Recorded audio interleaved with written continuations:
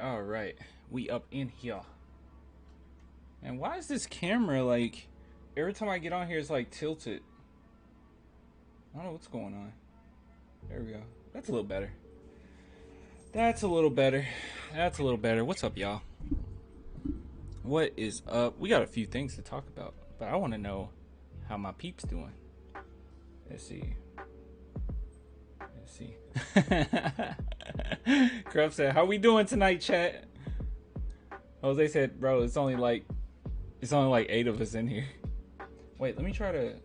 Can I bring this bigger? Can I make this bigger? That's a little better. Yeah. I don't know why the chat's so small. I think that's better. That's pretty sexy. That's pretty sexy. The best hat. Thanks, man. I really like this hat. I actually got it from GameStop. Yeah, I enjoyed it quite a bit. Bro, it could be more people in here. Y'all don't share anything. Nobody cares about the Spurs, and y'all don't share nothing. Man, by the way, this is fire, okay? If you ever want something that's low in carb and delicious, get Fresco.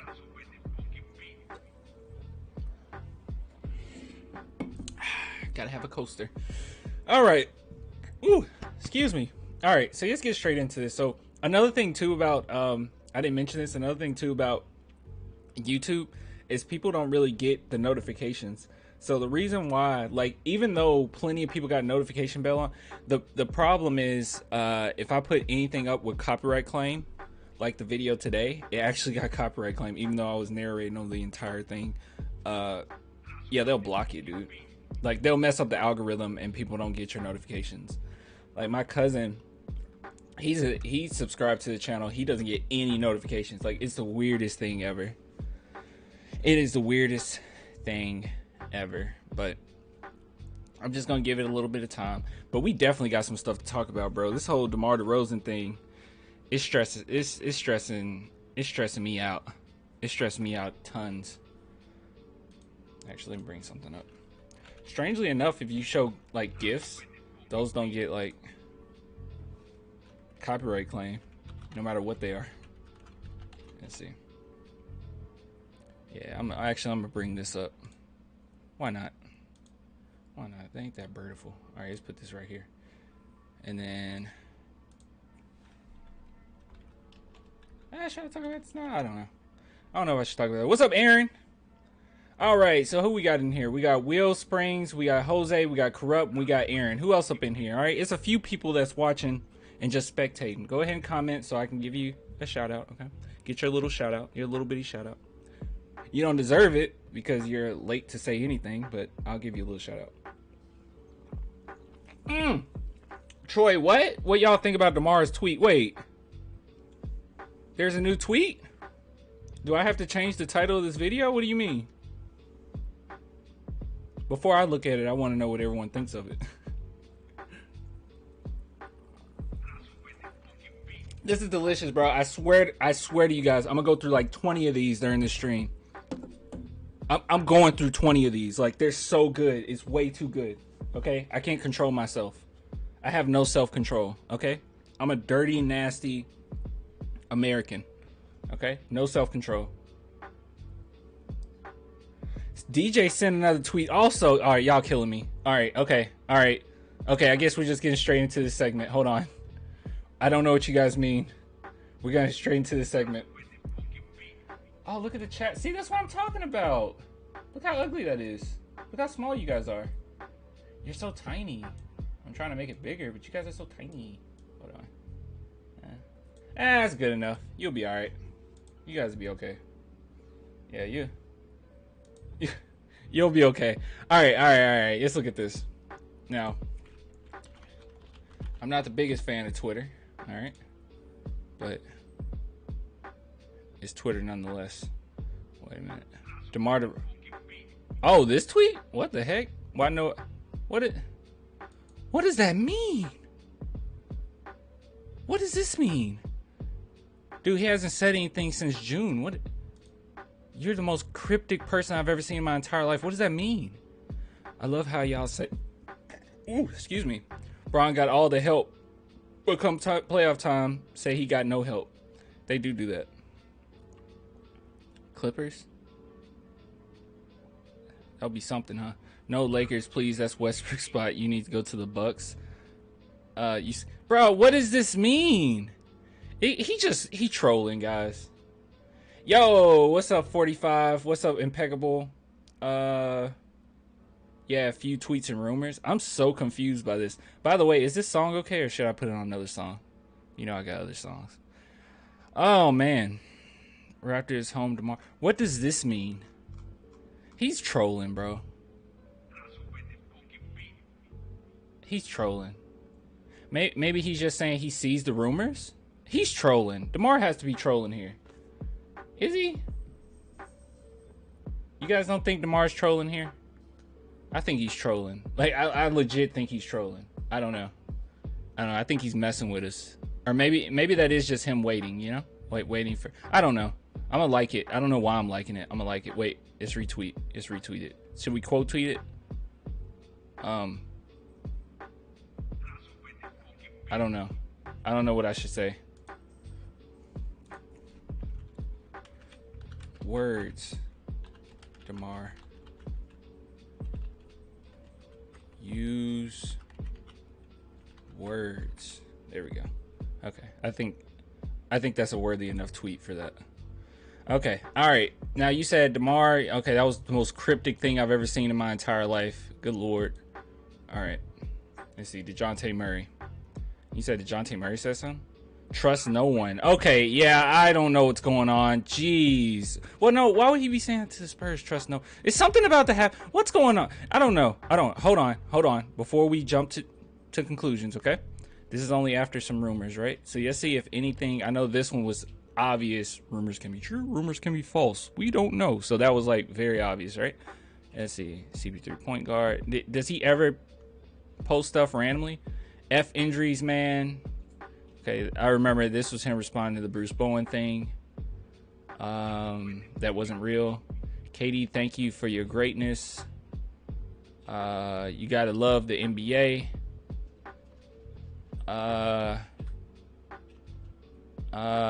Where you at? Yeah, he hasn't really posted anything like watch out for your haters or something like that. You know what I mean? At least if he has, it's been a while. Real love over fake love, always and forever. Have fun and smile. You know, if you really think about it, guys, if you go through any of these tweets from DeJounte Murray, if he were to tweet this today, we would think that is something going on. You know what I mean? So, I mean, it could just very well just be a tweet. Like, it could very well not be something serious and just be like him talking, you know? Hey, Maria, what's up, man? Yeah. Hey, I see. Hey, it's more people in here. Just join the chat, man. I'll shout you out. Okay. Real love over fake love, always in front. See, like if he posted that today, we'd be like, what is he trying to say? Is he saying that the Spurs aren't showing real love and that the Lakers are showing real? You know what I mean? Like, so I wouldn't look too into this. You know, trust no one. I mean, let's see what the people got to say about it. Okay. You can trust the Spurs, DeJounte. Come to Boston, Jaylen Brown. Nah, chill, DJ. If you like Texas, then stay there and come to Dallas. Ain't nobody want to go to that team. That's funny. Bro, if they trade you, I'm going to be upset. Straight disrespectful. I don't think he's talking about the Spurs. I don't know, man. I don't know. See, that's why you don't be cryptic during, like, these times. They're being cryptic. Something's going on. I thought about this. Okay? I'm going to tell you guys something I thought about. And I could be completely wrong, but I just want to mention it. Okay? Actually, you guys are too big on the screen. I love you, but oh my goodness. Like, should you go over here? And maybe I should put y'all over here. Yeah, I'm going to put y'all right there. Yeah, that was kind of wild. All right. This is something I've been thinking about. All right, so let's look at the Spurs salary. Do you think that this was a scheme? Wait, now you're big all over this part. I'm sorry, I gotta make you guys small. It's too much going on. All right, but like if you look at this, do you think it was a scheme to trade DeJounte Murray? I mean, because when we talked about that contract that we signed to, everybody said that was a bargain. Do you think they were kind of setting that up? I don't know. I mean, I'm of the notion that around this time he's going to outplay this contract. You know, I personally believe that they had more faith in Derek White going forward. I mean, you're going to have to make that 18. I mean, you got an extra year than DeJounte. I don't know, man. I don't know. I mean, if they were to... Here's the thing. If you look at it, right? Let's say they did trade away DeJounte Murray. It's starting to look more and more like Demar isn't coming back. I'm going to make a video being a devil's advocate for Demar, but it's starting to look like he's not coming back. But if you look at this, so maybe this could be the year where they really going to try to see what they have. Lucas Thomas just have a couple more years, obviously, you know, getting out of that rookie contract. Lonnie Walker, this is basically his contract year. I think they're about to really see what they have. But honestly, if I place my bets on what players will be a star or have the biggest capability of being a star, it would undeniably be Lonnie Walker, okay, easy. It will be Devin Vassell, easy. And we all will agree on Keldon Johnson. Like these three guys, I think the Spurs basically would say, yes, you guys are going to be, or you have high potential to be like stars / maybe superstars. It will be very interesting. At the end of the day, everyone kept saying the big three is going to be DJ, Lonnie, and whoever. And it actually ended up being Vassell, Lonnie, and Keldon. That would be nuts. Like Derek White, let's see. Like I think Derek White is a player that you can kind of just keep because he runs the offense so well. You know, he stay healthy. He runs the offense so well and stuff. Even trading him right now, I don't know, unless you did it with a package with DJ or something. I don't know if you'll get anything too valuable for Derek White at this stage, just because I'm sure teams are a little afraid of his recent injury history. He'll probably be way more valuable after this next season. But I don't know. That's kind of up in the air. In my opinion, I don't want Derek White to go anywhere. I love me some DJ, but I've been saying this, I actually would understand the trade for DJ, or at least making an argument for that.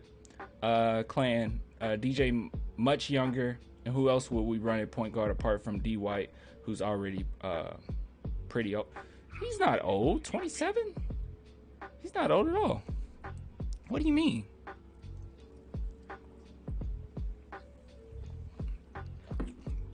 I mean, how long was Tony Parker running the offense before he went down basically? And Tony Parker, people don't remember this, but Tony Parker was he was super young when he started, but by the time he retired, because how old was Tony Parker when he retired? Actually, I'm gonna ask you guys. I'm not gonna look it up. I'm gonna ask you, how old was Tony Parker when he retired? You guys are bigger fans than me. Yeah, how old was he? Because he was in the league for a while, and he retired pretty early, for the most part, right? How old was he? Not to fit our timeline. Y'all got to get over this whole timeline thing, man. These players are not that far apart from each other. Like, if you're talking, Rudy Gay, maybe, DeMar, maybe. That's pretty far, but 27 and a player that's 22. Yeah, they're a little apart, but Derek White is still a pretty young player as far as his mileage he has in the NBA. You know what I mean? He only been playing a few seasons. Like, you got to get over that. 37, 34. I think it's 34. I feel like he retired. Yeah, see, he was 19. He was like 19. Like, he was a kid. No, he was younger than that. No. All right. Why is it so, like, intense? Excuse me. How old was Tony Parker when he went pro? Oh, okay, he was 19. Oh, okay, Parker is also the youngest member of the Spurs to play in the NBA at 19 years old. Yeah, I just remember him being super young for us. So yeah, so he was 19, and he had a pretty long career, but he had a lot of mileage on him. And you come to Derek White, this might have just been a coincidence, you know? Sometimes you just have those seasons where one thing breaks, another thing acts up, you know, next thing you know, people saying you're injury prone, but then you go several years and you're fine. So that could very well be the case for Derek White. So I wouldn't really jump on that whole, like, it's over for Derek White. You know what I mean? I think he'll be all right. I think he'll be okay. I wouldn't stress about it too much. But that's my point. I think some of us are getting a little too hung up on this timeline thing, dude. Like, just a little bit. Like, I mean, Tim Duncan was, the elder of the group. I don't know. I just think you kind of need to lay off that. I mean, look at David Robinson. How old? See, we're doing some quizzes today. How old was David Robinson when we drafted Tim Duncan? Anybody know? I know he had just came off of an injury, but no one was talking about like timeline then. Like, oh no, you're the David. Need somebody to fit the timeline. We need another player to fit the like. I don't know why we're so hooked up on this timeline thing. Look, in my opinion, if you're early to mid 20s, you fit the timeline, bro.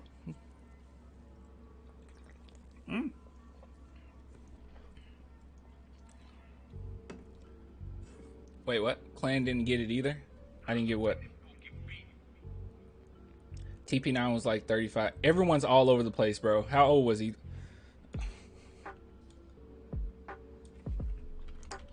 We're gonna sell this once and for all, okay? He was 37. All right. He was 37. Aaron, you win the invisible candy, okay? He was 37. What's that? Can someone explain DeRozan's tweet? Don't really understand it. There's nothing to explain, bro. No one knows. Oh, that's what you were saying. Clan didn't get it either. Yeah, I don't get it, bro. It's like, I don't know. David Robinson was 32. David Robinson was 32 when Tim Duncan was drafted. Is that true? I'm just throwing it out there, man. I just know they weren't on the same timeline. You know what I mean? They definitely weren't on the same timeline. I don't know. Yo, Clan, when I get home in like 5. Yeah, you can come on. I'm thinking I'm gonna go through. I'll tell you, I'm gonna go through all these stories like Demar reacting to the 2 videos, and then I'll probably play some Fall Guys or something. You can hop in the Discord. That'd be cool. Nicholas, 37. Okay, you guys are all. I don't know who we even talking about anymore. My main point was this. Okay, we're getting off topic. My main point was this. Don't focus too much on the timeline. If they're young or if they're around their prime, it's okay. People hit their primes at different ages. It is very likely that Derek White is a late bloomer, bro. He could hit his prime at 30. Look at Mike Conley. Mike Conley looked really good near, like, later in his career. Derek White, don't just look at the age and cut it off there. Think about everything else surrounding it. Think about the fact that it's the NBA. He hasn't played a lot. And he's only getting better. He could hit his prime at a different point. I don't think his ceiling is as high as what DeJounte's can be, but don't just focus on that, okay? It's not even a fact that Derek White won't have as many years left as DeJounte Murray in the NBA. Like, even though DeJounte Murray's 24, I mean, it's possible.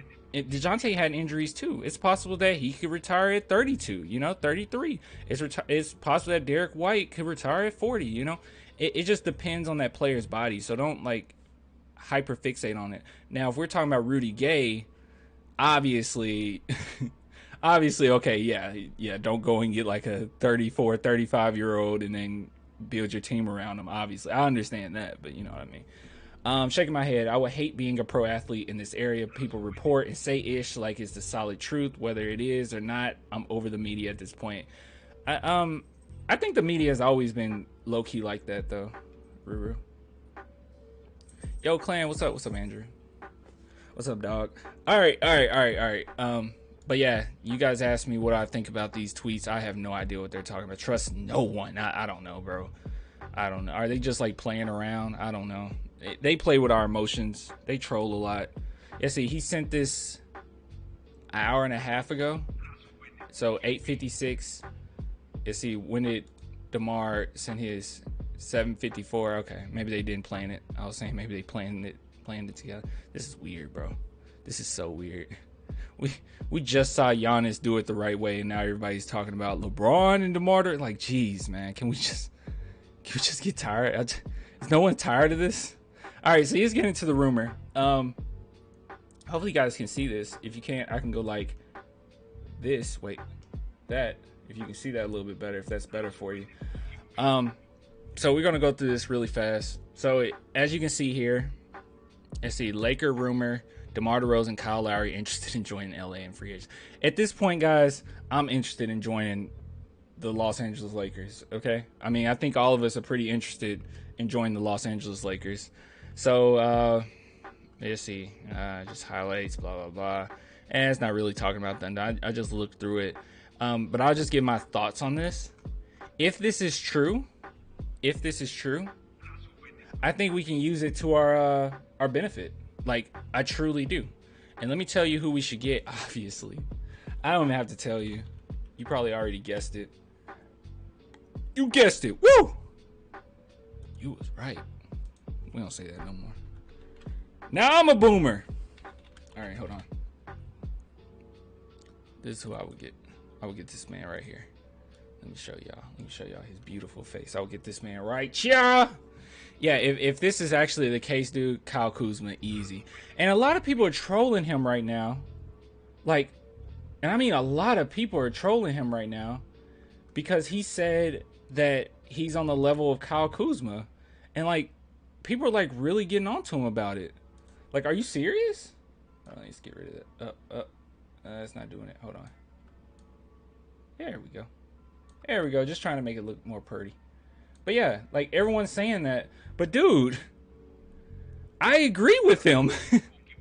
I agree that Kyle Kuzma can be on the level of Tatum. Like, people forget that Kyle Kuzma was a really good player prior to LeBron getting there and prior to them just dismantling the team. When he was the main guy, I think people just fixated on the fact that they lost often.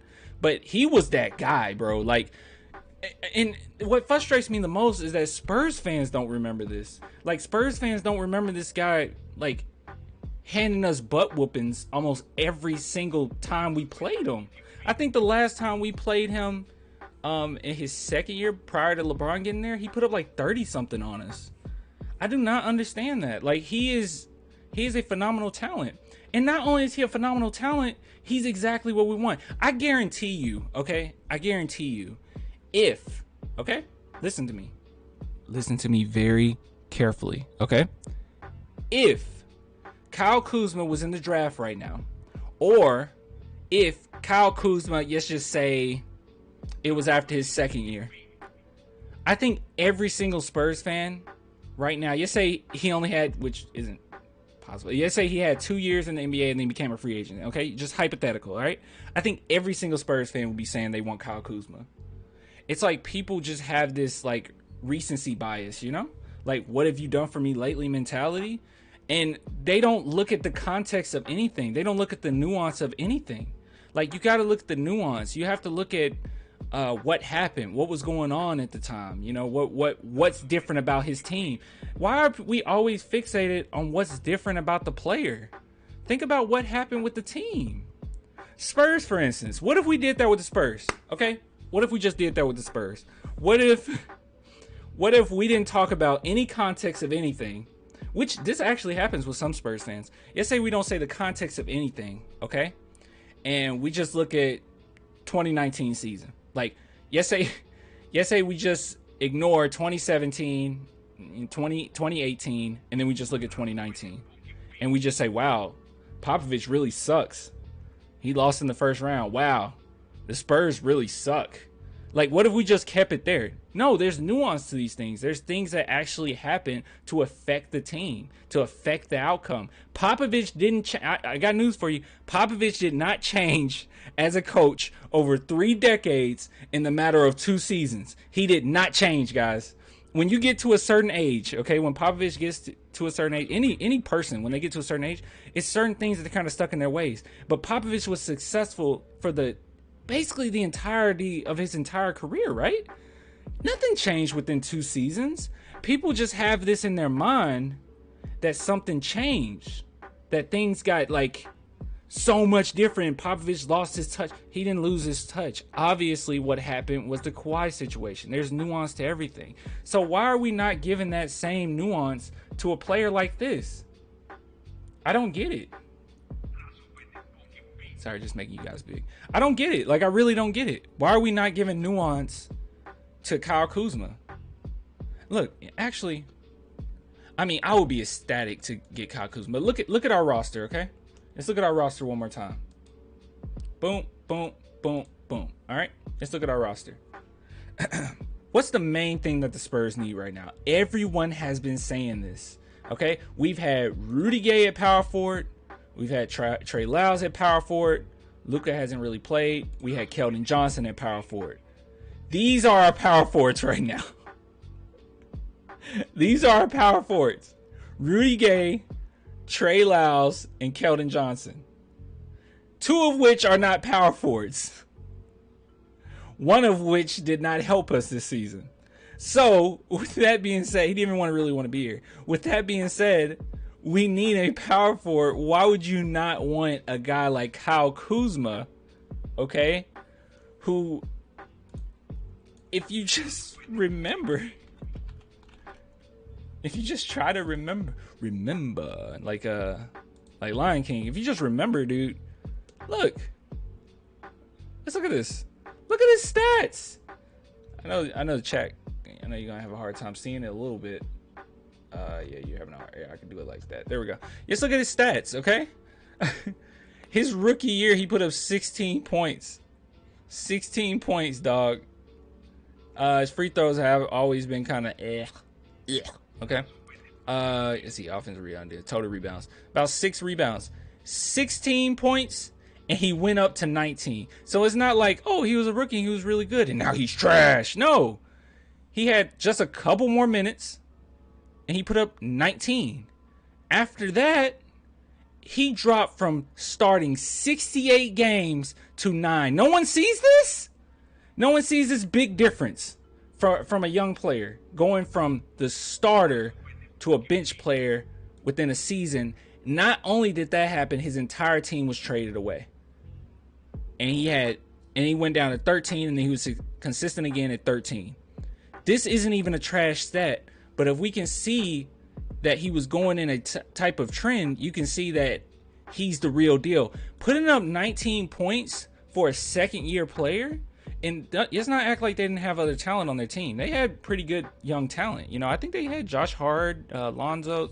They had pretty good, young talent. I'm pretty sure Josh Hart was there that year. Somebody can correct me if I'm wrong. But he put up 19 points. If we look at the Spurs right now, let me see. Actually, we're going to do this right now. If we look up the Spurs. Okay, hold on. Let's do it a little easier. Let's do Spurs stats. Wrong one. Crap, sorry. I don't want to go to ESPN. Here we go. All right, we go to the Spurs stats this season. You can see DeMar DeRozan put up 22. No one on our team got close to 19. And DeMar DeRozan is right at that 19 mark. That's it. And watching okay, here's let me just tell you this, okay? Because if anybody want to discredit 19 points in a season, think about DeMar DeRozan this season. Think about how many big games he's had this season. Like how many 30-point games, how many tough grinded out, hit it at the buzzer type games. He worked really hard this season. I think if any of us would have guessed how many, I think some people would have went 23, 24, right? But with that being said, he averaged 22. So what does that tell us? That tells us that is super impressive to be around the 20 mark at all. Because after watching this season of the Spurs, it felt like DeMar DeRozan had to try to put up 40 a night. So let's just lay off of Kyle Kuzma, man. Everything cannot be measured in just stats. How does he fit in our style of play around our core guys? Where does he make us better? Can he rebound, defend space, shooting? Look, Ruru. He's a scorer. He's a baller, okay? Kyle Kuzma is a baller. If you want to ask me what he does well, how he could help us, he definitely spaces the floor. He can back you down. He's a pretty good hustler. And I'm thinking of all of which in his first couple seasons prior to all the changes that he had to go through. But he is a baller. Not only that, you're saying, well, does he fit? The Spurs wanted him in the draft. So don't take it from me, okay? Don't take it from me. I'm just a Spurs fan, okay? I don't know anything. I'm just a fan. Take it from the Spurs. They wanted to draft him. We just couldn't draft him because the Lakers got him before we could. But the Spurs wanted him. It was even rumors that the Spurs, well, no, it wasn't rumors. It was actually solidified. If you remember, I can show you something.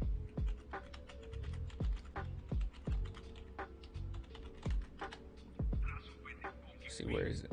Here we go, 2018. Boom, here. Look, if you remember, the Spurs wanted him when we were about to trade Kawhi. So obviously the Spurs see that he fit in with the system. That's what they wanted. We wanted a lot, but Kyle Kuzma was in that conversation. And this actually ended up being true. That's why the Lakers didn't come through with it, because even the Lakers, see, that's the thing. See, everybody has this recency bias. Even the Lakers wanted to hold on to Kyle Kuzma. And matter of fact, if you really think about it, a lot of the fans at the time were saying the Spurs are crazy for trying to get Kyle Kuzma. They're not going to give away Kyle Kuzma. Everyone knew Kyle Kuzma was good. It's just these last 2 seasons and LeBron playing with him and flailing his arms when Kyle Kuzma misses a shot and getting onto him on court makes him look worse than he actually is. Which is good for us, because I'm pretty sure if we did a sign and trade for DeMar DeRozan, they would take that in a heartbeat. But I think people are just kind of blind witnesses, not really thinking about the nuance of anything. Kyle Kuzma was a baller, and he's still a baller. He didn't change within a couple seasons. And even in his circumstances, well, I'm on the wrong stat now. But even with his circumstances, the fact that he still put up 13 a night, or averages 13 points, is a huge deal. Okay, so let's be fair. Let's be fair here. All right. So let's get off of this DeMar DeRozan rumor mill here. You know, I want Kyle Kuzma. I love you, DeMar. All right, if you stay, I'm making a video on why we should keep DeMar DeRozan. Okay, I'm playing devil's advocate on this one. I'll put it up. Oh, excuse me, either Sunday or Monday. I haven't decided yet, but yeah. All right, so let's get into the next order of business. So. Actually, I want to do this one first. Someone told me to watch this. Oh my goodness, it's 44 minutes. It's 44 minutes? I didn't even realize it was 44 minutes. Someone told me to watch this in the Discord. I had no idea this was 44 minutes. It's the 2 faces of Gregg Popovich. I don't know. I feel like I'm going to get pissed off. I don't know. 44 minutes. I'm going to speed it up. We're gonna get through it. But also, with that being said, before we get into this video, if you want to become a patron, right now I have 3. Big shout out to Rick. I just put this up just a few days ago. So yeah, big shout out to Rick. Big shout out to Corrupt, and big shout out to. Dang, what the heck? Hold on, my Stream Deck is acting weird. Yeah. Anyway, and big shout out to Impeccable. Those 3 guys supporting the channel. I really do. I really do appreciate it. And also, if you're wondering, it's only $2 a month. So if you want to support the channel, support me, because YouTube be on that BS. Please do. I get on Patreon. I put all this. You know, I'm putting more effort into it, asking. You know, the few patrons I got thus far, you know, what they want out of any more content. So please become a patron. It's only $2, okay? And that's just to support the channel. The more the merrier, okay? The more the merrier. I didn't want to charge you guys like $50, $20, a $15 packets, $10 pack, $5 packet. You get this. I didn't want to do all that nonsense. So, but yeah. So if you want to support it, just support it. And yeah. So let's go into the next thing. I guess we were about to watch this. Wait, you want to watch it by yourself, or are you cool with it while we in voice chat? Actually, I'm gonna watch it. I'm gonna watch it by myself. Once I get done with these 2 reactions, I'm going in voice chat. All right, because I gotta get through. It's gonna be a long ride. All right, let me turn my music down. All right, we're gonna get through this together, guys. All right. All right, that's off. Just make sure this is turned up. The San Antonio Spurs. All right, here we go. Here we go. All right, let's speed it up, okay? All right, let's do 1.5. Okay, let's do this. Spurs were once a beacon of basketball excellence, the model franchise in the NBA. If you wanted to know what to do as a franchise, you'd simply ask, what would the Spurs do, and then do that. But you'll notice... That's facts! Look at the Atlanta Hawks. That's facts. Yes, sir. Yes. That I used the word once, because after 5 championships in 20 years, including 1 in 3 different decades, the Spurs today are a big pile of mediocrity with no clear long-term direction or future. I don't know. You guys agree with that? We don't have a future? I don't know. So how did they go from consistently at the very top for over 20 years towards, at best, at the top of the bottom of the barrel? Well, it's actually quite simple. The man who helped build the Spurs empire ended up being the one to tear it down with his own hubris. That man, of course, is Gregg Popovich, the greatest coach of all time to many, including myself. However, as great as Pop is, rarely is he looked under a critical lens like so many other large figures in the history of the game, so I wanted to do that. I don't think I'm going to be able to get through this. You guys know I'm sensitive to criticism for Pop, for Pop. I'm real sensitive to that. By the way, I didn't mention the Patreon's the link below. Okay, I just saw somebody like send me something. But yeah, so yeah, I'm very sensitive when it pertains to Gregg Popovich. So I'm already not really liking this. This whole he needs criticism. I think we criticize Pop, throughout his career. I mean, but yeah, I'm with Jay, bro, and Pop we trust. I don't know. Today, I will be presenting my character study and investigation of Gregg Popovich. Investigation. Welcome to NBA Deep Dive. Okay. Deep dive. All right. Actually, I'm going to speed you up just a little bit because this is still taking too long. All right, man. Have a seat. Come on. Let's talk about this. Are you interviewing yourself? Spider-Man Into the Spider-Verse was an amazing, amazing film. The Two Faces of Gregg Popovich. All right, what we got here? Come on, hit me with some facts. Okay, so in order to dive deep into Gregg Popovich and his flaws that resulted in the crumble of the Spurs... Oh my goodness. Yo, I really need to turn off... ads, bro. Does somebody know how to turn off ads? I don't know how to turn off ads. Jeez. Oh my God. Okay. Back in the 90s, the San Antonio Spurs hired a former assistant coach from the Warriors as their new head coach, not realizing they were setting in motion their franchise. He made himself the head coach. What you mean? He made himself the head coach. That's literally what happened. He fired the coach and he made himself the head coach. He's the boss. Nothing. He ain't going anywhere. Do they know this? I don't think he knows this. Going from an essentially irrelevant team to one of the most acclaimed franchises in the sport for the next 20 years. Hold up. Wait a minute. That's actually a typo. My bad. We have to go back to the 90s where Spurs executive Gregg Popovich fired the head coach of the team. Oh, okay. I spoke too soon. All right, I'm a jerk. And then hired himself. Like, think about how crazy that is. Pop was both an executive and a coach as a rookie head coach. Yeah, that's boss. Executive and head coach historically is a bad idea, by the way. Not that has been the case of Popovich. It's just very abnormal for a rookie head coach to have that kind of power. And as for how he let his team know he'd be the new coach, well, he fired the old one without telling them, and then got on the team bus as they were leaving for a road trip, and then he simply said, I let go of Hill, I'll be your coach. And then he told the driver to head to the arena. This was after months of Gregg seeming to want that position. Bob Hill himself said that Gregg was clearly always wanting to be the head coach. This was a very weird start to a coaching career. It's weird, but it worked. It worked. Clan, just watch, bro. Okay. Hold on. Before I keep watching, hold on. Let me get me a I know people are gonna say this is a woman drink. Let me get me a I'm getting a Smirnoff. Okay. We're gonna have fun tonight. Give me 1 second. I need a drink.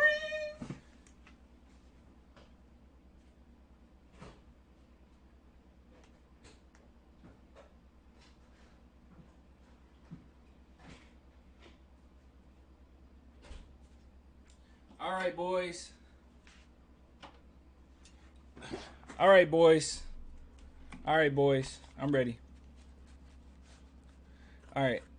I'm sorry, Power. Forgive me. Maddie. What's up, Maddie? When we going to San Antonio and watch a game, bro? Pretty soon next year. All right, let's do this. But due to an injury to the team's aging superstar David Robinson. On top of this, the way Gregg asserted himself into the role was not all that well received. In fact, in the first home game with him as head coach, Spurs fans booed him in the introductions. Despite this, though, it was very clear that Gregg I didn't know that of his players, not necessarily because he earned it, but because he commanded it. Being that he was the general manager, if you didn't like what he was saying, well, he could just trade you. He had absolutely no issue asserting his power and making sure he got his way from the very beginning. This season was essentially a state of limbo, waiting for the next thing to happen and hoping for a high draft pick that could take the team to the next level. Because while the Spurs had seen success at this point with Robinson at the helm, they'd only go as far as the Western Conference Finals. It was very clear that this team had a cap on it, and with their core going into their 30s, there was very much a need for a spark. That spark would come in the form of the #1 pick in the 1997 draft, where the Spurs would select one of the greatest players in the history of the game, bringing Tim Duncan and David Robinson together, forming the Twin Towers. A nickname that... You know, I didn't, first off, I didn't know. Wait, what? What's Patreon link? I really want to see a reaction. Wait, what? The Patreon link is below in the description if you want to join the Patreon and become a patron. It's only $2. You want to see my I'm confused. I don't know what you mean. But dude, like, I'm just looking at this. I'm very confused.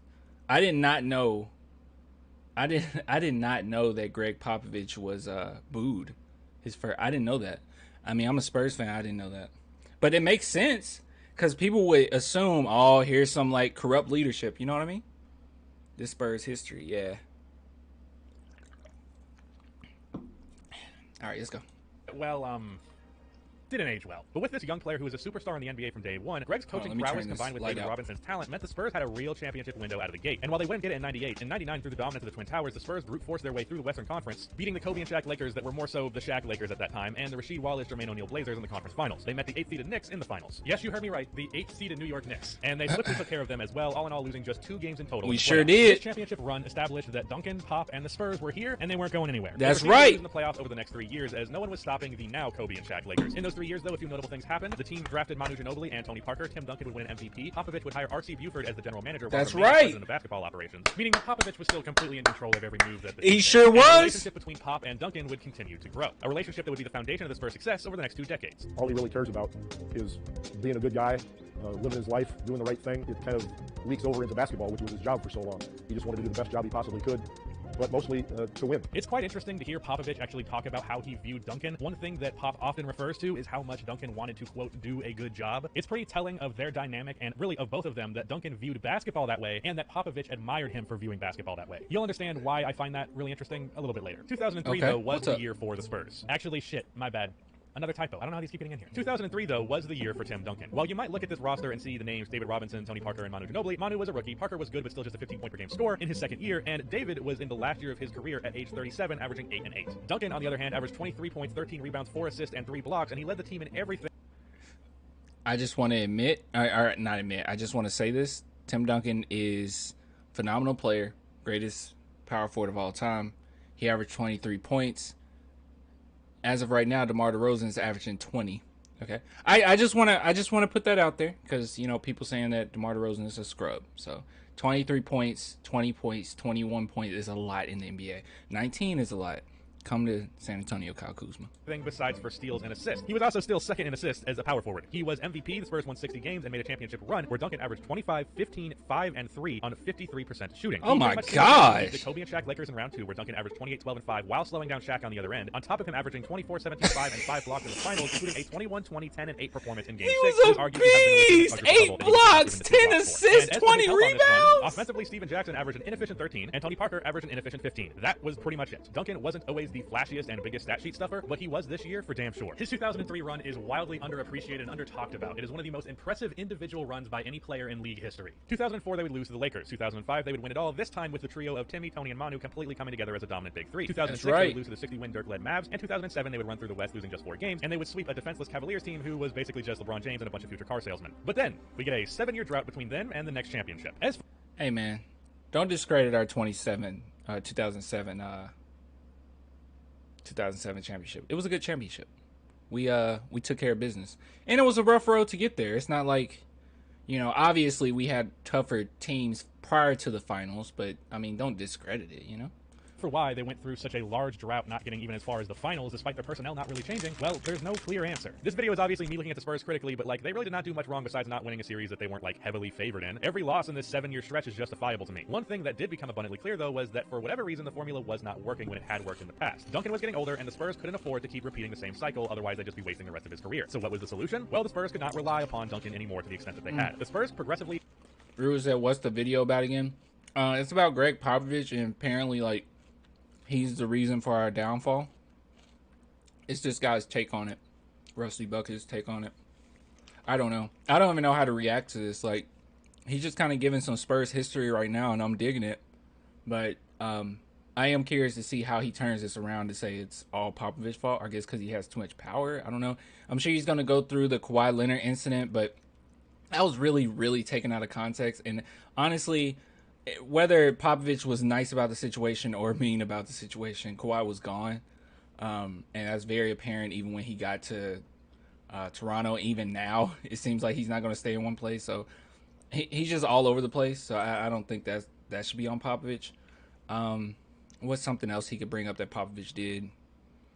I don't know, the Marcus Aldridge thing, but he got LaMarcus Aldridge to stay. I don't know. He made a huge shift in their offense, going away from just spamming Duncan post-ups and Tony Parker floaters to instead running a motion and pass-heavy offense. This spawned one of the most intricate and beautiful offenses in the history of basketball. I was new to basketball in 2013 when this team came around, but even then I knew that this was something special. In 2013, with some new personnel that fit the system, the Spurs won 58 games and were the #1 offense in the league. With this team, they made it through the West, losing just 2 games and looking like a dominant force despite not having a superstar on the team anymore, with Duncan being older. However, the celebration of their first finals appearance in 6 years did not last long, because as good as the Spurs were, they were walking into a series as an underdog, because outside of a few outliers, teams just didn't win championships without superstars, especially when they were facing a team like the Big Three Miami Heat, who had 2 superstars and an all-star. That being said, the Spurs got the upper hand in this series, winning Game 5 to go up 3-2. Game 6 comes around, and the Spurs have complete control until, well...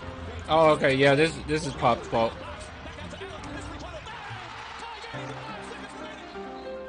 Yeah, that wasn't ideal. What also wasn't ideal is that the offensive rebound that Chris Bosh got happened because Gregg Popovich decided to take Duncan off of the floor in favor of Boris Diaw. Pop inserted himself into a situation he had no business in, trying to make a 1 million IQ play when it was in fact a 0 IQ play. The Heat win in overtime, and then they eventually win Game 7. This loss was big for the team. This was a make-or-break moment for the Spurs empire. Either they got one more running it back, or this was the end. Well, it wasn't the end. 2014, the Spurs were very similar to the year prior. They once again get to the finals, once again face the Heat, but this time they win, and they do so convincingly. Winning in 5 games, with their 4 wins coming with an average deficit of 18 points. This was a team effort that was led by the team's young forward Kawhi Leonard, who played amazing defense on LeBron James and averaged 18 points on 75% true shooting. Fuck. I completely forgot to mention in the script there that the Spurs drafted Kawhi. I could have just put it back in retroactively instead of doing this cut, but actually there's no but. I should have done that. Dude, I want to know where this goes. Like, we're 12 minutes in. I might have to skip around. Okay, he talks about the Kawhi situation, medical staff, you see. He doesn't feel he's ready, so he asked to get a second opinion from non-Spurs. You've done a lot. Oh my God. That whole medical staff thing was so bogus. That wasn't true. Alright. Here we go. Stays away from the team. Kawhi played just 9 games in the 2017-18 regular season, where he could have looked worse, but he definitely didn't look his best. Kawhi, even after being cleared, refused to play. This caused a lot of stress around the organization, and tensions rose as a result. Now, this is the part where Spurs fans start to blame Kawhi Leonard, but me personally, I was on his side then, and I obviously still am now. The dude knows his own body, and while the Spurs have a pretty good reputation in terms of taking care of their players' health, they also had a vested interest in him returning, as the team was struggling quite a bit without him. Now, with this conflict going on internally, there was some stress and reason to be concerned. However, what came next would be a surprise to everyone. Kawhi said, Wait. Fact check time. Hold on. I remember because I went to visit San Antonio that year.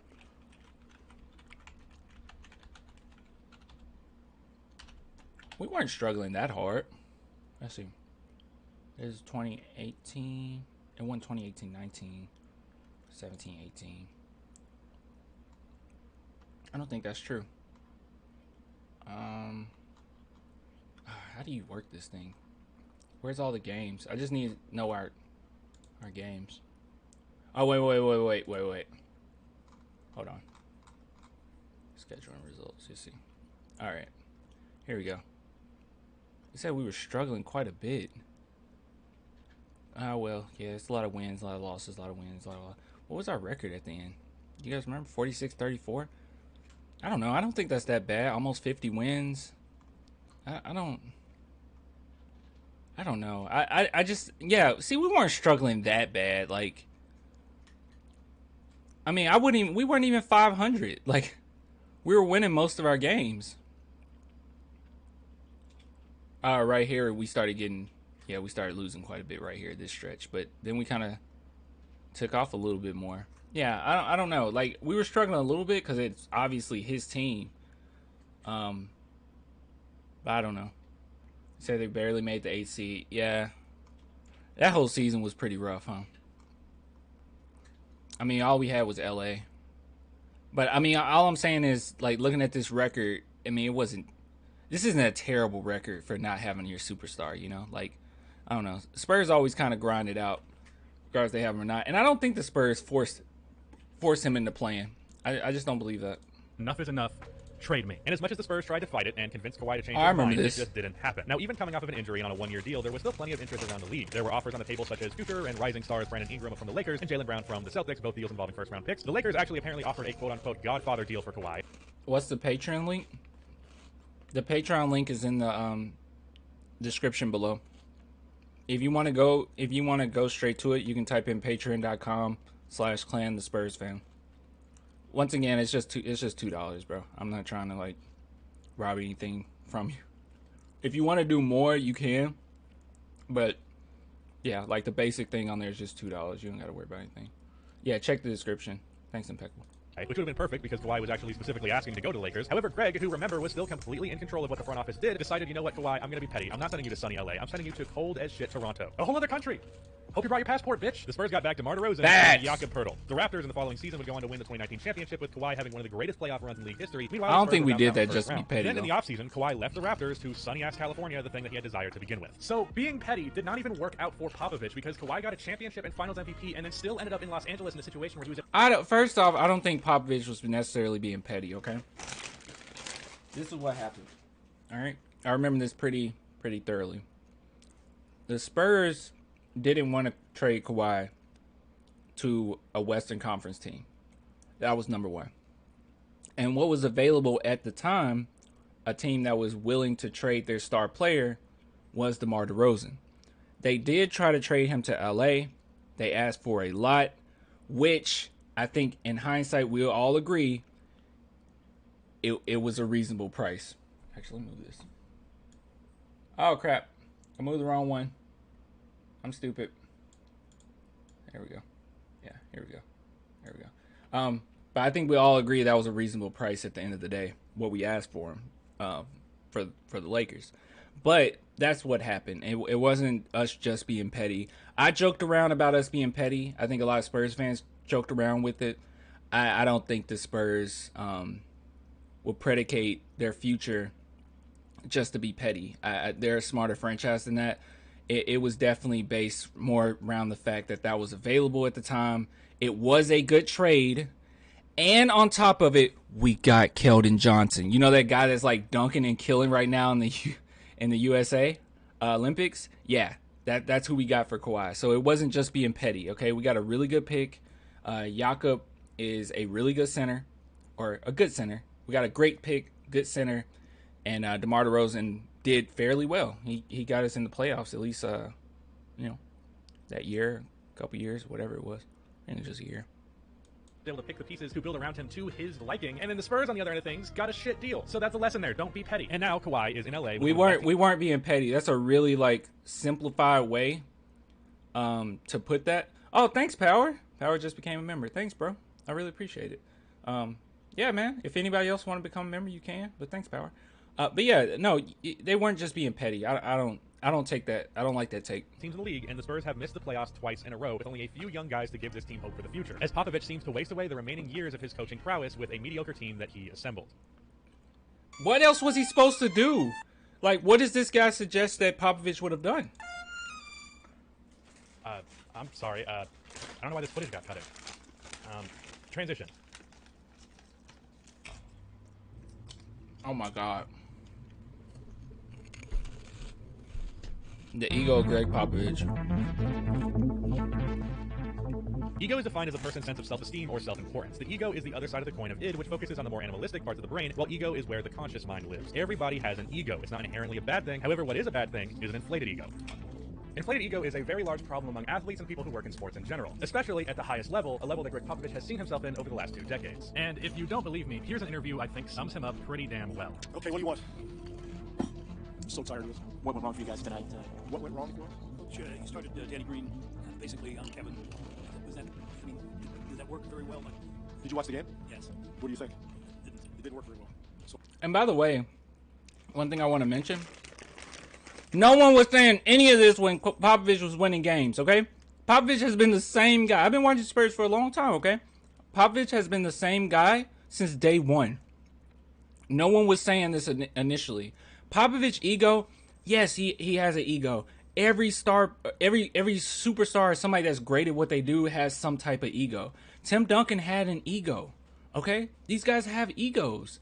But at the end of the day, Popovich has been like this since day one. And when it matters most, Popovich takes the back seat. When it matters most. When we won the 2014 finals, which is very important to mention, we won the 2014 finals.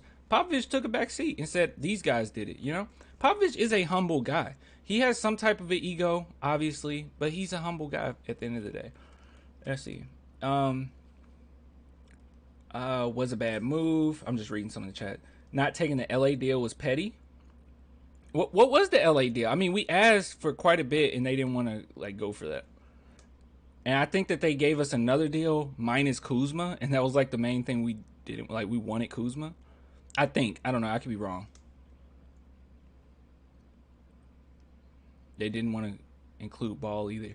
Yeah, see, the LA deal, they refused to include Kuzma. Right. See, me and Ruru was on the same page. Yeah, they didn't include Kuzma. That was the problem. It wasn't us being petty. Yeah, we asked for a lot, but I mean, we needed Kuzma in that deal if you're gonna take Kawhi Leonard. You know what I mean? And basically dominate our conference. I don't think the Spurs. This guy like is of the notion that the Spurs traded Kawhi to the Raptors because we didn't think he could win a championship. I don't think Spurs were really thinking about that. The Spurs were thinking, what's the best possible deal we could get right now in this situation that just kind of sprung up on us, and they took the best deal available. People, when teams know that a player doesn't want to be with your franchise, it makes it extra hard to trade, okay? Just keep that in mind. And keep in mind that people were underestimating Kawhi quite a bit too. So we'll have Danny grow 4 or 5 inches by Monday night. Tell him to jump higher and move quicker. And we'll tell Kevin, don't be so good. Come on.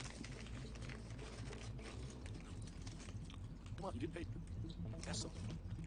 And please don't tell me that him smiling or laughing it off means that it was just a joke and it doesn't actually count. First of all, there's an element of truth in all jokes. That's what Popovich is actually thinking. He's just saying it out loud. But as someone who also does this move all the time because I too am an asshole, I can recognize it as you're just trying to cover for being an asshole. Hell, I honestly believe that the decision to put Diaw in over Duncan at the end of Game 6 in 2013 was his ego saying he knew better than the obvious. With the obvious being leaving one of the greatest defenders in league history on the floor in an important defensive moment. So Gregg has an he did that. Wait a minute. He overcoached for sure. I'm sorry, but we still had a Game 7 to play, and Duncan made mistakes too. He never blamed Popovich because if you remember, Duncan missed a crucial layup in Game 7.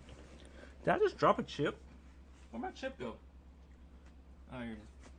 Yeah. So, yeah, if you remember, Tim Duncan made a crucial mistake as well,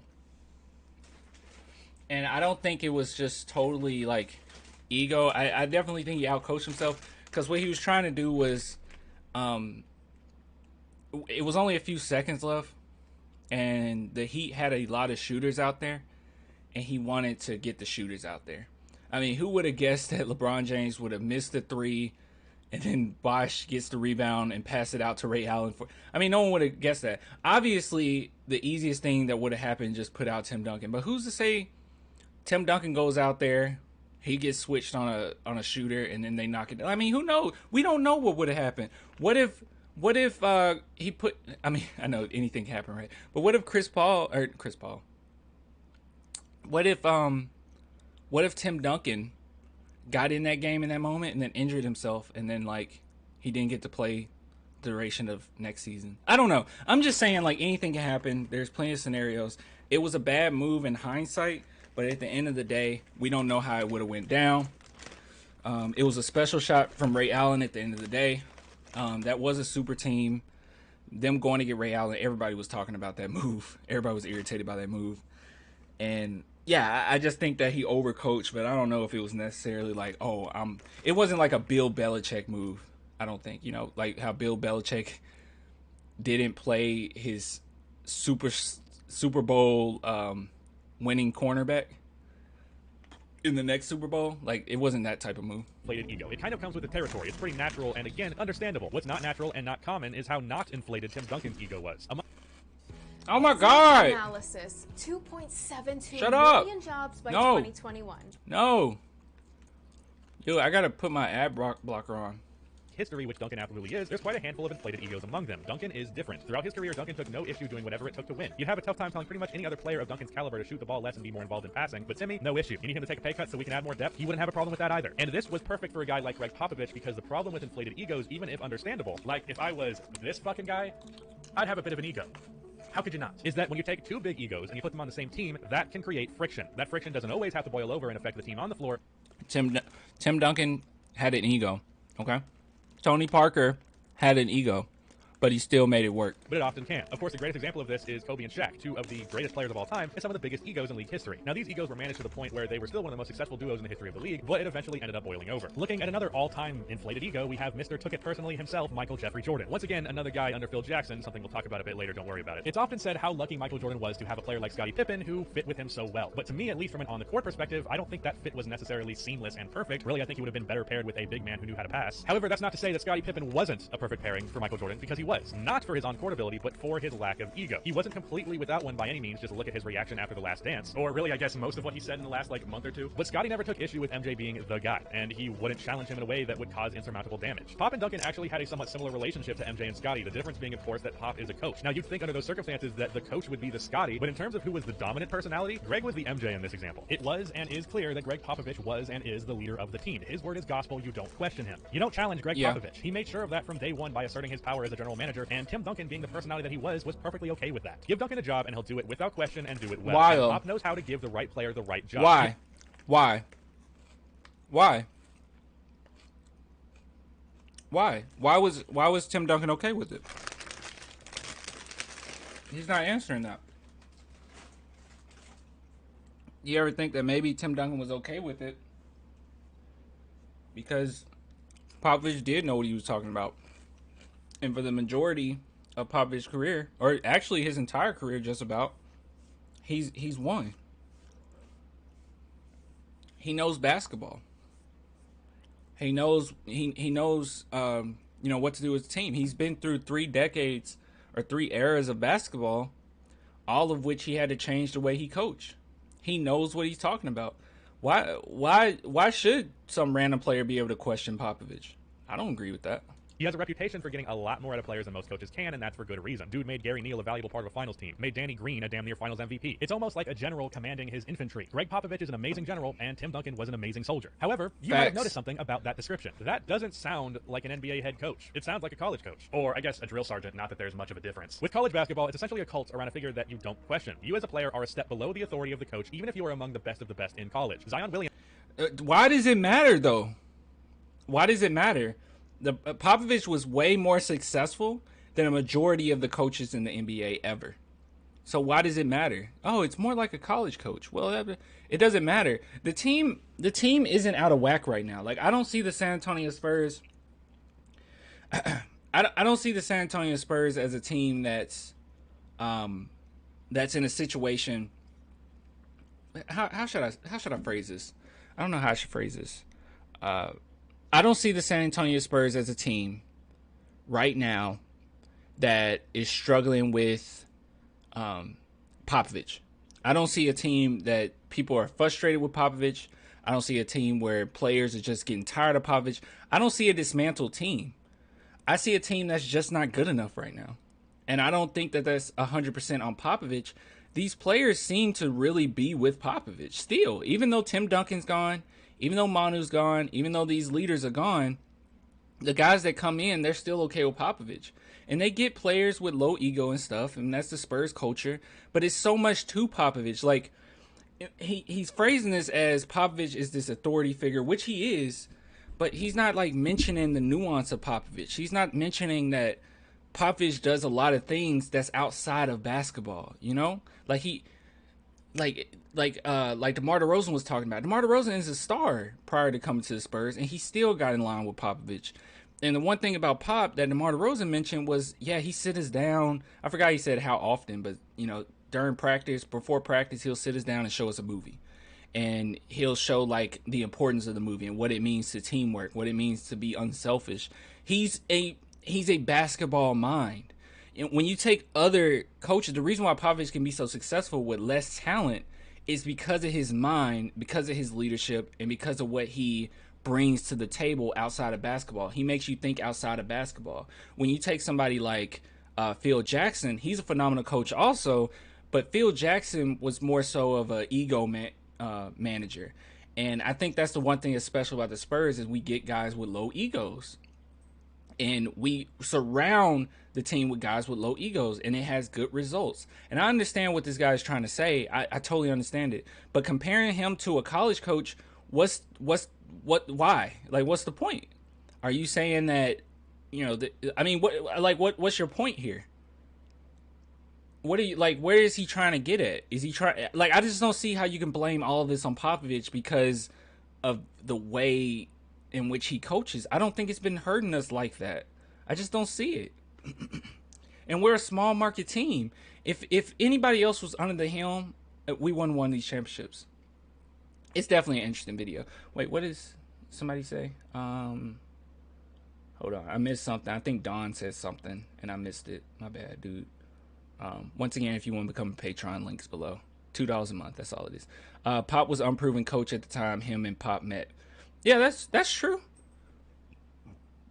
That's true, but shoot, dude, not that long after that they won a championship. Like literally a season. It didn't take that long.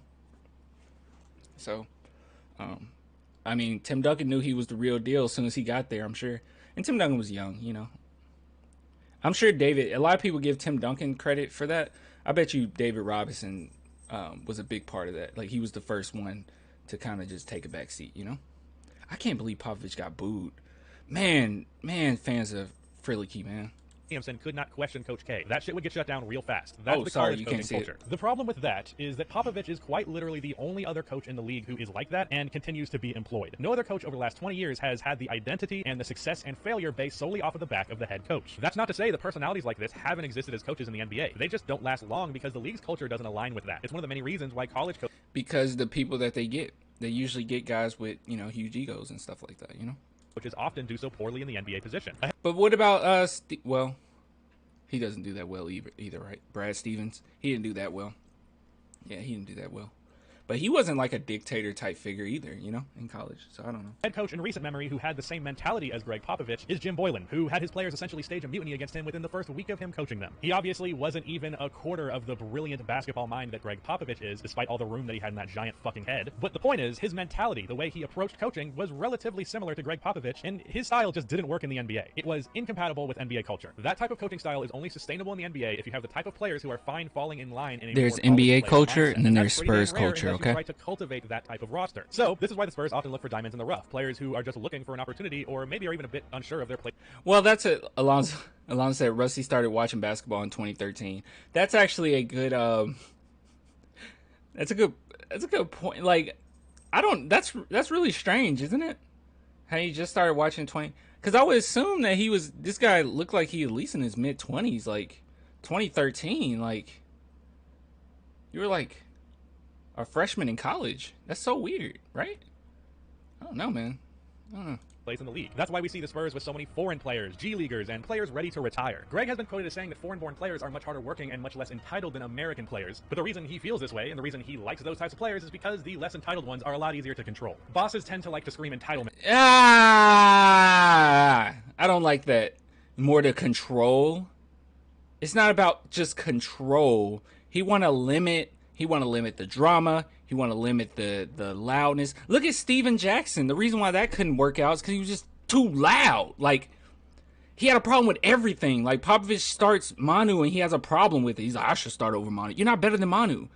Like, he just didn't want guys with huge egos. I'm sorry, dude. I'm sorry. But I don't think Popovich was getting these players just to control them. Okay? I don't think he gets them just to control them. I think he gets them because it fits good style of basketball. It fits a purity to the game. It's not bottled down by, here's my brand.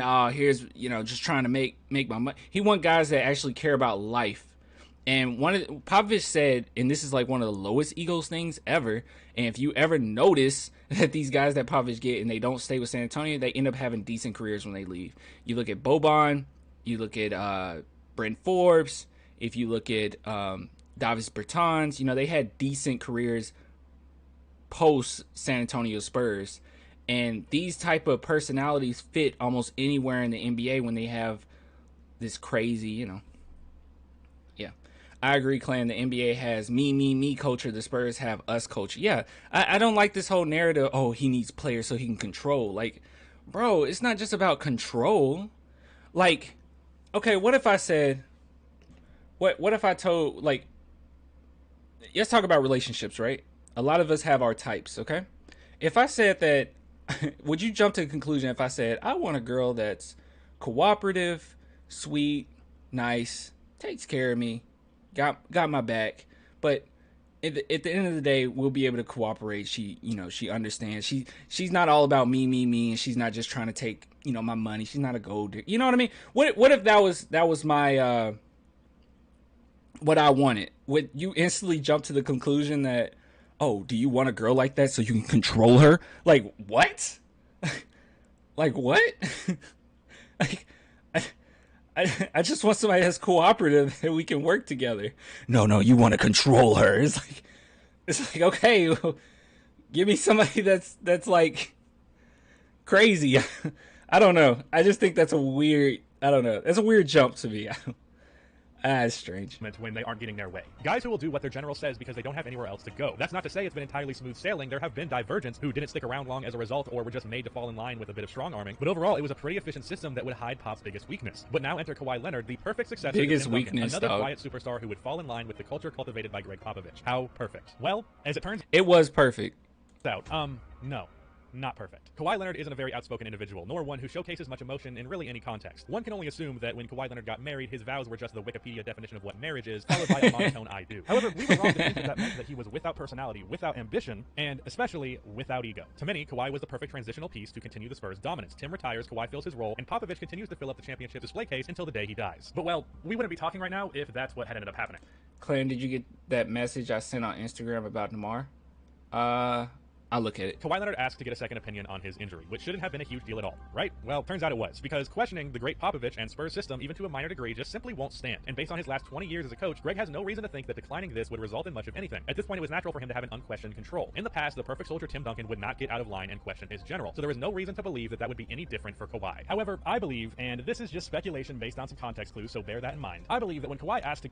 By the way, Javi, if you guys want to know what Javi sent me, he said he showed me a report that Spurs would prefer to find a way to sign and keep DeMar DeRozan in San Antonio, not sign and trade him.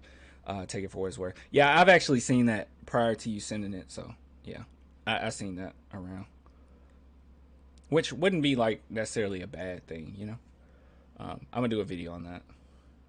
To get the second opinion. And I do hope we land Kai that was the moment for him where the Rob. questioning that he had already started to do of the franchise really boiled over, and that quickly led him onto the path that he is on today. Now, I imagine that Kawhi had already begun to question the Spurs. However, it was this that really sent him on a downward spiral, and it's what followed that really put the nail in the coffin. Do I still feel like part of the team or the group text, or we just trying to make him feel like he's not totally on the outside looking in? Yeah, I mean, he's out there, he's with us, but it's hard when you don't practice with him. But the bulk of the camaraderie and his pre-game, post-game, and halftime. This wasn't a bad quote. Like I knew he was gonna frame this as something bad. This video long, yes, it's way too long. I mean, I guess this is just for people that don't know anything, because everything he said, the only thing I didn't know about was Popovich getting booed when he became coach. But all this stuff, what I remember this, what Manu said, it wasn't out of line at all. Like, it just was what it was. Because the thing is, Kawhi at the end of the day was out of line. Okay, it's one thing to be injured, but he shut off from the team. Like, he was nowhere to be found. He was the biggest diva ever. And now we're kind of seeing out in the open how much of a diva he truly was, or he is now. But at the time, it was like, dude, at least show up to practice. Because we didn't even see him at the games. Fun story, okay? Fun story. I actually went to San Antonio because this was my first time ever going to a San Antonio game. And I think it was against the Hornets. And it was my first time going to a San Antonio game in San Antonio because I'm not from San Antonio. So I went to the AT&T Center. I was so excited. And Kawhi did not play for a long period of time. And that was the one game he came back. And then I think after that, he didn't play no more. But I got to see Kawhi basically one of his last games, if not the last game, in a Spurs jersey. Just at the time, I didn't know that that's what it was. That's crazy. But yeah, I don't think you agree with me, Mr. Blacktop. Yeah, I don't necessarily think this was bad. Yeah, exactly. He says I'm sorry. So we'll be going through university or some travel, and he's not with us most of the time. I've been through it. It was a rehab for me too for 8 months, you know. So Tony was cool too. Mine was 100 times worse, but the same kind of injury. And I trust my Spurs doctor. They've been with me, you know, my whole career. They know it was true. His was 20 times worse, but he was respectful too. Better than anybody, and so for me it was a no-brainer to do the surgery with him. So when I did my injury, 48 hours I was in surgery. I didn't take like 2 weeks and go through options and stuff like that. For me it was a no-brainer because I feel like we have the best medical team in the world. Facts. People were getting frustrated because I think even at one point, hopefully he mentions this, at one point the Spurs even tried to have a group chat with Kawhi. Like they all just talked to him in locker room like, dude, what's going on? Because he's not saying anything. They're like, bro, we won a championship together. We won games together. Like, where are you? We just want to talk to you. And Tony Parker was probably, a little frustrated. But I don't think it was, like, out of line what he was saying. I mean, Tony Parker, and you got to keep in mind the type of person Tony Parker is, okay? Tony Parker is, like, the biggest diva we've ever had, apart from Kawhi. But he was one of the good divas, okay? But Tony Parker was the same. He's like, bro, and not to mention Tony Parker, in comparison to Kawhi Leonard, he was an old man at this point. I mean, he's having all kinds of injuries, and he's coming back, and he's trying to grind it out. Yeah, it was way worse than Kawhi's. It was. And I remember, I told you guys this before. I say this all the time. I ended up getting a message from Coach Messina's son. And I was talking to Coach Messina's son for a minute, and he was giving me all this information. By the way, I was right, because when I posted it and told everybody about the information, everyone said that I was crazy. But as far as like the coach's perspective on the whole Kawhi thing, he was non-existent. Like he was not trying to come back. It was so obvious that he wanted out. He didn't even try, guys. Like I'm being honest with you. Like just from what I've heard, from the rumors, from what Coach Messina's son told me, he wasn't even trying. CG said he wasn't even trying at the time. So yeah, it wasn't the team's fault. The two players remaining from the Duncan era who had won 4 championships in that era, when asked about their superstar teammate who is the reason their team is successful, last straw, get out of here, and dismiss him, not taking they didn't bashing. Oh, Manu was these nice. Interviews would really give weight to the term, when there is smoke, there is fire. At this point, Kawhi was just completely disillusioned with the Spurs franchise and the great Gregg Popovich. He quickly came to the realization that this was no longer the place for him. So that smoke he didn't want to be there. Came fire as he shocked the world. Does he mention Uncle Dennis? Please tell me he mentions Uncle Dennis.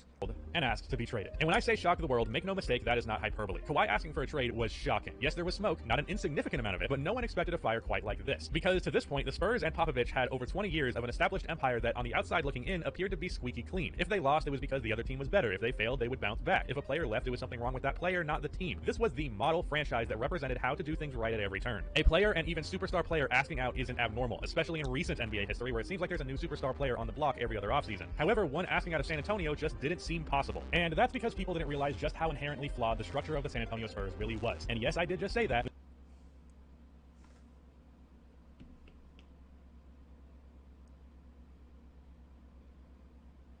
Flawed? Okay.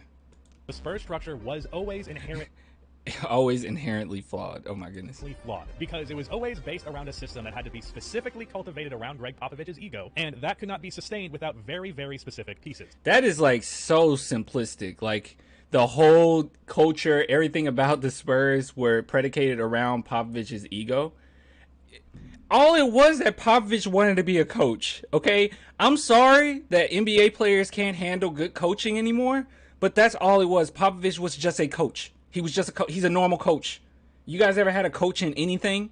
I used to play soccer. I had a coach. Coach is coach.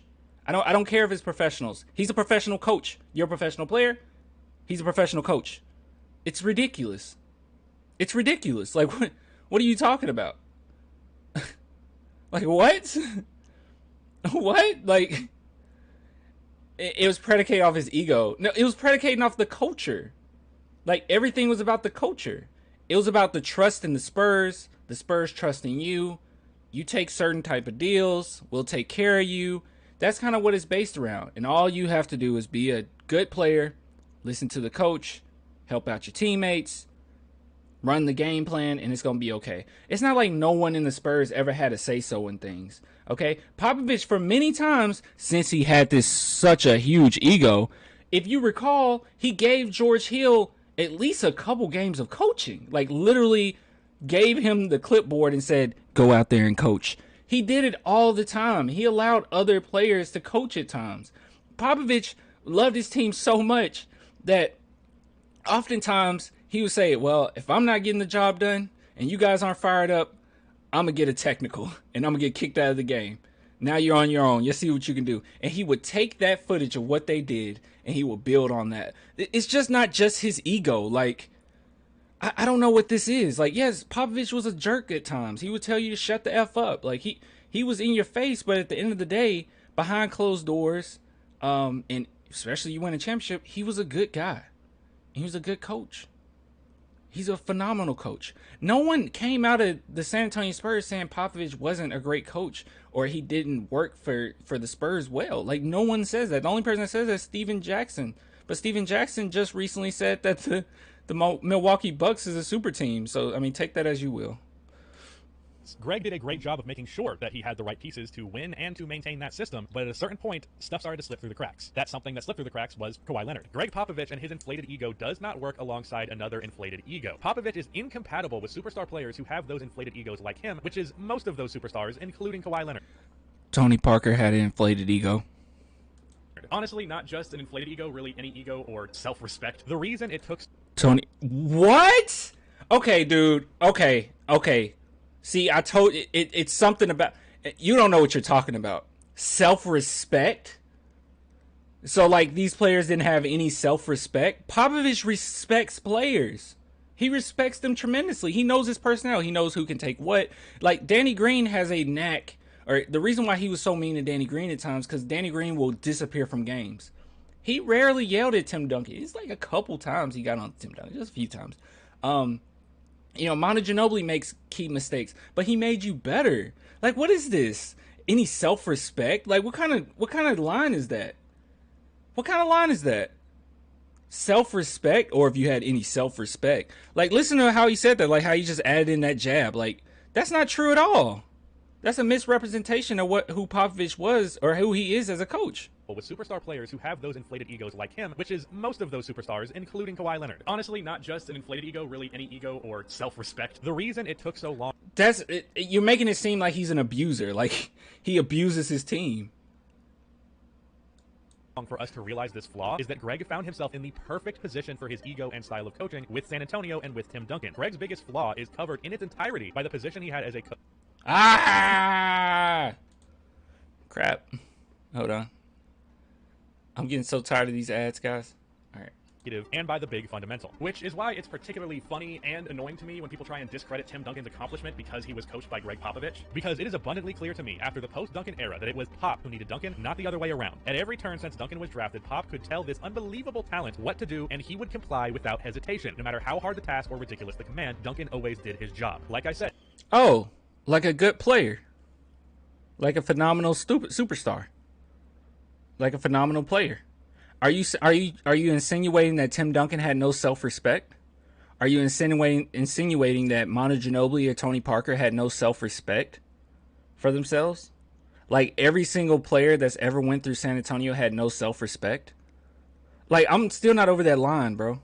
Duncan was a good soldier and Pop a good general. So with this relationship, they won many battles together. However, that soldier couldn't just be replaced on a whim. The successor to the perfect soldier has to be yet another perfect soldier. And much to the dismay of Gregg Popovich, unfortunately for him, Kawhi wasn't the perfect soldier. He has ambitions. He wanted to be the face. He wanted to get his own damn ambition. He was the face of San Antonio. Credit for his own damn talent. He did. To be recognized as a superstar, wanted ads and shoot. Well, deals. Wanted. Okay, well, that has nothing to do. That's what I'm saying. That has nothing to do with Popovich. What he just said has nothing to do with Popovich. Seriously, if Kawhi Leonard was on the New Orleans, or if he was on the Hornets or the Pelicans, if he was on the freaking Dallas Mavericks, if he was on, not the Knicks, but like the Atlanta Hawks, if he was on any of these other teams, or any like small market team, if he was on the Memphis Grizzlies, if he was on any of these teams, he would leave. So this whole thing that he wanted to be a superstar, he wanted to get shoe deals, that has nothing to do with Popovich. That has nothing to do. It's not Popovich's fault that it's a small market team. He wasn't going to get all that with San Antonio, which he would have got some stuff. You know, he got his deals and stuff. But as far as superstar and face, he wouldn't get that. Right now, he gets super scrutinized because he's not with the Spurs. So there's a give and take. But at the same time, what I'm saying is that's not a fair thing to say. Then that has nothing to do with Popovich's ego. What Kawhi Leonard wanted. If Kawhi Leonard wanted all these other things, what does that have to do with Gregg Popovich? That has nothing to do with Gregg Popovich. They got Kawhi Leonard thinking that he didn't have an ego, but the only thing that they didn't know is that's just him being quiet. He has a massive ego. They didn't clash on the court. They never clashed in the game of basketball. And this whole thing that he wanted to be a superstar, he wanted to be the leader of his team. He was the leader. They gave him the keys. Games were set up. It wasn't this whole micromanage style of play. It wasn't. If you guys remember, if any Spurs fan remember this, as a Spurs fan should know this, it was not micromanaged at all. The Spurs looked completely different at one point. 2017, we looked completely different. It was straight up, give it to Kawhi, get out the way. Popovich went in different directions all the time throughout his career. He didn't sit there and say, no, I'm micromanaging. We're going to set up this game-winning shot for Tony Parker. Never. If you recall in the playoffs, when we went against the Memphis Grizzlies, I went to that game. Game 4? I think it was game 4. And we went into like double overtime. It was all give it to Kawhi. Like the whole game was like, give it to Kawhi, give it to Kawhi, give it to Kawhi, give it to Kawhi. The whole game was give it to Kawhi. Okay? Like, I don't know what else Popovich could have done in this Kawhi situation. I see him get scrutinized very often for this, but none of the arguments I hear make any sense. Like, listen to this. Hold on, let me go back just a little bit. Listen to what he said. These are the reasons he left, but for some reason this has something to do with Popovich's ego. Dismay of Gregg Popovich. Unfortunately for him, Kawhi wasn't the perfect soldier. He has ambitions. He wanted to be the face. He wanted to get his own damn credit for his own damn talent. He wanted to be recognized as a superstar, wanted ads and shoe deals, wanted what any superstar player does. And he wanted to be sure he was healthy before thrust out to battle again. Even that was too much. Even that was too much. The other things we weren't going to be able to give him other than being the star of the team, which we gave him. What are you talking about? And even that wasn't enough. Like, nothing's enough for Kawhi, dude. Right now he's complaining about the Clippers. His team was just in the playoffs and he was up in the box, like chilling with his family or whatever. Like, he wasn't even with his team. Like, nothing is enough for this dude. Of this wasn't compatible with Popovich's system. The general asked his soldier to fall in line like he had so many times before, like the soldier before him had time and time again, and this time he said no. And when Kawhi did that, the cracks started to form, and eventually the whole facade came crumbling down, and here we are today. But see, that's the thing. I do believe Kawhi's ego was always bound to collide with Pop's. But I know that's what he's saying. I understand that. But I'm saying that everything that Kawhi wanted and the reason why Kawhi left, I don't think it was due to Pop's ego. I don't think it was a collide in egos. In the game of basketball, off the court, nowhere was it a collide in egos. My point is, I think that it was more so pertaining to Kawhi Leonard just wanting shoe deals. If you want to say that, then that's more pertaining to just us being a small market. If we were any other team, small market, I mean, the coach probably wouldn't get fault for it. People would be just say, oh, why are you with that team? The only reason why people were surprised is because Spurs been so good. You know, with time to sit and reflect upon this entire situation, it really makes you start to question the greatness of Gregg Popovich, just really how perfect the circumstances had to be around him to allow him to have the legacy that he does. And really, I just have to say something real quick, something they don't want me to say, something uncomfortable. Wait a minute. Why the fuck am I in the woods? Okay, as I was saying, I need to say something. Gregg Popovich and his greatness, at least in the terms of the heights of it, was benefited so significantly by the presence of Tim Duncan and the unique circumstances in his favor from day one that it's absurd that it's not the consensus that Gregg was lucky to have Tim Duncan, not the other way around. Due to his own ego, Gregg would have... That is the consensus. No one's saying that. Like, what he just said, no one says that. I haven't even heard a Spurs fan say that. I haven't even heard, like, Popovich fans say that. I have not heard that.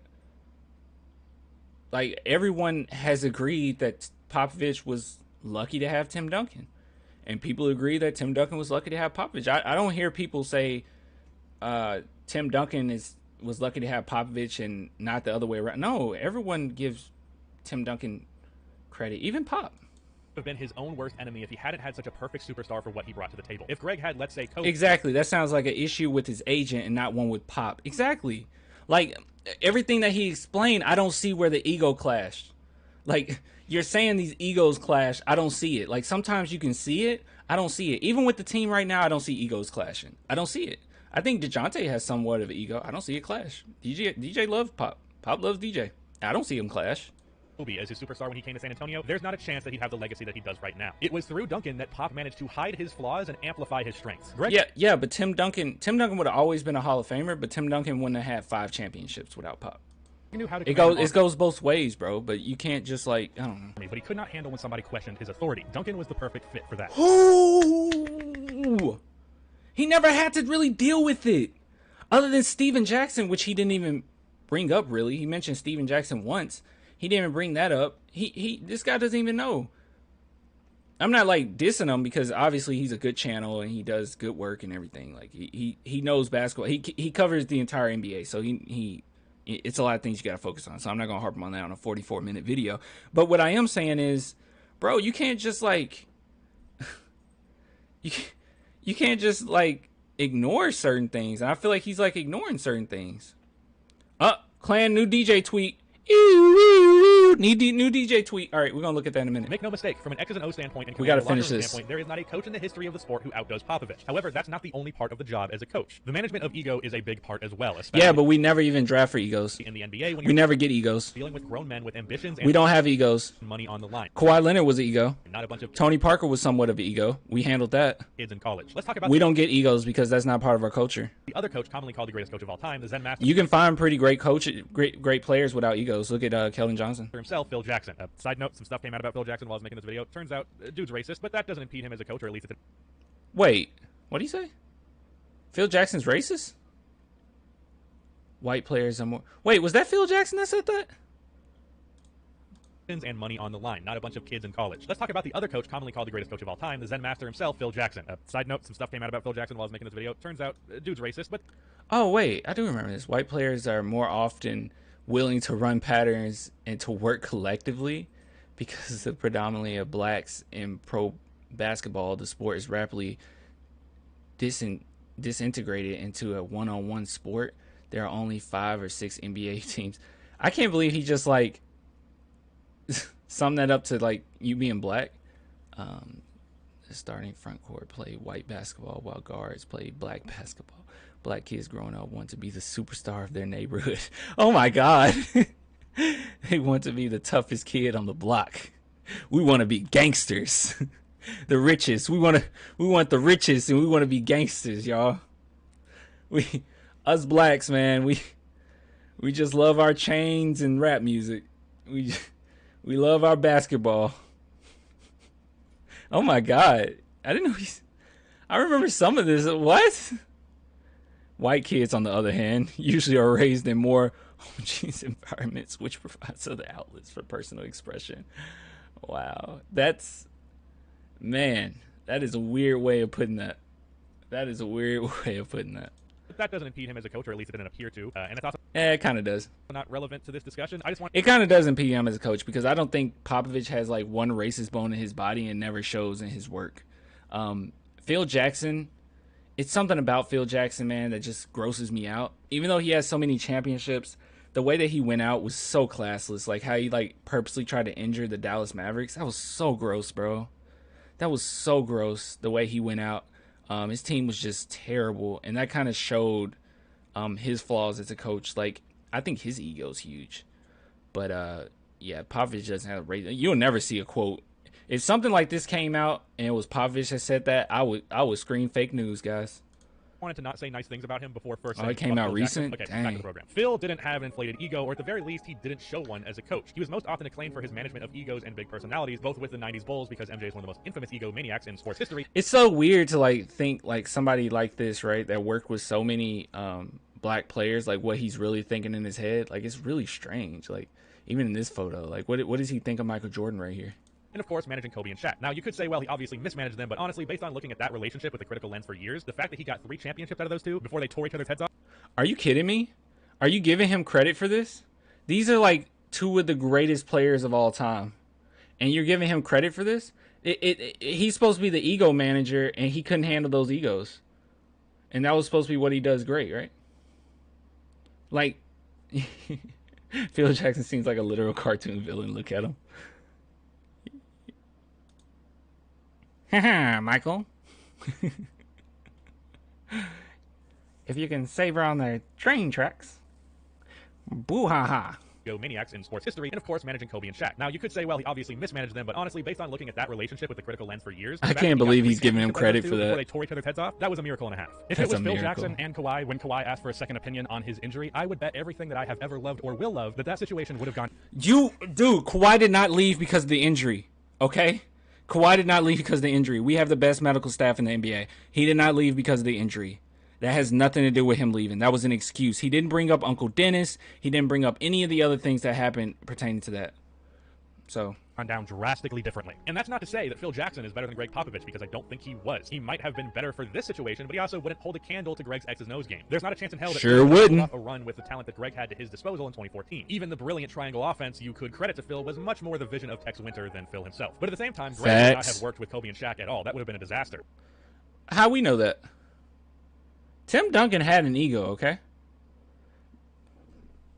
How do you know that? How do we know Popovich wouldn't have been able to handle that Kobe and Shaq situation? How we know? Great players have respect for Popovich. Let's say, like, starting right now, okay? Or let's just say, like, maybe not initially right when they got together, but I guarantee you once Popovich established himself as, like, the coach, and those guys were under Popovich, I think it would have been fine. Like, Phil Jackson couldn't do it, and he had already had Michael Jordan and everything. Kobe had a huge ego. He wanted to be the guy, right?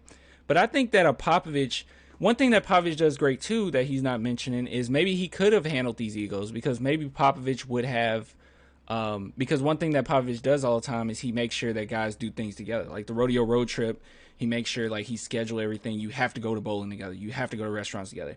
Chris Paul was saying something about that, like how some teams don't do things together, and he don't like that.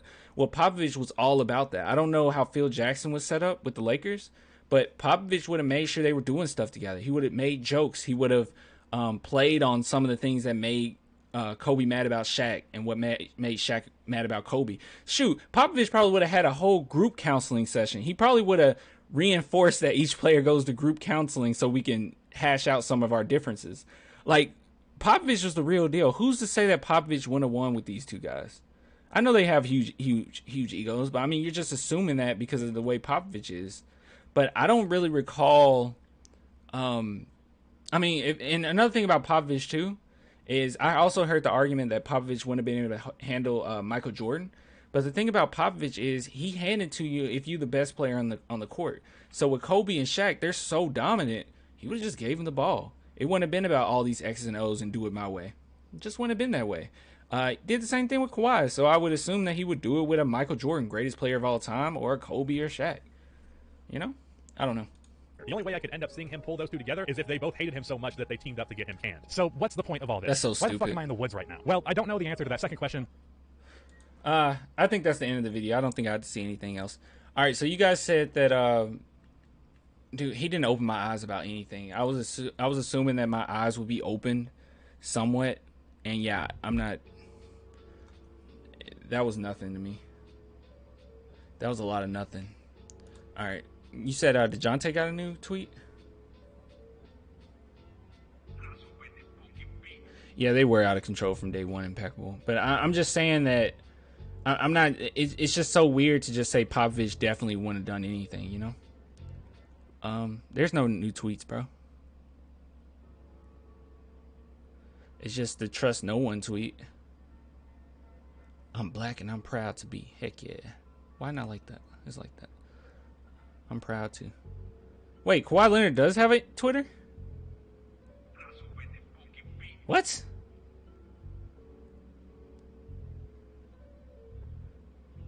$2015. Oh, he ain't on Twitter. That's weird. He's on it for like a day. You see, I think Pop would have tried to coach Kobe and Shaq, but he would have lost them. No one can handle them together. Yeah, that's true. But I'm just saying that Popovich, maybe a different approach, it might have been okay, you know? I don't know.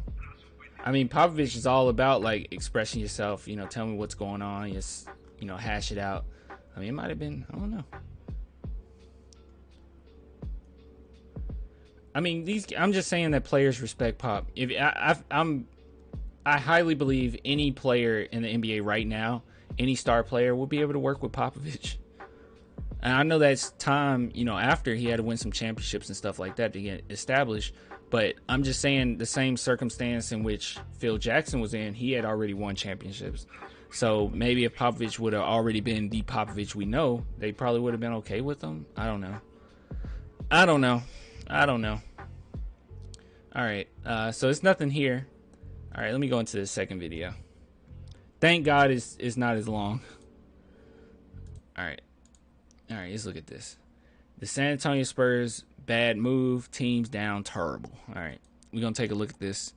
And then I'm going to do some gaming and go into the group chat. Once again, before we get into this, please, oh please, if you want to support the channel, become a patron. Somebody just said, Power just said he became a patron, so it should show up as 4. Let me see.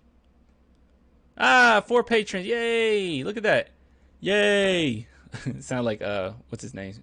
Remember Special Ed from Crank Yankers? Yay. All right. Thank you, guys. Thank you. So we got 4 patrons. Like I said, it's only $2. Okay. It's only $2. So if you want to become a patron, just head on over to patreon.com/clanthespursfan or go to the description below. Just support the channel because honestly, guys, I make a lot of content, but this stuff rarely gets monetized. Like, even though the monetized stuff is on there, sometimes it gets sent to whoever footage I use to comment on. So just like the video I posted today, it didn't get really monetized. It's getting sent to Fox, I guess, like they need it. But yeah, if you guys want to support a grad student, just head on over to Clan Spurs Fan. It really helps keep this channel going, and it really motivates me, man. Like, I'm excited every video just knowing that I got, you know, these few patrons right here. So but yeah, if you want to keep you want to support whatnot, I post on here like certain suggestions. You can send me messages on here and let me know what you would like to see, and I'll be sure to shout you out. So thus far, shout out to Power, shout out to my boy Corrupt, shout out to Impeccable. Impeccable is a great person to talk to, by the way. Hopefully, Impeccable, if you want to get on tonight and while I talk to you and Corrupt or whatever, or while I talk to Corrupt, that'd be cool. I love Impeccable. And then Rick, big shout out to Rick. He actually donated more than the $2 I just put on here, like a stupid amount. So I really appreciate it. But if you guys want to support, like I said, Patreon links below. Just click the thing, support a Spurs fan. But yeah, it's up to you. It's up to you. Okay, it's up to you. But if you don't, I'm gonna be really sad. Not really. That was really goofy. I'm sorry. That was really stupid. All right, let's get into this video. All right, let's turn this up. All right. What's good, YouTube? It's your boy TSO Sage, and I'm back with another video. If there was one team who deserves where they're ranked right now, it's for sure the San Antonio Spurs. But it wasn't too long ago. Ooh, that hurt my stomach. Or a 3 seed for a majority of the past 2 decades. So now, why am I saying they deserve to be the 10 seed? Well, let's find out. So without further ado, if you guys like the video, don't forget to like the video, and let's get right to it. So you know how when people hear Cleveland, they think of LeBron James? The fact that when people hear Spurs, they think of the organization, and they're such a good organization, they run things well. Or even in, let me not be too disrespectful here, but Gregg Popovich, and they don't think of Tim Duncan is crazy. I'm not about to sit. Hold on. Here we go. Spurs fans think of Tim Duncan. They also think of Manu Ginobili. Yeah, I mean, that's more of like a NBA fan perspective, like, because we've just been so efficient. But that's also because Tim Duncan, even out of his prime, we were still winning. 2014, we didn't really have a definite superstar, and we were still winning. So I think that's more predicated on that fact, not necessarily people disrespecting Tim Duncan.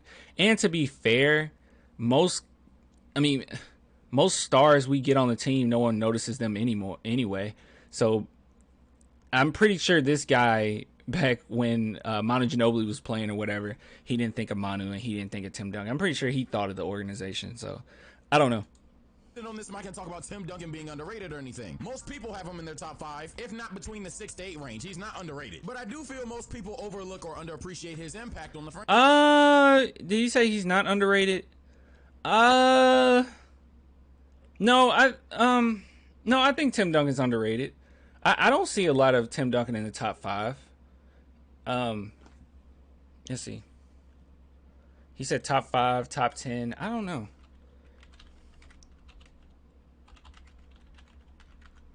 Let's see. I usually don't. I mean, even on this, well, Tim Duncan's right here. Let's see. Best players of all top 30 players ranked. Let's see where Tim Duncan is. Let's control find Tim Duncan. Wait.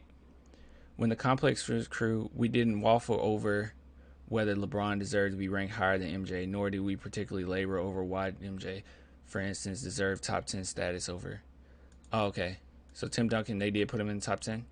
Oh, they put him right at 10. Let me see if any of these players. Bill Russell, that's fair. Will Chamberlain, I guess that's fair. Larry Bird, that's fair. Well, no, I think Tim Duncan's better than Larry Bird. I think Tim Duncan... Now, this is one thing people don't agree with. I believe Tim Duncan's better than Shaq.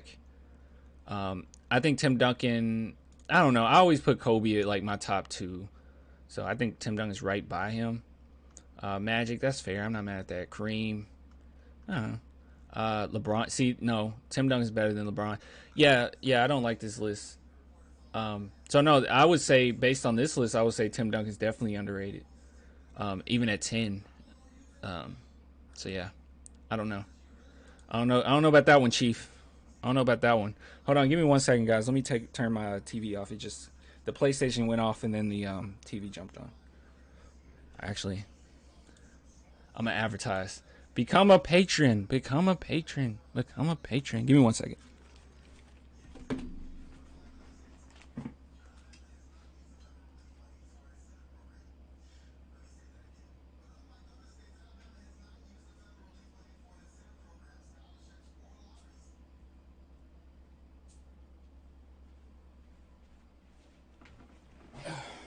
Okay. All right, I'm back. Also, subscribe to the channel if you're new. I'm really close to 3K. Like, I'm really close to 3K. I bet you my algorithm will get better once 3K hit. Let me see. Where am I right now? I'm at... Yeah, see, I'm still where I was. Hey, somebody unsubscribe. Do me a favor. Unsubscribe and subscribe again. I'm trying to make sure my thing pops up. It's like a little notification thing. Hopefully it works. I don't know. This is a new layout that I'm using. Franchise. I'm not saying the Spurs are run badly or anything, but they certainly aren't this prestigious S tier, oh my god, they're great now, then and forever type franchise. Like, that's not them at all. That was Tim. You say that that's not us at all, but I mean, when Tim Duncan retired, he retired in 2016, and we went to the Western Conference Finals in 2017. I don't know, Chief. Duncan. And even if you disagree, for me at least, the thing that sealed that in my mind the most is when Kawhi Leonard left. Yes, his injury played a major factor in this because it was lying. He just wanted out. The team was treating him like he was faking injury. Which, he was faking. By the way, I don't want to sit here and apologize or defend Kawhi Leonard for too long here, but even if the doctors say I'm okay, if I feel like something's wrong, nigga, I'm not playing. Literally. He's full of it. He wanted out the entire time. He wasn't even trying, bro. He wanted out. The things that Kawhi was doing was weird. And even if that's the case, there's no excuse for him to not show up to team practices, for him not to show up to games. Well, like, is the doctor saying stay at home and chill? Like, Kawhi was nowhere near the team. Like, he disappeared that season. It's one thing to do that, and there's another thing to have lack of professionalism. And that's what Kawhi showed. It's my body. If I don't think I can play, guess what's going to happen? I'm not gonna fucking play. Okay, bro. All right. Okay. I don't care. This is I'm getting triggered. The retirement of Tim Duncan had nothing to do with anything. You're insane. But honestly, and I know you guys were thinking, it's not just the fact that Tim Duncan and Kawhi Leonard, regardless of how, left the franchise. It's the fact that you rode the big three for as long as you could. When that time expired, you had Kawhi Leonard, fumbled the bag with him wanting to be there. But guess what? You still fumbled the bag. It was nothing we could do. Were going to trade him. And considering you were going to trade him at the summer of 2018, by 2021 you would expect the Spurs to be back on timing. And that's the issue right there. Let me start it off like this, and you can go to the pinned comments if you want to help prove the point. Who is the better player between the following three? Shai Gilgeous-Alexander, Brandon Ingram, or DeMar DeRozan? The fact that you can say any... DeMar DeRozan? of those three names and not be deemed just stupid, except by those people who think if you don't agree with me, then you're just an idiot. Like those niggas, it's not only a problem, it's the problem. Oh wait, I'm confused. I missed his entire point there. What was he trying to say? Hold on. Expect the Spurs to be back on timing. And that's the issue right there. Let me start it off like this, and you can go to the pinned comments if you want to help prove the point. Who is the better player between the following three? Shai Gilgeous-Alexander, Brandon Ingram, or DeMar DeRozan? The fact that you can say any of those three names and not be deemed just stupid, except by those people who think if you don't agree with me, then you're just an idiot. Like those niggas, it's not only a problem, it's the problem. Hell, even Houston down terrible ass can be an example here. If Woj tweeted out that James Harden was traded for 2 players and 1 first-round pick, you would think, well, James Harden's a Sixer. Because the only thing you could fathom is a guy like Ben Simmons was traded. A 24-year-old 6'10" point guard with sky-high potential. Hell, even though I'm gonna Wait, what? a different video, at least Wait, is he trying to say that our trade was bad? What is he trying to say here? I don't understand. He's just like yelling at me. What is he trying to say? Is he saying that our trade was bad? I don't get it. I don't get his point here. Like, I mean, I think you are an idiot if you had to even like. I mean, I never heard those two names in comparison to DeMar DeRozan. Like, what is he trying to say here? I'm so confused. What is he? I don't get it. They got a bunch of first-round picks for James Harden in real life, let alone what the Pelicans got for AD, what the Clippers got for playoff P, hell, even what the Bulls got for Jimmy Butler. Like, yo, how did the Spurs do this so terribly? Wait, what? Oh, so what he was trying to say was... What? What? Is he trying to... I'm so confused. So he...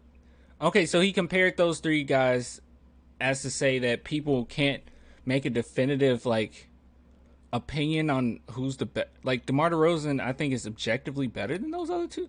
I don't understand. DeMar DeRozan wasn't a scrub. And, dude, it was really difficult for the Spurs. We tried. A lot of teams weren't really willing to give up their best player. And then when it comes to the Spurs, it's about culture as well. So the only way we can really be successful, or what we really want to do going forward, is not to really poison the well, man. So we want to get a player that would fit the system more, and DeMar DeRozan was that player. And I don't necessarily think we lost the trade because we ended up getting Keldon Johnson, who's a phenomenal player. When was this video made? This was just made. Okay, I understand. I get it. He's stupid. He's just stupid. It makes sense now. You're about to tell me as Spurs fans that when you got Jakob, you was like, bet, that's our future center, potential all-star. Or you thought highly of the Toronto Raptors' protected first-round pick. How the hell do you trade Kawhi Leonard and the pick is protected? Or that you... I can do that too. You know, yeah. Yeah, like he said, RJ, I guess like yelling makes your opinion valid. I can do that too. So you're telling me that Giannis is the best player in the NBA? Wow, what are you talking about? What? Because he got long arms and because he's tall? Wow, there's plenty of tall players in the NBA. What are you talking about? Oh my goodness. Like, okay, he can't shoot free throws. He's not that good, bruh. Like, look at James Harden. He's amazing, bruh. Look at DeMar DeRozan. he can shoot better than Giannis. Giannis can't even make a fadeaway jump shot, bro. Like, he's going against little Chris Paul because he went against Chris Paul. He's not that good, man. LeBron James would have swept him. So LeBron James would have swept the Suns. It would have been the Lakers in 4. Like, I can do that too. Like, you're not proving a point here. You genuinely thought during the Super Warriors era. Oh well, watch DeMar DeRozan and Gregg Popovich do it to the Warriors. I can do silly voices too. You know, Spurs in 7. Then 1, I'm concerned for your health every day, and 2, no, you were wrong. Most of you understand what I'm saying by now, but in case you don't, and I just want to say it in 4K anyway, how did the Spurs trade Kawhi Leonard and then essentially not be able to help them in the present nor future? Keldon Johnson. I'm sorry. Not help them in the future, huh? Okay. Let's see. Excuse my typing. Let's see. Keldon Johnson. Let's see here. Let's see. How did the Spurs get Keldon Johnson? Obtained a draft pick using Draft Johnson in 2018 trade. In that trade, Spurs small forward Kawhi Leonard went to the Toronto Raptors. Wow.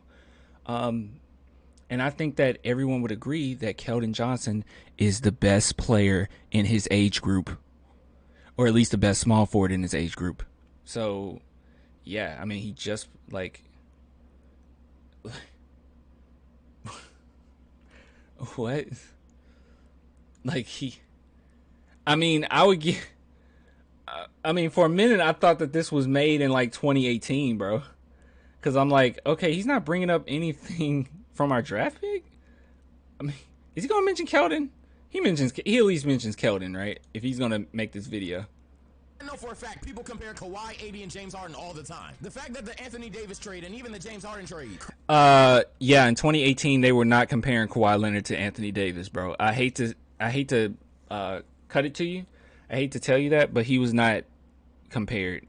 I mean, Spurs fans were saying he's the best in the NBA. But yeah, if you looked at any media head, I think the only person that was saying that Kawhi Leonard was the best in the NBA or up there was like Charles Barkley. I mean, the media really went out of their way to say Kawhi Leonard was a two-way player, but not the best player. Like, they said that all the time. Like, that was the continuous thing. I think this dude just has, like, recency bias. What have you done for me lately? Because he has no idea what he's talking about. It was not like that in 2018. Championship contending teams. If they could choose right now to acquire DeMar DeRozan or potentially stop yelling at me. Draft picks, I'm the guy who wanted THT to pack up, but damn, that's 8 first-round draft picks. I'm all for being all in on a ring, but Heat first. Yeah. And even if we severely downplay the impact of Kawhi Leonard, Paul George and Jimmy Butler getting better assets too. I know for a fact some of you probably already typed this, so let me go ahead and say it. Oh, well, Paul George was a situation with the Clippers. I know, bro, I know. It's just not the point, though. He did the funny voice again. Man, his arguments sure do get better when he does that voice. Like, at first, like, I'm not on board with him. Like, I'm just, like, out of this world when he talks. I'm just like, oh, man, I don't know. I don't really agree with you. Then he does that funny voice, and I'm just like, oh, man. I definitely agree with your point now. Even then, Jimmy Butler, I know Zach LaVine wasn't near the Zach LaVine he is today, but to be honest, you could even argue if they just gave the Spurs pick number 7 somehow. That is better than DeMar DeRozan and Jakob in a late first, let alone with 2 young guards like Zach LaVine and Chris Dunn. He didn't even, like, mention... I'm sorry, bro. I'm sorry. You can't just bring up the pick and just act like the pick just went away. Like we got the first round pick, and then the pick just, like, packed his bags and walked out. Like we can't find the pick. Like, the pick grew arms and legs and it just flailed its way out of the room. Like, what are you talking about? We used the pick. What happened? What ultimately resulted from the trade of Kawhi Leonard? What ultimately resulted? And even right now, it's very likely, or at least there's some type of likelihood, that we could sign and trade DeMar DeRozan and get even another asset. So just to say that it was circumstances were way different. Well, if you say like his voice, I guess I'm wrong. Circumstances were way different. Like, if you do it the way he did it. But at the end of the day, like, what are you talking about? Like, he's not even mentioned in the pick. Keldon was a good pickup, right? I mean, I thought that we were of the notion, especially this was made in April. Like, at that point, he should know that Keldon Johnson is the real deal for the Spurs. You know, I gave him some type of leniency because I said this is like 2018, but no, it's like, it's this year. Like, I don't know. Dunn, even though Chris Dunn sucks now, but who cares? So you already lose Tim Duncan due to age. You mess up the... Oh, so you said Chris Dunn would have been a good... What did he say there? To be honest, you could even argue if they just gave the Spurs pick number 7 somehow. That is better than DeMar DeRozan and Jakob in a late first, let alone with 2 young guards like Zach LaVine and Chris Dunn. Even though Chris Dunn sucks now, but who cares? Oh, so that wouldn't have been a better... Like, I don't get what... So you already lose Tim Duncan due to age. You mess up the Kawhi Leonard situation big time. You pissed him and his Uncle Ben off, like, okay. But then you go on to, and even though... Uncle Dennis was way more toxic than LeVar, but y'all not ready for that combo. Okay, well, I agree with him there. Then it's not all our fault. What? Are improving at it, still playing this grandfather basketball. Like, when I say getting better at it, I mean they're getting more creative. DeMar DeRozan, who again we'll get to in a minute, has become a better playmaker, and it's like every fucking body's going for a putback on the roster, so that's just some funny shit. They are fun to watch. And defensively, they're fun too. They almost trap every play, and they play with a lot of energy. But as you can see, it doesn't lead to results, and I still refer to it as grandfathered. It's like nobody outside of Derek White shoots a 3 unless they have to shoot the 3, like they're wide open or the shot clock's running down.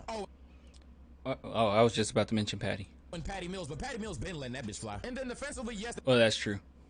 Yeah, see, is that true? No one else on our team shoots 3s? Fact check time.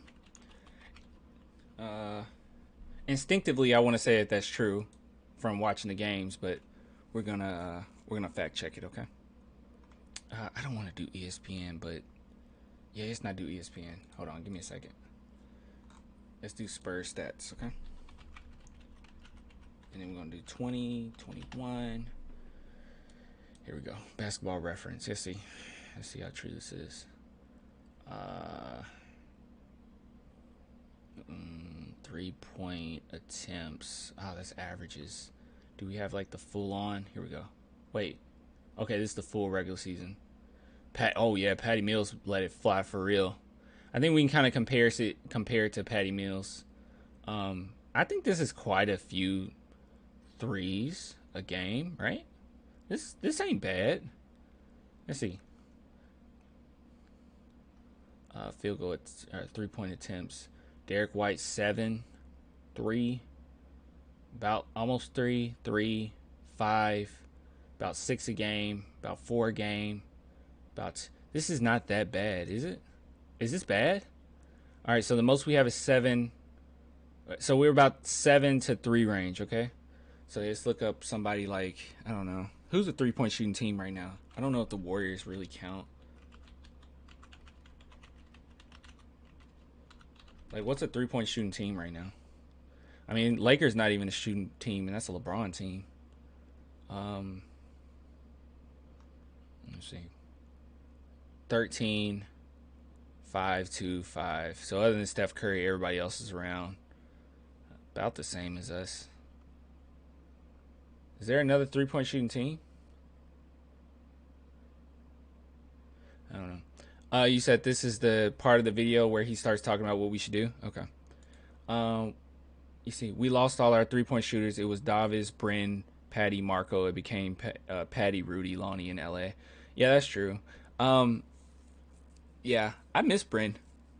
Davis, I understood that, like, he was going to, cost too much. All right, let's see. They do run the trap all the time, which in my opinion is fun to watch. But every now and then someone is ass open and hits a 3. They need to value that 3-point shot a lot more than they do. And even we tried though. To it, there's still such a long way to go. It isn't even. We tried. Like, you can't really value the 3-point shooting if you don't have 3-point shooters. You got to value what you do best, which is around the rim. Funny. So with all that being said, how do they fix this? And this is gonna sound crazy to some and facts to other. But Greg, it's time, bro. You gotta go.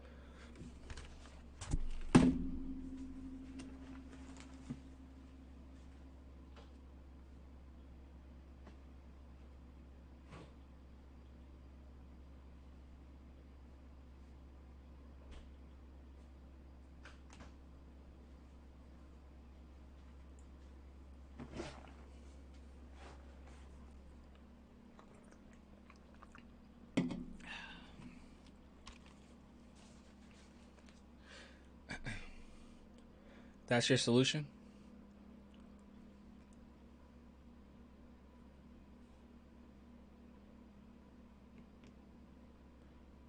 That's your solution?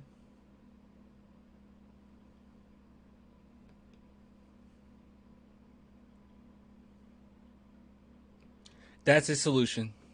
Brilliant! Brilliant! Oh, brilliant. Yes. Yes, so smart. Such a big brain this guy is. TSO, you are so smart. You are so smart. You are so smart. Oh my goodness, what a genius. Why didn't I think of that before? Guys, why didn't we think of that before? The problem is Pop. Why didn't we think of that? All we have to do is fire Popovich. Oh my goodness, I never thought that was even a solution. I never even thought that was a solution. We just fire Pop and then we're good. Fire Pop equals good. Right? Fire Popovich, the greatest greatest coach of all time, and then we'll become the greatest franchise of all time once again. Brilliant! Brilliant! Yes! Fire the man that made us brilliant. Fire the man that's made us great. And Peckle said, but wait, there's more. No. Nothing stupider than this take. Okay, anything he says after this is just like icing on the cake of stupidity, okay? With a little bit of sprinkles and a side of apple pie, all right? There's no way it gets stupider than this. And I'm not going the route of Gregg Popovich is ignorant, and I'm damn well not saying he's a bad coach. One of the greatest coaches to ever do it. But when I look at Gregg Popovich, I don't look at him as development. He's not going to have a bad team, but play them in a way that over time they'll get better. He's just going to mask up what they do badly and make them play the best they can right now. And honestly, my best... Wait, wait, what? What was that? Did he say he's going to hide what they do poorly and help them play the best right now, but he's not going to develop them?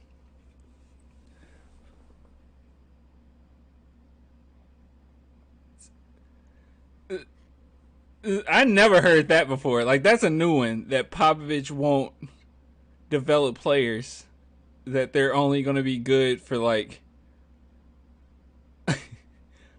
I never heard that one before. That, like, he hides what you... Yeah, that's just being a good coach, right? That's like being a brilliant coach. You do what they do best, but not develop. Like, what does that mean?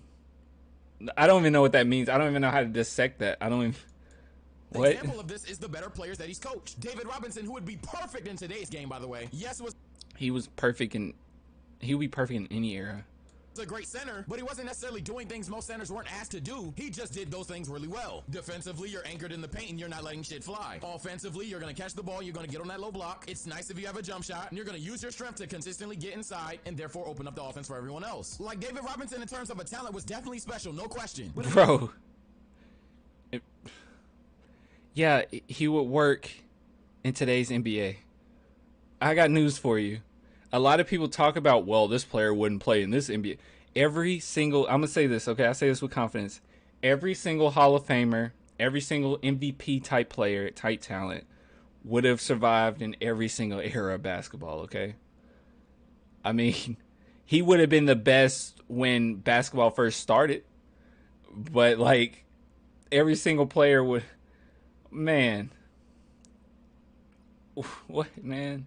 In terms of how he played next to Pop, especially for the 90s, it was like a system center at his absolute peak. And that's my point. The same especially goes to Tim Duncan, who in my opinion is the best system player of all time. And I'm pretty sure we all agree on, for the love of God, his nickname is Mr. Fundamentals. Still not sold okay in terms of how Manu Ginobili played. Is he not the definition of a six-man? And if you're not going to give me any of those... Is he not the definition of a six-man? I think oftentimes when we think of six-man, we think about spark plugs. Manu Ginobili could have started. He started his first year in the league, right? So yeah, I mean, when I think of this perfect six man, I just think of like a Patty. I think Patty's the like perfect six man. Manu was something different because he wasn't really a six. Like he was definitely a spark plug, okay, but that's just because he was just great. Like he could start too. And there were certain times where Popovich just said, screw it, we need to start Manu. I think it was against OKC, and he sat Danny Green for Manu in our closeout game, and we ended up losing. But we lost a few in a row in that series anyway. But, yeah, I don't know. I don't know what to tell you, dog. Like, I don't know. Those three cool, but you're damn well gonna give me Kawhi Leonard, who was so quickly viewed as one of the best two-way wings of all time. All everybody wants nowadays is a good two-way wing. Pop is an amazing coach. My ears hurt! There's a good chance your team plays basketball at its best. Stop yelling at me. Win more games than you likely would. And yes, that includes a three-point offense. If Pop had Steph Curry, they're shooting threes. But to wrap up the Pop needs to go thing, even though your team's gonna play better, Pop's not gonna make individual players better. Yes, guys like DeJounte Murray and Demar. What is that? What? He's not gonna, what? He makes every single, I can't think of one player that came through San Antonio that hasn't gotten better. Prime example, like, one of those players just won a championship. Bryn Forbes, what was he when he got to San Antonio? And what was he when he left San Antonio? What are you talking about? Popovich makes every player better. The only players that he wouldn't necessarily make better are players that's like stuck in their ways, like DeMar DeRozan. But he helps them grow in other assets. They approach the game differently. Like DeMar DeRozan wasn't the exact same player when he came to San Antonio. He was more of a facilitator. But like, what are you talking about? He makes every single player better.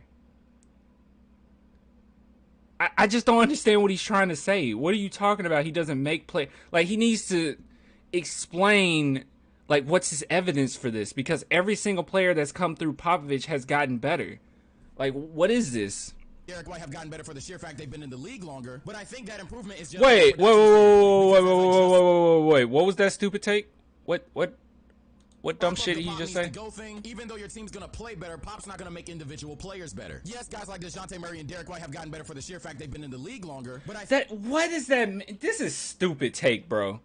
This is a really asinine take. Like, what is he talking about? They only gotten better because they were in the league longer? What are you talking about, bro? They didn't get better because of Popovich? It was just because they were in the league longer? What do you mean? Derek White has not been playing in the NBA that long. Popovich instilled confidence in Derek White. Derek White today looked completely different than a couple seasons ago when he had to start. Like, what is he talking about? Is anybody getting this? Like, chat, please tell me somebody's getting this. I don't get it. I seriously don't understand what he's saying. Like, can somebody just, like, give me their own, like, interpretation of what he means by Popovich doesn't make players better? That's a new one, bro. I've never heard that. Like, he's basically saying fire Pop because he doesn't make players better, but he masks what they do wrong, so he needs to not mask what they do wrong and allow them to play like trash, and that makes them better? I don't know what he's trying to say here. I mean, so, like, if he had a Ben Simmons, he should, like, force Ben Simmons to, like, shoot threes? Like, I don't know what like, and that would make Ben Simmons better? Like, players, there's a lot that goes into development. I mean, Popovich isn't the only guy, but he definitely makes you better at basketball. Does anybody understand this? I don't get it. I'll let you guys answer that. I don't get it. I don't get what he's trying to say. I think that improvement is just from a production standpoint, because as I Wait. What did he put on that screen? Couldn't find any cool Derek White or even DeJounte Murray mixes?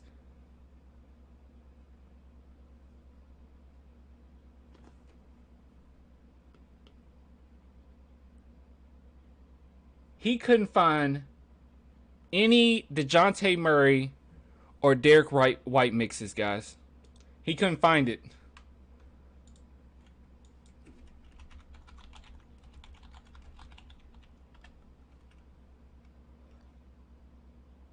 Career mix. Another mix. Oh, look, here's my tribute. Clan the Spurs fan posted something on Derek White. Here's a Derek White mix right here. Mix. Here's a 29-point game. Here's a top Derek White plays from your boy DC Tree Nation, who talks hoops and heroes. Today we talking hoops. By the way, check out the video that I talked to him. We went live a few videos back, so watch that. We debated a few things. It was fun. We were on there for a long time. Okay, career montage. Okay. Oh, well, I mean, yeah, he couldn't find anything on Derek White. Yeah, obviously. I mean, there's only like 50 videos of it, right? Including a tribute that I did. Now, you see any cool mixes of DeJounte? There's only 1, 2, 3, 4, 5, 6, 7, 8, 9, 10, 11, 12. There's only like 12 videos. I understand that was really difficult for you. What if we type in tribute? Let's see. I'm sure there's not many. Oh, there's me. So, oh, look. Here's some highlights. Oh, look at these cool highlights. He couldn't find any cool highlights. Look at these. Look at that. Look at these cool highlights. Look at that. There's my tribute. Here's another tribute. Here's another tribute. Oh, here's me talking about DeJounte Murray's drama. Dude, I probably cringed so hard at myself. Okay, I'm watching this after this, okay? I probably cringed so hard at myself. Oh, my goodness. I was actually at my folks' house. I was at my parents' house here. All right. All right, let's finish up this dumbass video. It's just from a production standpoint, because as I just said, they've been in the league longer. They're playing basketball better. I just think Pop is a little too competitive for what the Spurs need right now. Now that I think about it, he for sure was a part of the don't trade Kawhi in the West thing. I know some of you are bound to disagree with that and definitely. Wait, did I find something else stupid? Was a part of the what? Yeah, this was just dumb because we all knew he wanted to go to LA. Look where he is. Don't trade Kawhi in the West thing. I know some of you are bound to disagree with that and definitely debate in the comments below, but that's just how I feel about the situation. This has gone on long enough. Let me talk about what I think the Spurs need to do. I hate to say it, but it's just one thing, honestly. Tank your fucking ass off. You already missed out on trading LaMarcus Aldridge. Tank. This guy is so big brained. He is so smart. So his solution for us to get better. Okay? It's not mistake what he's saying, okay? It's not misconstrue what he's trying to say. What he needs to say, what he's saying we should do is first fire Popovich and then lose all of our games. So, we need to fire the best coach we ever had, and then we need to just like lose a bunch of games. Brilliant! Brilliant. This guy is so smart. Exactly. Tanking doesn't work anymore. And I have news for you, bro. Here. I got news for you. Let's have some fun, okay? This whole tanking thing to try to get the first, it's dumb. And I'm about to fact check it right now, okay? Draft history, I guess. Let's see. All right. Draft history. All right. Okay. Let's see. All right, let's go through this. Let's see. Full draft. All right. We're gonna go through all of these. Let's just do like the last 5 years, okay? We'll go down to 27. Let's do 2016. Okay. All right. Let's just talk about tanking to get the first, okay? Let's see who's in these top. Ben Simmons at 1. I think that's fair. Brandon Ingram, he's okay. He's a good player. Jaylen Brown. I mean, let's just think about these players and let's say if we were to tank, let's say the season before this, if we would have like had a phenomenal talent. Jamal Murray was at 7. Okay, we could manage to get a 7th pick. Jakob Poeltl, he was at 9, and we got Jakob right now. Yeah, Sabonis is pretty good. He's at 11, and I think every Spurs fan right now actually wants Sabonis. Let's see. And then it's not many other memorable names the farther you go down. Okay.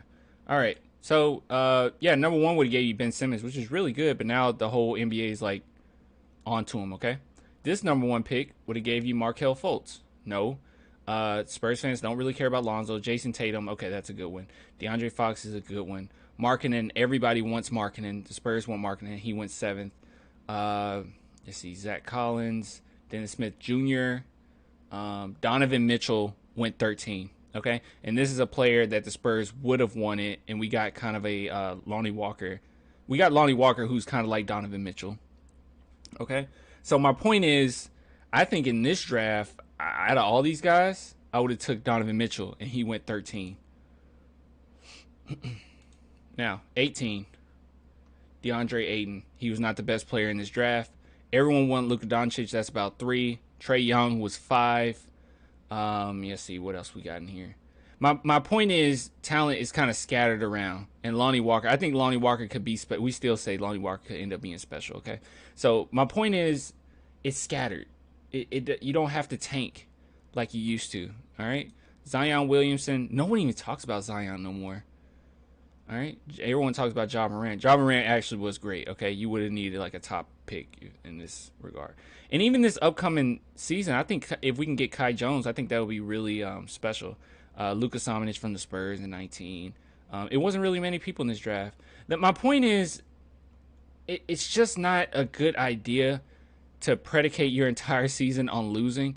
Because, first off, even if you look at our team right now, you would just be wasting a year of like talent that you want to keep or we're thinking about keeping. Like, so we would just waste a year on DeJounte Murray. We would waste a year on Derek White, Lonnie Walker. Like, these are precious times. Just waste a year on Keldon. Exactly. DJ was 29 on that list. And freaking, I mean, I don't want to go too far back. And we talk about this all the time, so it's kind of cliche at this point. But like, wait, here we go. Like, Manu was like super back. I mean, I think even Tony Parker was 29, right? And you see 2020. Let's see, Anthony Edwards, LaMelo Ball. And we haven't really got to see the what's coming out of this draft yet. So I don't think it's really fair just to look at this one. But a lot of people wanted Precious. I mean, Precious went 20, you know? So my main point is just that that's just a dumb take. I never agree with people saying just tank. It just doesn't really work. And then with what we're trying to do, you don't want to just waste seasons, bro. And what does tanking even mean? Tank means lose Popovich and lose on purpose? You don't like Kai Jones? You guys don't like Kai Jones? I think Kai Jones fits what we're trying to do. He's a good shooter, high motor, good defender, athletic.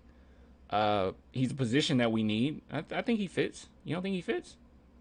Yeah, I think Kai Jones fits. All right, it's finished. Which, by the way, thank you, Aldridge. It's a good chance you miss out on Rudy Gay because who's going to trade for Rudy Gay nowadays? You might be able to get a couple seconds for Patty Mills, but they're both expiring deals, and considering what you could at best get back for either of them, you just let them walk. You missed. DeMar DeRozan, you definitely sign and trade, though. DeMar has made great strides as a playmaker. He's I agree with this become a decent defender, and he's arguably playing his most efficient basketball as well, with back-to-back seasons being career high in true shooting. Even though he's not necessarily hitting the three, clear improvement in shot selection, and he's averaging 7 assists on basically 2 turnovers. It won't be a haul or anything, but you can get a good first or two for DeMar. And honestly, due to his age, same goes for Derek White. And I think the only person you don't move no matter what is DeJounte Murray, because Pop done made him able to do every fucking thing. Dude's giving you 15, 7, and 7. Can play all NBA defense as well. Really, he can play in any system. He just has to work on that jump shot. And considering that contract, yeah, you keep him because duh. But other than him, even all the young talent on the team that I know some Spurs fans love, like Lonnie Walker or Keldon Johnson, if the name isn't DeJounte Murray at any point in time, they can get traded. Because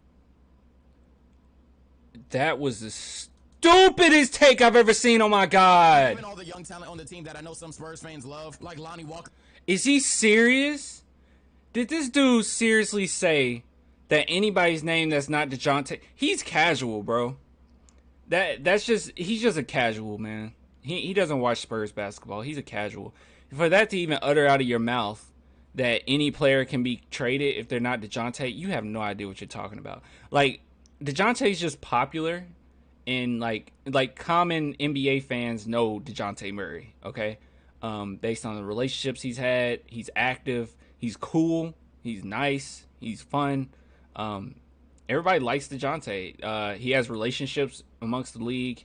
He signed with the same guy that LeBron is signed with, right? He's with Rich Paul? Yeah, he's with Rich. I'm pretty sure he's with Rich Paul. We talked about this before. But yeah, so like people know him, but that's so casual. Like anyone that's not DeJounte can get traded. Like, are you stupid? Are you stupid? First, you don't even bring up, I don't even know if he knew that Keldon Johnson came out of the Kawhi draft, but then he just like throws that away and says Keldon Johnson can just get traded. They're not going to trade Keldon Johnson. And Lonnie Walker has a huge upside, okay? Yeah, Keldon Johnson is definitely untouchable. I mean, I don't even know why you even fathom trading him. And Lonnie Walker, I think that we need to just be a little patient. This is his contract year. But even if you look at Lonnie Walker, like, let me see if I can show you guys something. It's just dumb. Like,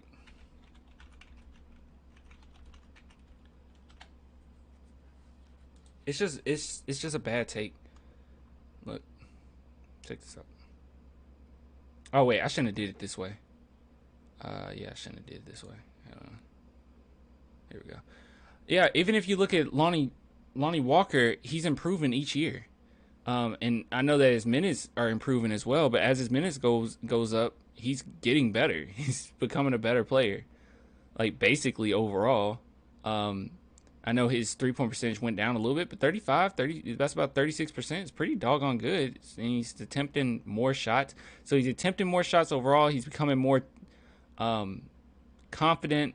He started in more games, and his stats are improving. I mean, that's just not a good take, just to say, oh, just trade anybody that's not, like, that's just dumb. I know Derek White was injured this season, but even if you look at Derek White, like I said, everyone says he's old. It's like, bro, he's a late bloomer. But even you look at his stats, they get it, they're improving. I mean, it's nothing but an upside for all of our players. I don't think any one of our players' quality is decreasing. You go to Keldon Johnson, it's improved. That's just a dumb take. What is he talking about? I mean, who else? Like, who else can I just throw out there? He said anybody can get traded, so we might as well go through everybody. I mean, let's see. Luka hasn't really played, so that's not really fair. But, I mean, I'm sure his stats have improved as well. Oh, no, it hasn't. But, I mean, he's barely playing, like I said. I mean, 33 games, but really, I mean, 9 minutes compared to his 16 from his 4 games. Yeah, he doesn't count. But my point is, it's just an asinine take. Like, he has no idea what he's talking about. anybody can get traded. Like, these guys are improving. And it's not like little improvements. It's a pretty big jump, right? I don't know. It is annoying, Hooligan, all of his cryptic tweets and stuff. I agree. All right, let's go to this one. Let's see. Keldon Johnson. If the name isn't DeJounte Murray, at any point in time, they can get traded. Because day by day, I'm more and more getting to the point that in the Western Conference, if you don't have that guy, not only can you not make the finals, you ain't gonna make the playoffs. In the yeah, we all say that, but we don't know if we have that guy. Like you're saying, everyone can get traded, which that would include our boy Devin Vassell, and we don't know. That's the only thing with the Spurs. We don't know if any of these guys are going to be just a superstar. But you're saying you don't have that guy. Look, man, it's not unheard of for a player to become better in the NBA. Like, to start off as decent, you know, not too great, and then eventually be great. It's not unheard of. Look at Kawhi Leonard. Look at Giannis. I mean, it's not everyone comes straight off the gate looking like a Tim Duncan, and I think that's what he's not getting. Like, he wants us to tank and just go after the biggest talent. But it's like, there's other reasons why we win. There's other reasons why we've done well prior to, these last couple seasons. And we've seen improvement. And that's all it is. It's just like baby steps right now because we're missing so much. Even this season, he didn't even mention the fact that LaMarcus was gone. Like, how many games did LaMarcus play with us?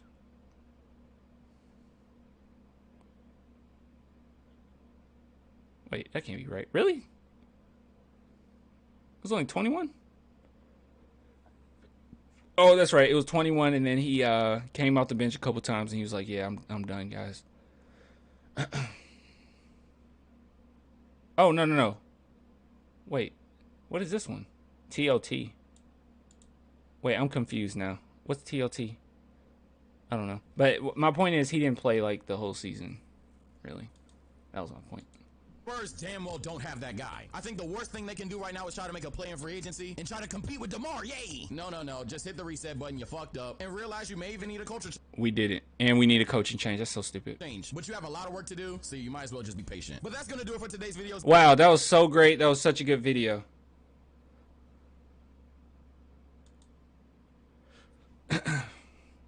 I'm that 20th person.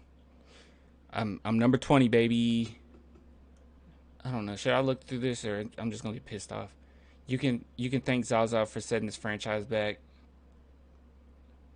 This vid made me sad. I seen the Spurs dominate. Oh, okay, these are decent. Spurs equal Patriots. We're good in the 2010s, great in 2000s, and about to be down terrible in 2020s. That's not true. We'll be all right. We'll be back on top, guys. All right. Let's see. Anything else I'm missing? By the way, guys, I've said this already. Another advertisement. I'm about to be 21. That's cool, bro. Happy birthday. But yeah, if you want to be a patron, right now we got 4 patrons. Okay. Yes, make it. You know what's funny? Then you know what's funnier than 24? Or 4. Number 5. Okay. All right. I just wanted to do that. I mean, I don't know. But yeah, if you want to be the 5th patron, please, links below. It's only $2 a month, like I said, bro. Like, if you want to give more, you can. I have Rick Franco gave way more than I just asked. But if you want to do that, that's cool. If you don't, it's just $2. 4 cents a day, man. If you want to support the channel. I'm trying to do a lot on the channel, trying to make things a little bit better. Even this whole aesthetic. By the way, do you guys like the aesthetic? I think it's pretty cool. I like the little the train. They go, look at it. Look at the little train. Hold on. It's gonna come back. Watch. He's look at the train. Yeah, I like the train. But yeah, if you want to be a patron, please do that. TLT is Toronto. Oh, really? That's weird. But yeah, links below for patron if you want to do that. It's all good, man. It's all good in the hood, man. It's all good in the hood. Actually, maybe I should post something. Should I post something on here right now? Wait, am I logged in? I am logged in. Hold on. I don't want to show you guys something. Post. New. Okay. Hold on. Let's do a poll. Okay. All right. Here we go. Is TSO stupid? We're gonna do yes. We're gonna do yes. You say add one more option. Yes. There we go. All right. Let's publish that. Patrons only, okay? So if you want to be a patron and answer this very significant and important question, please become a patron and you can answer it, okay? Stupid dude. All right, okay. Yeah, man, we're just chilling now. Let me see. All right, yeah, we just chilling. Let's see. What do I feel like doing? I'm gonna join the Discord. So if anybody want to jump in and talk, I'll have it open. Okay. Where's my Discord?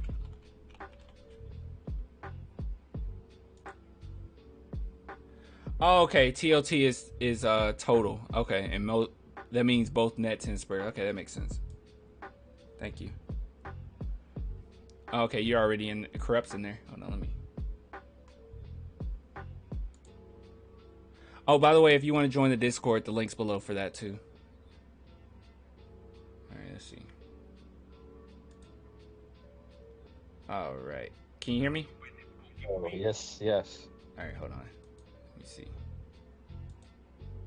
I don't know why I'm so stupid when it comes. Okay, here we go. Wait, no, I don't want to show. Turn off camera. There we go. All right, let's make this pop out. There we go. And I'll just bring it over here. What's up, man? What's up, bro? So, how did you like the very insightful video of TSO, bro? I didn't know it was gonna be that stupid. Like some of the stuff he said, it was like, yeah, and then some of the stuff, it's like you're just missing context. He was just missing context. Yeah, that's all it was. He's just missing context. I respect his opinion on the tanking because some people like actually believe that would work, right? Yeah. But because I don't like tanking in general. But it won't. I mean, his solutions were just. It was just too easy. Like, oh, get rid of the coach. It's like basic stuff that I hear from like everybody. Everyone says the same stuff. Get rid of the coach. Tank.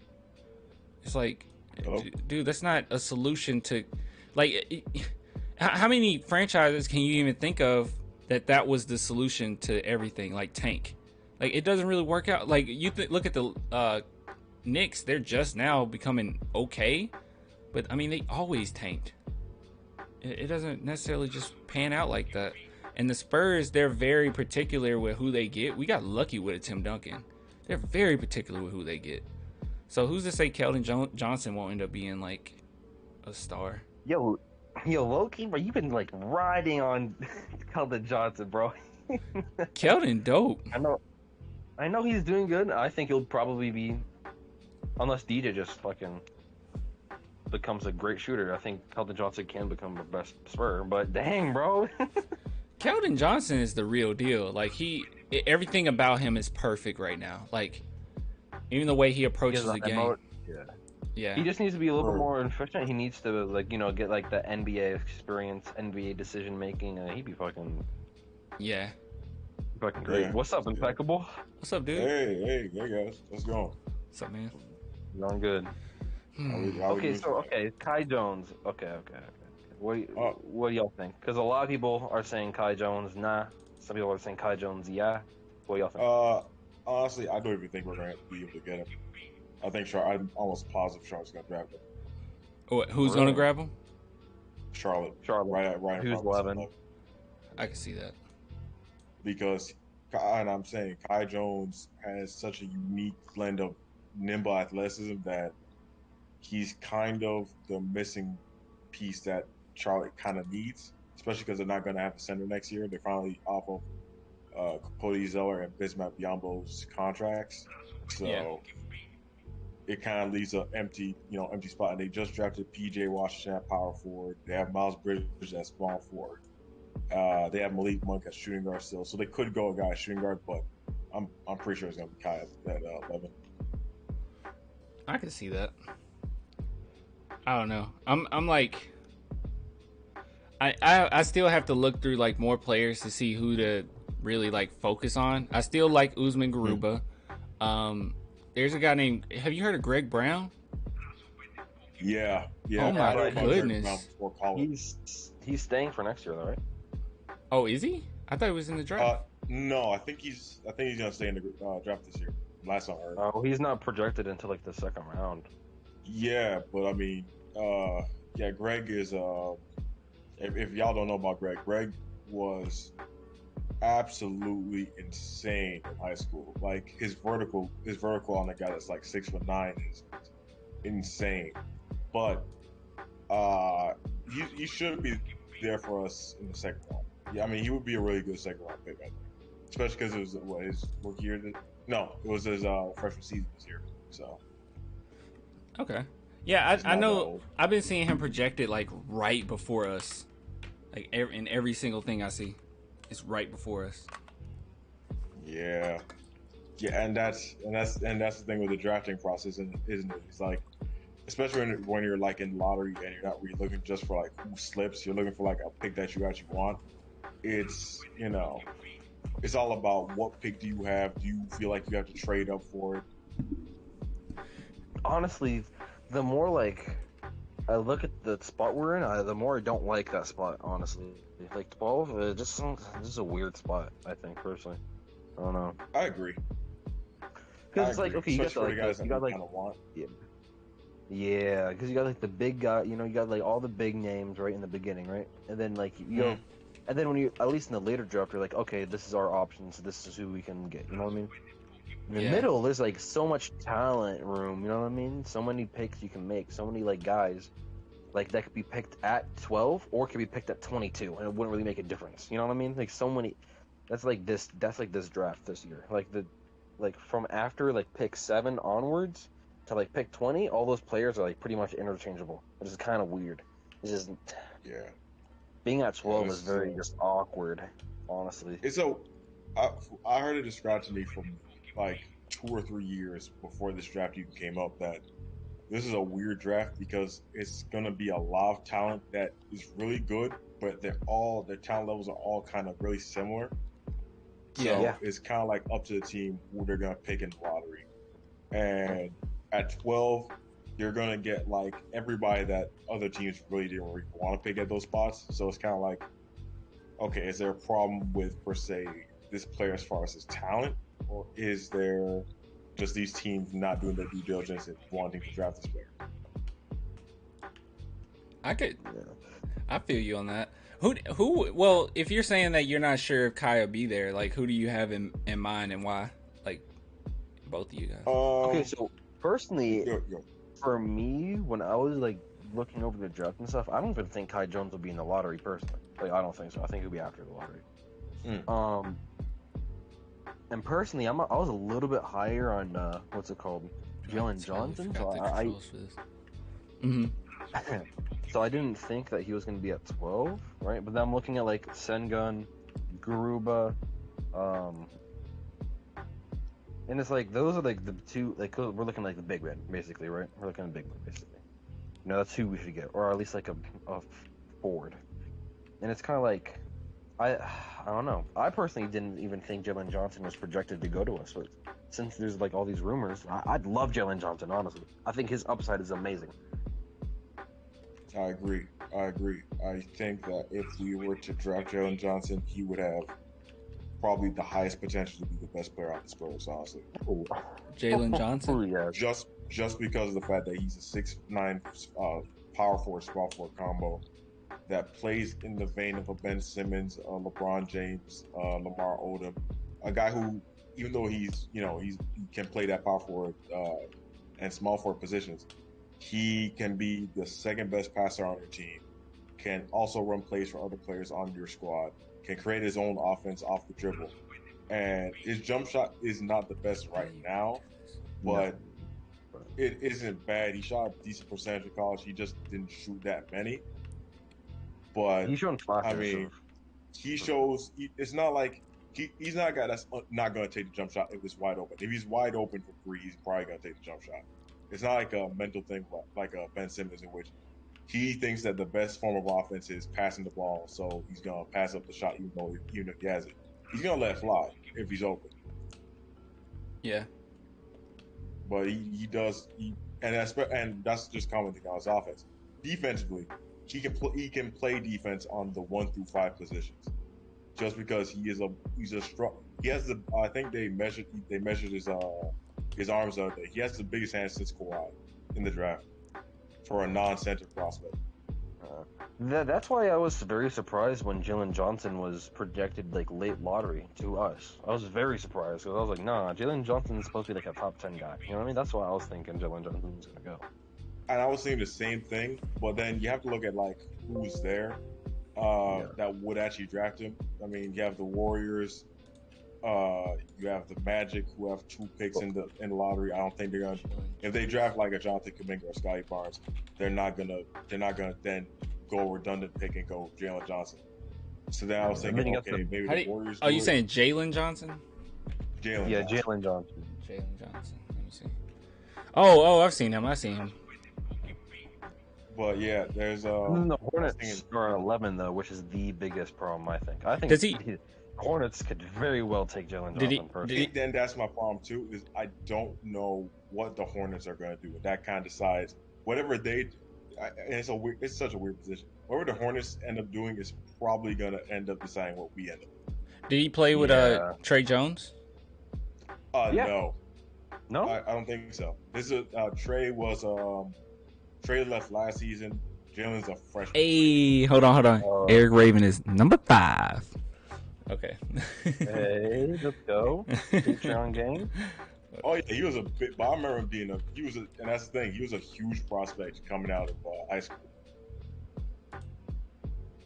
So, and the only reason really why he slipped to this part is mainly because of character issue, which I don't really see these character issues, but possibly character issues resulting from him leaving Duke a bit earlier. You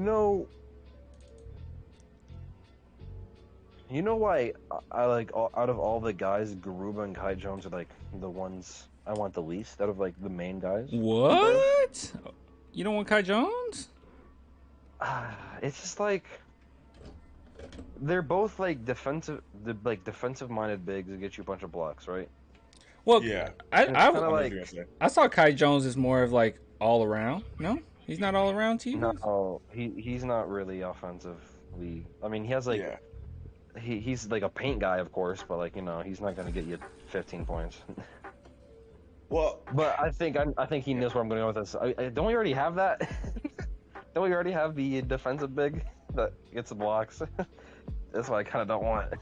And we already have that in Jakob. I think with Kai, you're just simply going for more upside with Kai. I think Kai is just the straight up just upside pick. Just because you do think that eventually Kai Jones can be your answer at that 5-man position. If he puts on some more mass, if he learns how to pick his spots, then he can be a really fluid, mobile center that you can run at 5 in just traditional lineups and at 4 in like a really big lineup. I think that's the upside pick. He could. I mean, his offense isn't great, but I mean, you have to understand, he didn't play basketball before the age, I want to say, like 14 or 15. And he's still, so he's only been playing basketball really for like 4 or 5 years. He was a track sprinter before that. Mm-hmm. So, yeah, that's the reason why he's raw. It's not from a lack of trying, it's from just a lack of experience. But I don't see him so much like the defensive answer. But Usman Garuba, yeah. No, Garuba is going to be. I'm not the highest on Garuba simply because I don't see that same. I think Garuba, and this is the thing that comes from having that experience already playing. He knows how to play a role, and he knows how to play it very well. But that role is defensive, power forward center. He's not really going to change his place all of a sudden just because he got drafted into the NBA. He's going to do a good job, but I don't see him. Being more than what he is right now. He doesn't have limited, that's what you're saying? He doesn't have a lot of athleticism, do he? Which one? Garuba. I don't. Yeah, it's like he has athleticism, but I don't know. It seems like his hops aren't necessarily there. You noticed that, right? Yeah, I noticed that. Yeah, that's He what is the all the 6'8", guy though, had right? to say too, is that he has a ton of speed and he shows a lot of mobility as far as running, but is vertical for whatever reason. He's not a vertical athlete. He just does not jump high Yeah, I noticed or that. very hard. Like, honestly, can't be real. I do not Yeah. understand why Garuba's even, like, ranked this high. Like, honestly. Wait, he's ranked around 20. Um, Is that not? Yeah, but, like, when I look at his stats, I know stats are just stats, right? But, like, It's his defense, I they're think. not impressive. You know what I mean? Even, yeah, I know. But Yeah. still. I think the only reason why Gruba's even listed as high as he is because so like a team. Let me say this: like a team I could see picking Gruba would be like the Warriors at 14, because that pick would make complete sense for them. I think he is. I think Garuba can be a premier role player on a team that already has a system in place and needs a guy who can come in, be that small ball big man, and play defense on a 2 or 3 or 4 or 5. And that's, he. So on an already established team, Garuba's gonna do just fine. But on a team like the Spurs, who don't really have we don't. I say this: all of our pieces aren't set in stone yet. So that's why I kind of hesitate on the Garuba pick because I don't know how. My question when it comes to Spurs in the lottery is: how many more times do the Spurs want to be in the lottery? Yeah. Yeah. I mean, how many more times do we want to have a lottery pick? Are we picking in the lottery just to build a team in the lottery, which would be just us tanking, but doing it the not traditional way, aka not tanking for top picks, but still maintaining a competitive streak in the league and being a team that you can't just sleep the night of and just wake up and just play the game and then beat us by like 20. Or are we just picking? Are we trying to pick players that we know are conducive to us winning more games and avoiding this same situation we're in right now? I don't know, but based off of their picks the last few years, I would assume that that's what they're trying to do is trying to get out of the lottery by making the best of what their picks are. That's a good question. I have no idea. I think honestly, the way that we're doing it right now, I think it's fine. Like, I mean, just keep trying to win. It's about the culture as well. And I think good things eventually come from it. And I honestly, I mean, when it's all said and done, we don't even know what our last 2 picks are yet. Like, the last couple times that we picked in the draft, whether it be Luka Samanic, Keldon, and Devin, we don't know what they're going to be. Like, it could be a few years down the line, and then they're like superstar talent or star talent, and we're looking like, oh, the Spurs are brilliant. So I don't think I don't think it's time to really panic with tanking or anything.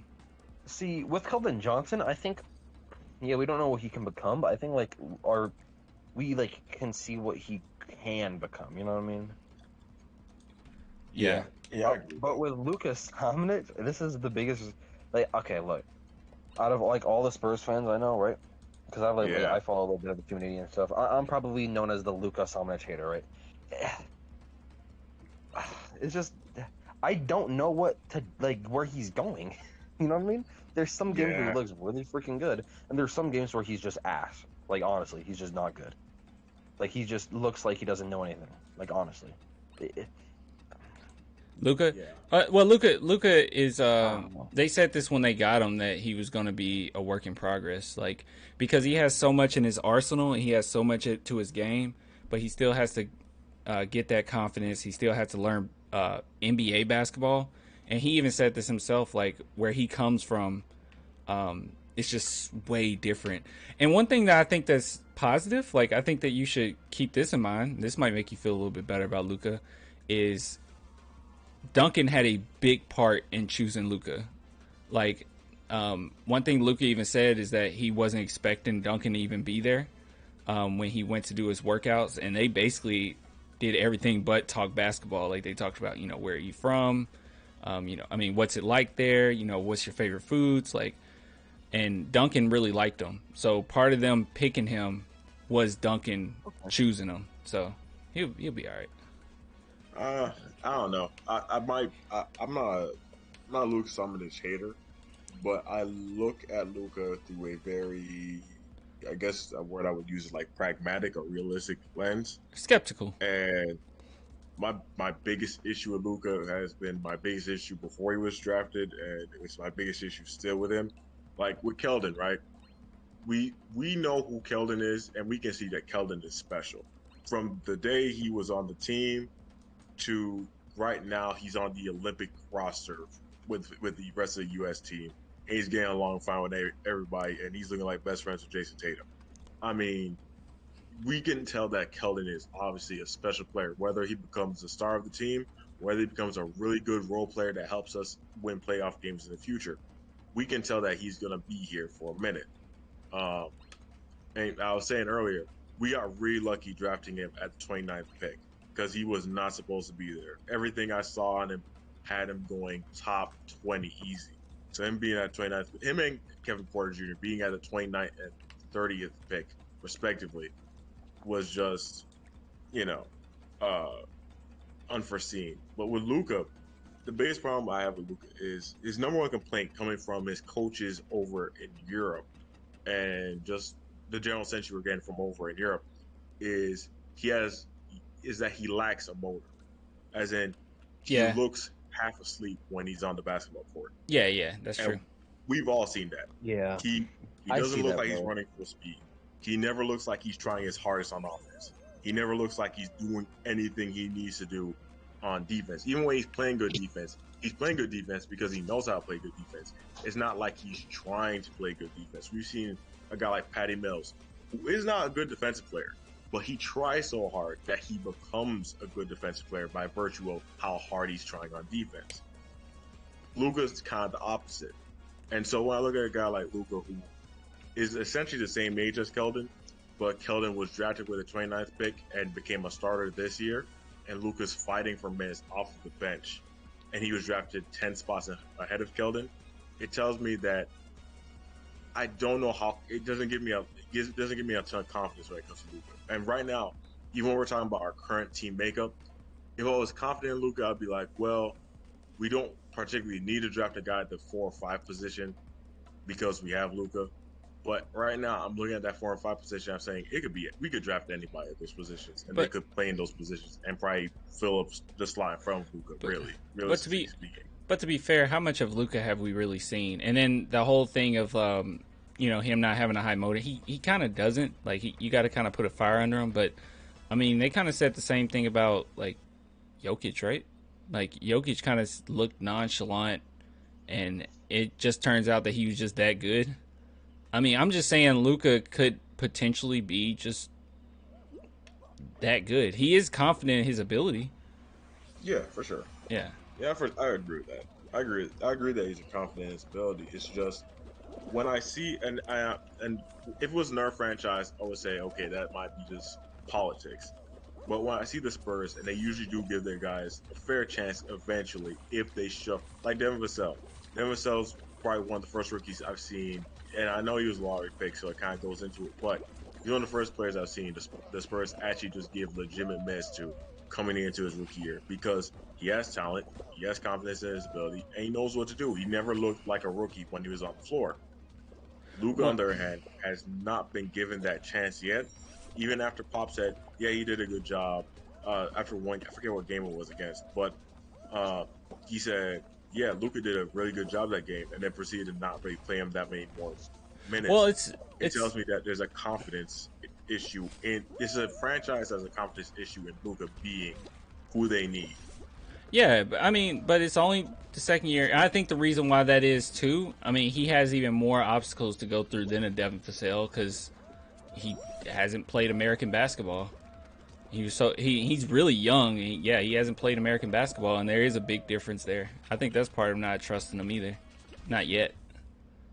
I agree, but I'm not even really trying to harp on Luka because I don't really want to harp on him. But even when it comes to like the entire adapting to NBA basketball, we have seen European prospects, especially, and it's easy to say that in recent years, like with Luka Doncic and Nikola Jokic, but we've seen foreign prospects come to the NBA and, if not surpass expectations, just by virtue of the fact that in Europe it's a harder place to score in because the game's so much more physical. And Luka did not come into the. And I remember on America Play what Luka was. They said he wasn't that strong for his size. And I was looking at how much he weighed on most draft sheets. They say he was 225 pounds. So I was saying to myself, well, either they're lying about his weight or he just plays a lot softer than he looks. He avoids contact. Constantly. Yeah. And he looks like, and he does have the frame in which he doesn't look frail. I've seen frailer players seek more contact, and everything about his game just doesn't give me confidence that he's a long-term answer for us. Well, Giannis, how big is Giannis? 240 pounds? 242. 242. Luka's like 235, I think. Yeah. Strange enough. Like, I don't think anybody would expect that. But yeah, they're like the same height, and Luka is like about the size. So he has the weight on him, and he has shoulders. Like, even though he looks really skinny, he's building muscle, but his shoulders is what, allows him to make contact. I think this season, I mean, if you look up the highlight, because he's barely played, but if you look up the highlights of Luka, he was finding a little bit of contact. He was kind of surprising some people off the dribble. So I don't know. I mean, I think Luka's gonna be. I think he's okay. It's just a learning curve, and I just it's hard for me to just be like, oh, he's gonna be this, or he's gonna be that, when I just haven't seen him. Like, we don't know what he is. It's just being realistic.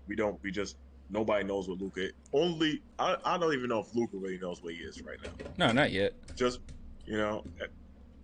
So we can't really. I can't. Me personally, I can't. I'm not gonna say for sure. Oh my goodness. Not gonna end up being one of our best players, but we just don't know. Yeah. Oh, what's up? One player that I'm probably gonna have like my eyes out for like the most this season, besides probably Keldon Johnson, because I honestly think Keldon Johnson's gonna make like a big leap. But besides him, Lonnie Walker, I'm gonna have watch. I'm like, my eyes will be glued on Lonnie Walker when he's on the court. He said Luka is not very good. Jokic and Luka shouldn't be in the same sentence. I'm sorry, Mastermind. Don't yell at me. But Lonnie Walker's because when he was off the bench, he looked really fucking good, right? Lonnie Walker? Especially especially those later games too. Like, he looked really fucking good. Like, later in the season, right? Yeah, he did. Kind of I remember last season where he had those games, right, where it just looked like he could become like an offensive super mega mind star, right? Because he'll get stuck with Rockets, had the fucking amazing game, and then all that kind of stuff too, right? Yeah. What do you think is his ceiling after watching this season? Kind of, getting that hype die down a little bit. What do you think his ceiling is? Do you think it's still an offensive star and stuff like that? I'm very hesitant to put a huge label on him as far as what his ceiling is, but I will say I'm just gonna go ahead and stick with what they said about him initially, and that he could potentially be a Donovan Mitchell. Even Donovan Mitchell said it, so I'm gonna stick with that. I think his ceiling is Donovan Mitchell, which is a crazy ceiling. But yeah, it's a crazy ceiling. Yeah, at this point. But he has the assets to be that. That's what his ceiling is. That's not necessarily me saying he'll reach that, but if you're saying the best he could get, I think that's the best he could get. I think that's a good take, man. I don't know. Personally, with Lonnie, I think that this, and the funny thing about Lonnie is his problems, I think, are the same problems with all of our other young guys, which is a lot of their problems aren't actually physical problems with them. Nothing's physical. It's a lot of mental issues they have. As in, I think they're overthinking, or they're either overthinking what they're supposed to be doing, or they're overthinking how they're supposed to function in our system. Yeah. And so with Lonnie, I saw a lot of hesitate with Lonnie, I know it's a lot of hesitation in his game. Like, I think his first instinct is to score, but you'll see him hold himself back and reel himself back and not try to. He'll just try to make the right pass or right move. That would be a Spurs-esque move. So Lonnie, initially when he was coming into, he went to the draft. I think Jalen Rose compared him to D Wade, and I was like, that's a really good comparison based off of how he's built, his size for the shooting guard position, the way he plays, the way he scores, how physical he is at the shooting guard position. So I think his ceiling could be maybe if he is what he can be, which I'm confident he can be. He could be like a D-Wade light, as in a guy who can give you 22, 23 points per game, 5 rebounds, 2 assists on pretty decent efficiency, and will actually open up your offense a lot. I could see that. D-Wade is huge. That's a huge, like... It was a big comparison. I remember seeing it and being like, wow, that's high praise. Jalen Rose said that? Yeah. I was Jalen Rose. I hate Molly Qerim. I don't know. Every time I hear Jalen Rose, I think of her. I hate her. Excuse me, that's Molly Karen Rose now. Oh, are they married? Maybe. Yeah. Oh God. Dude. Maybe I'm being a little bit too too much of a skeptic for Lonnie, but I don't know about either of those takes, honestly. Like, I think he can be a solid guy, like solid 20 point per game guy, honestly, with like 20 decent efficiency. Like, that's which is still star. That's still almost very good. But... That's borderline star. You say 20 points per game, right? Isn't that like a star player? Yeah, 20 points per game. Yeah. I mean, it depends on what role. I guess it depends on what role he's in. Like, if we're playing him like starting shooting guard, 20 points a game is good, but could you improve it? Possibly. But like as like a 6-man, as like Lonnie playing as like our 6-man off the bench, he's the first option off the bench. Yeah, that would be. I think honestly, if we didn't, I think our main problem is like we don't have anybody to really run the bench right now, especially now that Patty may not be there next year. So maybe this is our chance to see what Lonnie is going to be for us. I don't know. That's what this year is, really. It's just a proving ground, essentially. Yeah. And this is a contract year, so like I'm fully in the mindset that if he don't make a big jump this season, then I'm not sure. Like, I think this is the season though that we'll see it because, like I said, contract season but he's had improvement. I think I showed it on stream. Like, if you look at every single player, they've had some type of improvement. That's why that video was stupid to me. Like, Lonnie Walker has had big improvement. Sorry. What were you gonna say? I'm sorry. Well, I'm going to say 2 things. One, you should watch the same guy because he hates Kyle Kuzma.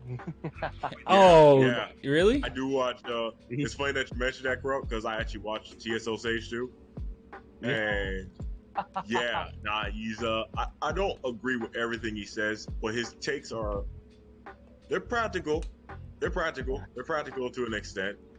Why does he hate Kyle Kuzma? He's a Lakers, like a diehard Lakers fan, right? Yeah. Oh, okay. Yeah, he seems like a Lakers. He seems like a Lakers fan. I don't know. It's just something about him. Yeah. He like watches every single game, whatever, right? And then he does not like college. He like watches like everything that he does. Anyways, not like everything as in like he's stalking him, but you know what I mean. Yeah.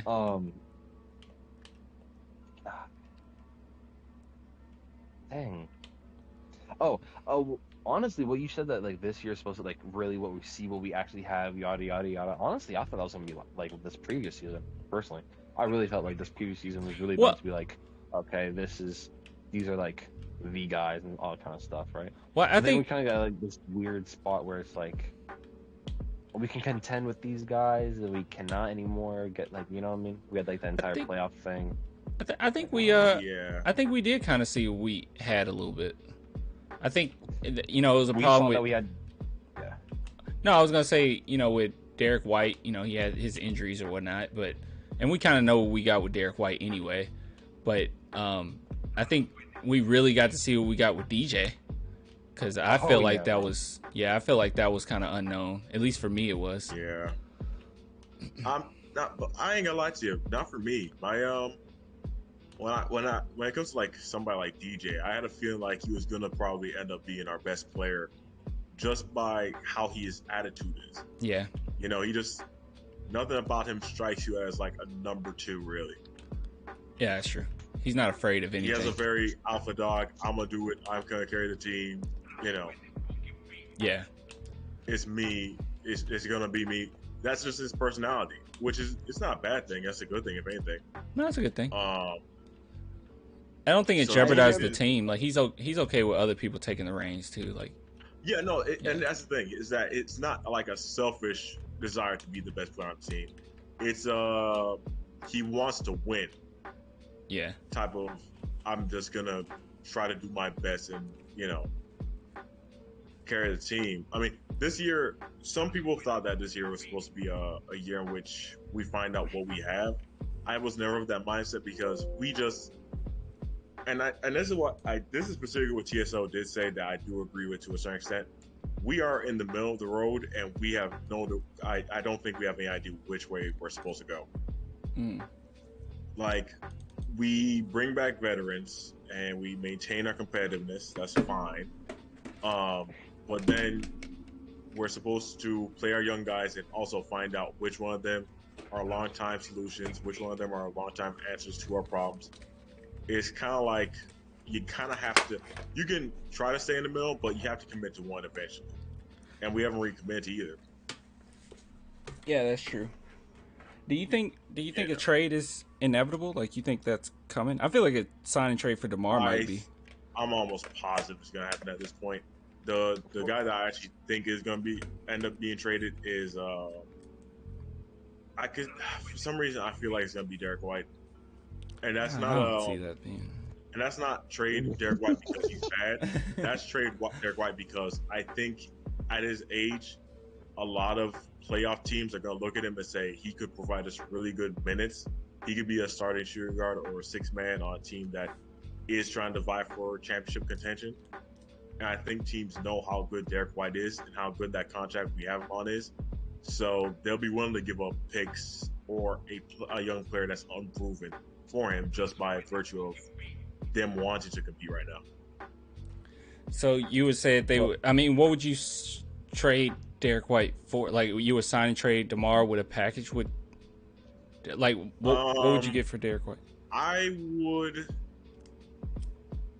Shoot, I don't even know if I would want to even do any of that. I mean, I would if it came down to it. I think trading Derek and DeMar would probably be not a dumb idea. Mm-hmm. But it all depends on what you feel like you can get for him. Like, so here. Yeah, no, go ahead. So okay. I'm thinking about this, right? Mm-hmm. Okay. So sign and trade DeMar DeRozan and with Derek White. Let's do that package, right? A couple teams. Man, it's kind of weird. Actually, you know what? A team. Go ahead. I was gonna say a team. I wouldn't mind seeing them go to would be, or a team I wouldn't mind even trading with would be like the Warriors, for example. Yeah. The Warriors. Get James, if they would be willing to part with James Wiseman and their 7th pick. You trade Derek White and DeMar DeRozan for that. I think that's good value. You keep on to your own draft pick, and that enables you to do a few things really with this draft. Wait. I was gonna say what's up? No, I was gonna say who would you get again? I didn't hear it. I'm trying to fix this. James Wiseman in the 7th pick this year. Oh, okay. Oh, 7th pick. That wouldn't be bad. See, what I was thinking was kind of there's a certain thing happening in Boston right now, where that team has like no direction like whatsoever, bro. They got Jason Tatum, right? But what are they gonna do with Jaylen Brown? You know what I mean? It looks like that team is just not gonna work out unless it's Tatum. You know what I mean? What if we try to get Jaylen Brown? Trade DeMar DeRozan and Derek White to the Boston for Jaylen Brown? Yeah, I wouldn't do it for Jaylen Brown. I mean, for me, I think it would have to be a player that I'm confident that he could like hold the reins and be that guy. I just don't think Jaylen Brown is. I don't know. I think he's always going to be like a 2-tier. You know. You think Jaylen Brown is, but Kyle Kuzma? Yeah. Okay. I think see, my ceiling for Kyle Kuzma is much higher because I'm basing Kyle Kuzma on his first 2 seasons and not on the last 2 seasons where everything changed for him. Like, I agree with him when he said that he could be a Tatum, like he's on the same level Tatum. I agree with him because he was a killer his first 2 seasons. I agree with him. He was a killer. That dude was a monster. Come on, bro. He destroyed us. Bro. He destroyed us. Tatum just has some, consistent seasons of being really good. But yeah, Kyle Kuzma was nasty. He was really nasty. I remember when we didn't get him and it came out that the Spurs wanted him, and I remember watching him and being so upset. Just being so upset that we didn't have at least 2 more picks where we could have got him, or an extra pick where we could have got him earlier. LL Clan, you tripping? I'm not tripping. Bro, I truly believe not that. Good, bro. He is. You gonna see? Jaylen Brown over. I would take Jaylen Brown over Kuzma in a heartbeat. Like you gonna see? Honestly. Oh, I wouldn't. You gonna see? Y'all gonna see? Bro, Jaylen Brown is one of the best 2-way guards in the entire guard/wing players in the entire NBA. Jaylen Brown can do on both offense and defense. It's not the same. It's not the same. That's not even saying that he's bad. That's not even saying that either of them are bad players per se. But Kyle is limited to an extent based on what he can do and what he does, which is he can score. He can score. He came into the league as a ready-made prospect essentially. But that's even the prospect that he is right now isn't that great. He's pretty good, but he's not that great. I can't wait till we get Kyle Kuzma and everybody's just eating their words. He's amazing, bro. Jaylen Brown can give you so 23 points and good defense, bro. So, come on. So did the first 2 seasons just not happen? Oh, what happened? Well, so the last 2 seasons did not just happen, Clan? The last 2 seasons, he had a consistent, smooth 13 points per game, but the problem was that LeBron James and that team was just not fit for him. Like, LeBron wanted him to be a spot-up shooter. His role changed. They said, now we need you to shoot. I mean, his confidence got hurt. His entire team was traded away. It wasn't his team. The dude is, we talk about alpha dog, he's one of those kind of players. Like, he has to be the guy, or at least, one of the guys, and he wasn't that. He was just like a get in line, and Kyle Kuzma was better than that.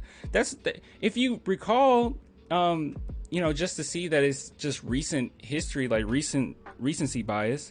If you think back in 2018, the Lakers didn't want to get rid of Kuzma. Like, now it's like, oh, Kuzma's trash. They want to get rid of him, but they were holding on to him. Like, when we tried to trade Kawhi, that was one of the main things we wanted was Kuzma, and they were like, we're not getting rid of Kuzma. No way we're getting rid of Kuzma. We're keeping Kuzma. And even the entire NBA fans were basically saying, oh no, they're not gonna get rid of Kuzma. Kuzma's too good. It's just recently everybody's like, he's trash. It's like, no, dude, he didn't forget how to play basketball from 2018 to 2019. He can still ball. I'm just saying, Clan, there's those players that show a lot of promise in the beginning, but then just never show up. So what happened? Kuzma can be that. So what happened from? Yeah, I mean, usually we can kind of see what the downfall is. So what happened between his second season and his third and fourth season? Kardashian. Okay, that's a good thing that happened. Okay, that's actually a really good point. But is he still with the Kardashian? That's the question. Devin Booker is now. All right. Wait, the same girl? Was he with Kendall Jenner? Oh yeah, I think so. That's gross, bro. They It's just a like Kardashian curse. It never fails. they destroy black men. Yeah. Every single one of them. Look at Kanye. Good lord. How you go from graduation to this? I ain't saying she's a gold digger. Okay. Yeah, exactly. What happened to that? I don't know, bro. Jesus. But here's the thing, bro. Jaylen Brown is like borderline all-star dog. Like the guy was putting up insane numbers, bro. And Kyle Kuzma, yes, he showed a good promise in the beginning, but right now, even when he does play, and even when like LeBron's off the court and it's just him, he shows he's very inconsistent. Like, I don't know, man. He's young. He's probably a little insecure. He's like, look, if I don't play up to par, LeBron's gonna make me look like J.R. Smith out here and flail his arms, or coach is gonna take me out. I mean, his role changed. I mean, do you just think he's like full of it when he said that his role changed? No, it was just I just think Jaylen Brown's just that much better, honestly. Like, yeah, honestly. I think I'm the same way. It's not even like, because role does matter. Role definitely 100% matters. And Kyle just not having a consistent one is a big thing. And I think that's the main reason why his draft stock is just so low right now. It's not because he's a bad player. It's just because his role changed so dramatically between when there was nobody but Ingram there and when there was now LeBron and AD, and there's a whole different system that he's being put into where he can't really create his own offense. Yeah. You know, it's a bit different. But Jaylen Brown is that guy right now. I mean, like he's made leaps and bounds in his game for first coming into the league. Like personally, when I look at what I look at, right, is I think Jaylen Brown can be that guy. He made a pretty big leap in offense this season. All right, if you look at it, 20 points per game from last season to this previous season. Well, okay, 2 seasons ago, 20 points per game. This previous season, 24.7 points per game, right? And he did it on a 48% shooting percentage and a 39% three-point shooting percentage. I think that's really freaking good, honestly. And he can bring it on defense also. I think that's exactly what we need. I think he could be the number one guy on our team, personally. Wait, Ruru just said now Kuz is with the bitchy next top model. Is he really? Yeah. Well, I mean, that's not, you know. That may not be something about his character. That just might mean he has finer taste. That's about it. Yeah, and he's not, you know, he's attractive. He's an attractive man. Look at him. Hold on. Let me bring him up. He's an attractive man. Oh, it's going to pull that cringy picture with him in the cowboy hat. Oh, Kyle Kuzma? Hold on. Where's Kyle Kuzma? Look at him. Of course he would be. Look how pretty he is. Look at it. This is a pretty man. I'm sorry. I'm sorry. He is a pretty man. I expect him to be with a top model. He's a pretty man. I mean, the freaking Kardashian. Don't be with a Kardashian, though. They'll destroy you. Models ain't destroyed anybody, right? Well, models? Models? I'm sure almost every NBA player is with a model, right? No? And Jaylen Brown's only 24 while doing this. I don't know, bro. It's just... it's okay. I mean, it's better than him just like, you know, being wild, you know, being crazy. Oh, her? Yeah. This who he's with? I've seen her before. Look at them. They're cute. Why you hating on her, Ruru?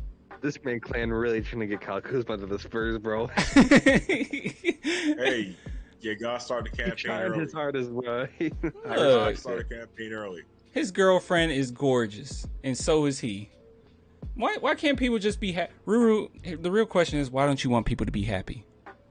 Let him be happy, Ruru. As long as he's not with a Kardashian, okay? And then we'll both be on the same page. You know what the real question is?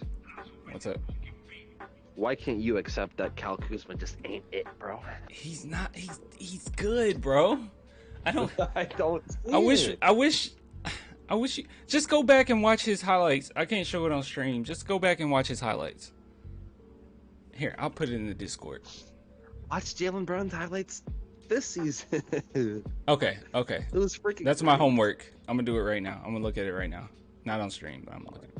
Let's see. Is it Jaylen Brown? I don't know why my Wii remote isn't connecting. I don't know what's going on with my stuff. All right, Jaylen Brown. Or maybe it needs an update. Hold on, let me bring it up again. It might just need an update. Configure interface. So Impeccable. You watch Sage also? I never knew that, bro. Yeah. I watched Sage. I watched Best Sage. Got the Sage through some 2K YouTubers doing Toxic Team Up. Toxic Team Up. Yeah. That's some fun material. Do you have a PS5? No. I'm gonna buy a new station probably before the end of the year. You gonna try to get a PlayStation at the end of the year? Yeah, probably. Okay, good. When the holiday come up. Good. When the holidays come back up, I guess some. Okay, that's good. Some Black Friday type of deals. Because then we can be on a team together. I kind of miss 2K. That was the only fun I've had in it when I could have a team. Not having anybody play with on PS5 sucks. Drop 35, and then you can be called Kuzma and drop 10 points. I'm always the point guard. I just like being the point guard. Oh wait, Ruru said she is a certified biatch. I watched her on Next Top Model. Keep the drama away from San Antonio. Nobody need that kind of drama or be. Okay, I have to watch it. Okay, I have to watch it. Ruru. To be fair, it's a TV show though. It could be worse. It could be worse. It's not like he's in a PJ Washington situation right now. What's going on with that? He dated a very famous what do you even call her? She's not even an IG model at this point. She even dated a very famous Instagram influencer in Brittany Rayner for like in fact they used to the rumor was that she was with Keldon at the University of Kentucky, but it turns out she went to the University of Kentucky. She went there to see PJ, and she's been dating him since PJ was in college. So very recently she PJ who? PJ Washington on the Hornets. Oh, PJ Washington. Yeah. I think you said BJ. I was like, BJ. Oh, my bad. Yeah, she and then she recently she had a child with him and then recently left him. Oh. The thing with PJ Washington. Sorry. Huh? I think PJ Washington is not that bad though. Like honestly. No, he's not. And that's the thing is that some people claim that she was with him just because she knew he was going to get into the NBA, which, that happens. Yeah, it's a possibility. These hoes ain't loyal. Why can't I? Oh my goodness, I don't know what's going on with all my stuff. All right, let me look at him. Jaylen Brown 2021. Like nothing's connected. I can't even game right now. That's so weird. What the fuck? That's weird. But yeah, I think if especially if we get rid of DeMar DeRozan, Jaylen Brown could fit in that role pretty easily. He could be a small forward. Shit. He's young he's 6'6", too, right? 220. What's up? He's young too, right? How young? Is he's 24 years old. 20. Oh, yeah, that's perfect. Jaylen's really young. He would fit seamlessly. And I've always thought this. He would fit seamlessly with what we're building. Honestly, I think he can do better if Tatum's not if he's the number one guy. You know what I mean? Like I think he will do better without Tatum. Yeah, I agree. And it seems like they have some feuds, not like those two personally, but like the entire team just has like feuds with each other. Like all those locker room stories and stuff like that, where like they're like arguing and like yelling at each other in the locker room during games and stuff. So I don't know. Well, it's just a lot of personalities in the locker room, you know. What's his contract look like? He just signed one, I think, right? Did he? Or is he still on his rookie deal?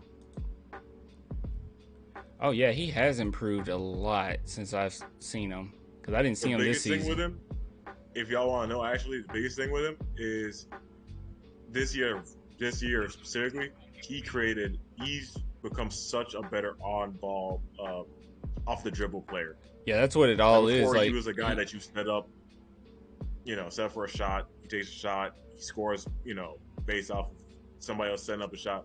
This year, he improved tremendously as far as shooting the ball on his own. He's shooting in faces. What happened with Boston? Why were they so bad? Injuries. I think it's chemistry, honestly. I think the team just doesn't mesh well together, honestly. Yeah, it was a perfect storm for them this year. The perfect mix of COVID, injuries, players not meshing well together on the court, Kemba Walker being very subpar. It happens, but So It was, in 2019, Jeez, he he's signed balling. a 4-year. Like in their face. In 2019, he signed a 4-year, $107 million contract. What was it? 4-year, $107 million. 107 million. So what is that? 20, 25, 26, 27 a year? Yeah. Is that I guess that's not a lot for him, huh? I mean, with the stats he's putting up and the defense he has, shit. For us, it's not. And, For us, and it's how not. young he is, it's a pretty good deal, honestly. Huh. And that's the big thing is he's still so young, and he's so good off and on the ball. Like the player that he kind of reminds me of is he kind of plays similar to like what you would think T-Mac or a Vince Carter played like, but he has such good defense, and it does make it. Of course, it makes a difference. I think also it could help if I don't really know how Jaylen Brown is, but if he helps mentor DJ a little bit, it can help him with his become a great two-way player. Yeah, just as DJ's. I mean, what is DJ's main problem? DJ's jump shot's not the best. I mean, his self creations become way better, especially with his off the dribble mid range shot. But if he could just learn to be a bit tighter with the ball and to create for himself, at the 3-point line, yeah. I mean, this man, bro, DeJounte Murray, bro. Can I just talk about DeJounte Murray for a second? Do I have permission to talk about DeJounte Murray, Mr. Clan, the Spurs fan? What, DeJounte? You don't need my permission to talk about DeJounte. What, you Okay, about bro, to like praise him? This man DeJounte, bro. He went from tearing his fucking ACL to averaging 10 points and having a big freaking leap to 16 points about. This man averaged 15 points, 7 rebounds, and almost 5.5 assists per game, bro. That's really freaking good all around, bro. And top-level defense, bro. Clamping up guys like Kemba Walker and all that kind of stuff, winning us games, bro. Oh my God, this man's about to be so special, bro. Imagine if he can hit threes now. This man about to be averaging 20 points, 7 rebounds, 7 assists with great defense, bro. This man, bro, I love fucking DeJounte Murray, bro. Oh my God. I think the most impressive thing I've seen from DJ and the most promising, like by far, is not even like, oh, the mid-range shooting is better. It's not even the 3-point shooting being better. It's like what he does at the end of games. Like every single game I've seen where it's close, he does something that's impactful. Whether we win or lose, more often we lose, but he had a huge impact on the end of games. Like every single time too. It was like he does something, that's important, like a steal here or free throw. Like every single time is something clutch from him, and it reminds me of Derek White as well. Like Derek White has that in him too, where it's like at the end he could do something important, but DJ was in your face, like, oh, I just stole the ball in this crucial moment. Like every single time he locks in. Another thing I like about DJ is what's it called? That even with all these minutes and even with him being like the starting point guard, he only averages 1.7 turnovers a game, which is really insane to me. Honestly. Oh, really? Yeah. Other point guards. Well, okay, you know what? Let me just go to Mr. Bradley Beal. He's not a point guard, but still. This last season, he lost 3.1 turnovers. That's freaking amazing compared to Bradley Beal's. Like 1.7 compared to Bradley Beal's 3.1. Like, come on, bro. Yeah. I think that's partially because he's just not turnover prone guard. So I think he also benefits from the fact that he wasn't the primary playmaker this year, since Demar was. So I mean, it would be realistic if DeMar's not here next year that his numbers are probably going to take a jump. But still, the job that he does do is really impressive. I agree. I mean, I've been high on DJ from the jump. I used to throw out the comparison of hopefully he could be like Penny Hardaway-esque. Mm-hmm. I used to think that. Now I've kind of lowered them a bit just because Penny was such a special type of point guard. But I could definitely still see him being a lead guard on a championship team. Oh, Yeah. Oh, DJ. Yeah. Yeah. For sure. Do you think he's like overrated amongst casual NBA fans? Because I every time I see him, like everybody wants him. No, I don't think that at all. No. Nope. No. It's specifically because of what he can do. Yeah. Specifically based on what he can do. How many point guards in the league are there that do what DJ does, realistically speaking? Couple. Yeah, I'm trying to think like defensive point guards. I don't know. Drew Holiday? Drew, yeah. Mm-hmm. He's not as aggressive as DJ, I don't think, on the offensive end. De'Aaron Fox, I guess, even though he's not really mentally. Derek White. I mean, Derek White kind of can. I mean, I'm not even like, I know it sounds like I'm trolling at this point, but or like standing or fanboying, but I mean, kind of Derek White. He can kind of. I mean, and I ain't even gonna say that's not fair. I mean, Derek does do a lot, but I don't know. DeJounte's scoring, but mixed with his ability to rebound. I think he was our leading rebounder this year. I'll say he was leading rebounder, if not top two. No, it was Jakob, but he was second. Second. Oh, so he was second. You're close to having a point guard be your second or he is your second best rebounder at the point guard position. You get also a primary playmaker, and you mix that in with the fact that his defense is guard defense. Let me put his guard defense. His guard defense top 5. I mean, it's just not that many guys that can do what he does or what he provides your team. Mm-hmm. Another thing that, like... Yeah. Good? Am I the only one that's concerned that a guard is our second leading rebound? Well, yeah. I mean, I thought about that a ton this past season. And it mainly comes from the fact that my view of, and this isn't an insult to Jakob, but he is who I always thought he was, which was he's a great rim protector, but beyond that, I mean, his skills are just kind of limited. He's never been a great rebounder. He's never been a great scorer either. He's always been just kind of, really good at what he does, which is block shots and deter people from shooting at the rim. He's a good starting center, but not like a one that you sign to a big deal. I think he's a good bench center, a great bench center, a really quality bench center. Pepe, which is not an insult to him, because what he provides is that based on the. I mean, listen, we saw what Jonas Valanciunas did in the playing game. I mean, 20 and 20 is inexcusable, even if it's a guy that you've played with, played with at some point, and he knows how to play against you, and it's not like it's somebody that you don't know. Because Jones wouldn't know how to play against Jakob better than just about any other center in the league, by virtue of that's the guy who he shared the floor with. But letting him go off for 20 and 10 and looking like a non-factor on offense is inexcusable. Yeah, that's true. For a starting center, for a bench big, that's why you were only playing for like 20 minutes a night. It's not insult; it's just the reality of the situation.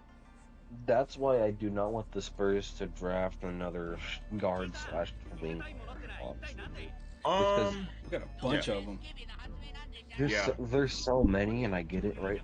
And honestly, even if there's like a certain big man or two on the board and we get another guard/wing, I wouldn't be mad. But at the same time, though, it's like, bro, that's such like compared to our guard/wing spot, dude. There's like nothing in the big man department at our place. Yeah. We got Jakob Poeltl, Drew Eubanks, and Samanic. That's not a good big. What happened? I'm trying to think like what happened where we got all these guards, because we got DJ, we got Derek White, and I know that was in preparation for Tony leaving. Lonnie Walker, which I think he was just probably the most talent on the board at that point. Keldon Johnson's a nice 3, so yeah, I think it's that made sense because you got the trade for Kawhi, so you need another. It wasn't even like the small forward pick. It was the 29th pick in the draft. At that point, you're just picking for best player available. At that point, yeah, which it was either him or Kevin Porter Jr. at that pick, which I don't think he could have gone wrong either of those two. Yeah, and then we had Bryn Forbes. I don't know if we do, but we have Quindary Witherspoon. We have Trey Jones, which was picked from the second round. Yeah, we're just kind of drafting them. Honestly, it doesn't. Only draft. Do you think we were overcompensating for like the direction the NBA is going in? But it doesn't really feel like. I don't know. I don't think so. Devin Vassell. Yeah, well, but Devin's not a big forward either. He's only his pre-draft. Before they even entered into the draft, they were thinking that he was going to be like a 6'7", small forward, shooting guard, maybe can guard some power forwards. He's 6'5", and he's not that big, so he's only really realistically going to play 2 and 3, which still leaves us empty at the 4 or 5 positions. Yeah. So, and it's weird because I think also. Personally, I think the big man thing with us always started when we didn't draft. When we signed Pau Gasol to that $16 million contract. Yeah, because it seemed like we were trying to do the big man thing. Like we were trying. I don't know, right? We signed Pau Gasol to $16 million. We didn't. I always criticized our move to not bring back Dwayne Dedmon because he. In the minutes that he did get, he was pretty good. And then David Lee retired with us, so it kind of just left our big man rotation kind of empty for a minute. And then I don't know. And then in the draft, I always thought that there'd be a big man that was there at our picks that we would draft, and that we just drafted another guard. And I was like, okay. And then I would look up what they're good at, and it's kind of all kind of the same things. We never draft. Like the one thing I always say that we never do, we never draft any scoring guards. They're all very well rounded, but they're not particularly great on offense. Yeah. Like Trey Jones, really good playmaker, really good on defense. Really like the pick from last year, even though we have a bunch of guards already. I really like the pick. Derek White has developed tremendously on offense, but was mainly a playmaking defensive type guard. DeJounte really didn't have an offensive game coming into the draft, but had the potential, and we're seeing that now. But he's mainly still a defensive playmaking type of guard. So, and same thing with Devin Vassell. Devin Vassell's a 3-point shooter, yes, but he's kind of just, there's a redundancy I'm noticing with our picks. Besides Lonnie Walker. Yeah. I'm playing the weirdest. Which is the main reason why, even though I don't mind us drafting, like, even if we were to draft Usman Garuba, I don't mind it because at least their effect is going to be felt on the floor, just because they're good at what they do, which in Usman's case would be defense. But the only thing I can see besides drafting a guy who plays the 4 or 5 position is if they draft a guy who can score the ball at a high clip. Because right now, our problem sometimes is we just don't have anybody that can initiate offense for themselves. I can see that. I don't think our picks have been bad by any means, and I wonder, is it necessarily a bad thing to have all these guards? Like if we just kept all of them right now, because it doesn't really look like their talent like overlaps with each other. Like what they do overlap with each other. Like we got too many slashers or nothing but shooters. Like I feel like they're pretty nicely balanced. Like I think Keldon Johnson is going to be a pretty good shooter when it's all said and done. I think Lonnie Walker is a decent shooter, and he kind of has everything in his arsenal. I don't know. It just feels like we could keep all of them. I don't know. Yeah, you see that's the one thing I kind of do disagree with. Not that their talent overlaps, but that we're going to be able to keep all of them. I don't know. When you have, I think that all of our young guards have the potential to be starting caliber guards, if that makes sense. Mm-hmm. And I think that some of them do deserve that chance, but I don't see them doing it here.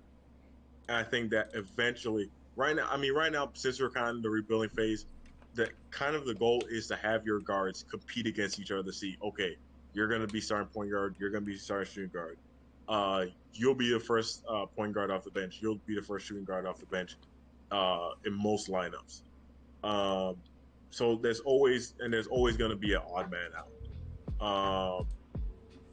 Right now, I'm just kind of curious what we do in the draft, because if we draft, let's say we draft another guard for the something time in a row. Yeah. Let's say we draft another guard. If we draft another guard that plays point guard, shooting guard, okay, then what becomes of the other point guard, shooting guards on our lineup? Like Trey Jones, Lonnie's gonna need some minutes. Vassell should not be not getting any minutes either, so that he has to get minutes. So then the question becomes, okay, you have all these guards. What positions are you going to play them at, and are they going to get a fair chance to showcase their skills or not? Who's the kid from Turkey? Somebody in the chat, Jamie, just said we need the kid from Turkey. That is let me try to say his name correctly. It is Alperen Sengun. Yeah. Alperen Sengun from Turkey. He's like the opposite of Jakob Poeltl. He's like an offensive-minded center. Yeah, exactly. Very offensive-minded. I think I said it. I want to say last stream, but maybe not. As post game, that guys 10 years, 20 years older than him have never touched. I mean, his post game his polish on the game is very well developed. My only problem with Alperen is he's got short arms comparative to his height, as in his arms are essentially how tall he is. His arms are as long as he is tall, which is not really what you look for in centers. And he's only 6'9". So and he's not like the biggest dude, even though he's well, he's in decent shape. He's not the biggest dude either. So the question that I've seen a lot of people throw out is, what position does he play in the NBA? Is he gonna play 4, or is he supposed to play 5? Because in today's league, he's a bit too slow-footed to play against most 4-men, but he's still not big enough to really guard most 5s. So he's kind of just in the opposition. He could grow more, obviously. So there's that. But as a player that he is now, it's kind of there's a few question marks about it. Okay. And he's not, and preferably, and this is just my own selfish type of picks. I think that the Spurs should probably try to draft a big man if they can't get the big man that they want. So let's say, I think I don't know if you saw the reports earlier, but the Spurs seem to be really enamored with Kai Jones, as in they had him do 3v3 tryouts. 3v3. They are having him do 3v3, as in they would take guys from on our team and do 3v3 practices with him. Oh. He says that's the only team that did that with him, and they took him out for dinner already. Oh, they're getting Kai Jones. That's what I'm thinking, is that they're doing all of this pageantry for Kai Jones. I was like, wow, they only ever do this when they're gonna draft a guy. They did it with Luka too, yeah. So, I think I'm pretty sure that's gonna be the guy that they're targeting on. But let's see what happens in the draft. I really don't know what Charlotte's gonna do, but I'm almost positive they're probably gonna draft him. I'm 90% positive they're gonna try to draft him. So whether the Spurs get that feeling and they try to trade up, I don't know. That's what I was gonna ask. I think, he does seem special. Like, he kind of fits our mentality and everything. Do you think, like, part of the reason why we've been successful for so long is because people took pay cuts? Do you see that happening? Anybody taking a pay cut? Like any of these young guys? Anybody taking a pay cut? I guess DJ already has, huh? I would say guys that are already in house would take a pay cut. That's my feeling. It's like a DeJounte, I could see taking a pay cut for 100%. Keldon, I could see taking a pay cut 100%. Lonnie, depends on how much he's being paid. I don't know. I don't know on Lonnie's end. I think Lonnie is like with DJ and Keldon. I see guys who are into the entire culture of the Spurs. With Lonnie, I think he's into it, but it's not. It's a bit different. As in, he's happy to be here, but if the money is coming there from somebody else, it's a bit different there. Now, as far as like outside of our own like young guys, I don't know. I don't know if anybody's willing to take my biggest question for this offseason has been, what do we do with the entire Demar situation? Do we try to bring him back? Do we sign and trade him? Sign and trade him is the one I've been leaning to, just to try to get some type of value out of him and send him somewhere that obviously he wants to play. Yeah. But I don't know. I think with the entire DeMar thing, it also depends on how much money does he want. Does he want a max contract? I don't know. Does he want a near max contract? Or is he willing to take a pay cut so that we can try to be more flexible in free agency? I don't know, because if he was willing to take a pay cut, let's say, and sign for like $19 to $21 million, that would enable us to then go after another restricted free agent like a John Collins or Jared Allen and try to strengthen our already good lineup so that we can be competitive next year. So, and all these questions all kind of come from the same place that you were talking about, and that I brought up too, is a lack of direction. I don't know what this team's really trying to do right now. I think I don't know. I just have a feeling when it's all said and done, it's going to be pretty nice. I feel like as far as right now, they're going in the direction of trying to fill it up with as much talent as they can, and then kind of deciphering who comes out of the weeds from that. And right now it's starting to look like Keldon. And if that's the case, and possibly they could build around him, or maybe, see if these other guys kind of fit around. Because it seems like they're just trying to really find the guy right now. Yeah. But, you filling in with talent, just trying to see where that goes. I don't think there's anything wrong with that. I think the only reason why it feels so terrible right now is us not making the playoffs, which is a big deal for us. But it's normal. I feel like we'll make it next year, which I feel like a lot of franchises can't even say that, when they're rebuilding or whatever. I think we can make it next year. I don't know. That's the thing. I don't know. There's only and here's the thing. I like to enjoy the entire rebuilding process because it comes with so many new possibilities, new things that can happen for your teams. It's just, it's just open, especially when you're like the Spurs. We haven't traded any of our picks, so we have all of our picks. We have cap space. Our team could be anything realistically we really want it to be within the next few years. It's just, one, we don't really have that guy yet. Keldon gives me feelings of he can be really good. He can be really good. As in, he's going to be one of the most exciting players in the NBA. He already is. And DJ is really good too. But they all kind of feel like it. Right now, our roster feels like if we had a number one guy on our team that was also a young guy, we'd be one of the most talked about teams in the NBA right now. That's my feeling because of how strong the rest of our pieces are. But yeah, it's our lack of a clear number one. Like what the Jazz did, or with what the Grizzlies did. Grizzlies go ahead and trade their longtime point guard, Mike Conley, just so that they can draft John Moran, right? As in they're clearing space so that they can tell him, hey, you're the guy that we're building around, right? Yeah. Same thing with the Jazz. They move out Gordon Hayward so that they're telling Donovan Mitchell, hey, you're our guy. We're committing to you. right now, I don't think the Spurs have anybody that we can really look at and say, hey, we're committing to you just yet. And I think the main goal in any draft, well, not in any draft, it depends on what your team needs are. But right now, we're in the lottery. I think the number one thing is we have to find that guy that we can commit ourselves to. Yeah. And that kind of then interacts with what we do next, how we do next season. Next season, I don't know. West is going to be tough.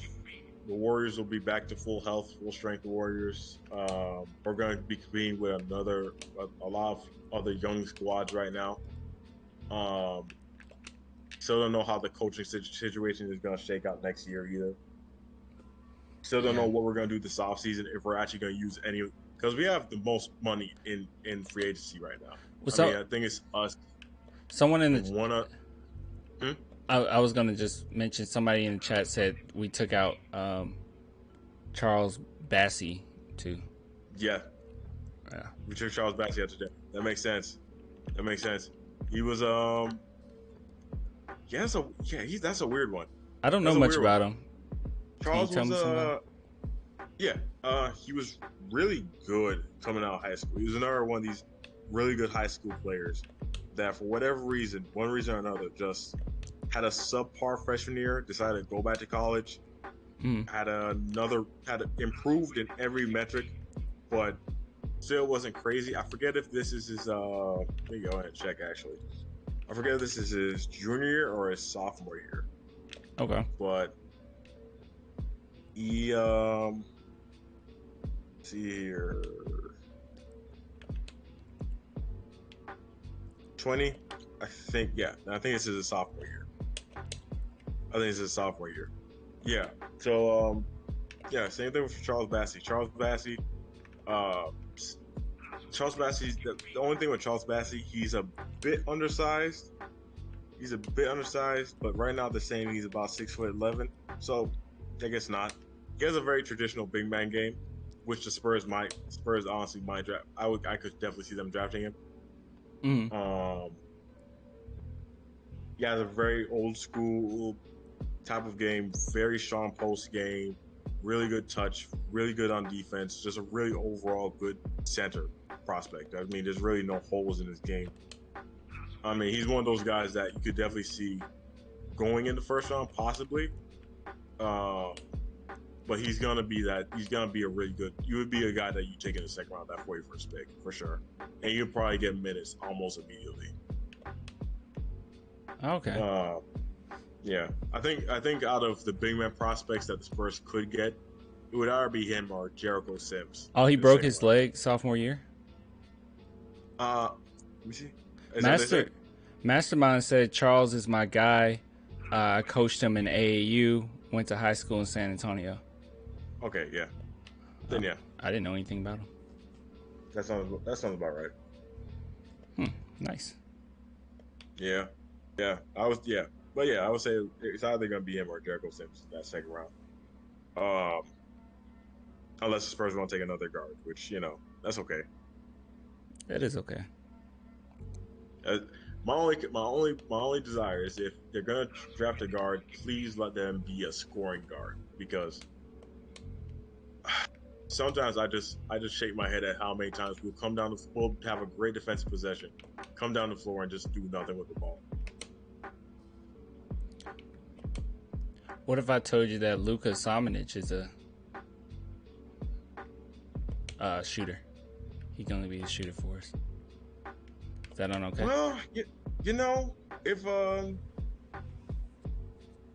it remains to be seen. I'll say that. That's a good answer. It remains to be seen. If he does it, well then great. Because really, I think the biggest thing with Luka Samanic, you just want to. He said most moody or book night. Yeah. I think most moody is one of those guys that I heard about way before this draft. He's not gonna be there pick whatsoever. He might be one of those guys that's gonna shock everybody and be one of those weird. He's projected to go where we're at, but he's gonna get picked at like number 6 or number 7. I wouldn't be surprised with that. And Book Knight, yeah, if the Spurs drafted Book Knight with that 12th pick, I wouldn't be mad about it, because he's He's really talented at shooting. And just scoring in general. Just touch around. Touch in general. It's just really good. But yeah, no. Luka Doncic, he could be though. It depends on how many minutes he gets. I really like Luka. It's just one of those things where it's just gonna have to, wait and see. Yeah. I mean, how many Spurs fans were upset about us not drafting Brandon Clark or Nasir Little when we drafted Luka Doncic? How is Nasir Little doing, by the way? Do you know? Nasir's doing just about nothing on the Trailblazers right now. Is he playing? Not really. Oh, okay. Not really. I don't think that's entirely his fault. I kind of just say that's just how the rotation is just shaking up, and the fact that the Trailblazers aren't the best developmental team in the NBA, of course. So they're kind of just not redeveloping him the right ways, but yeah,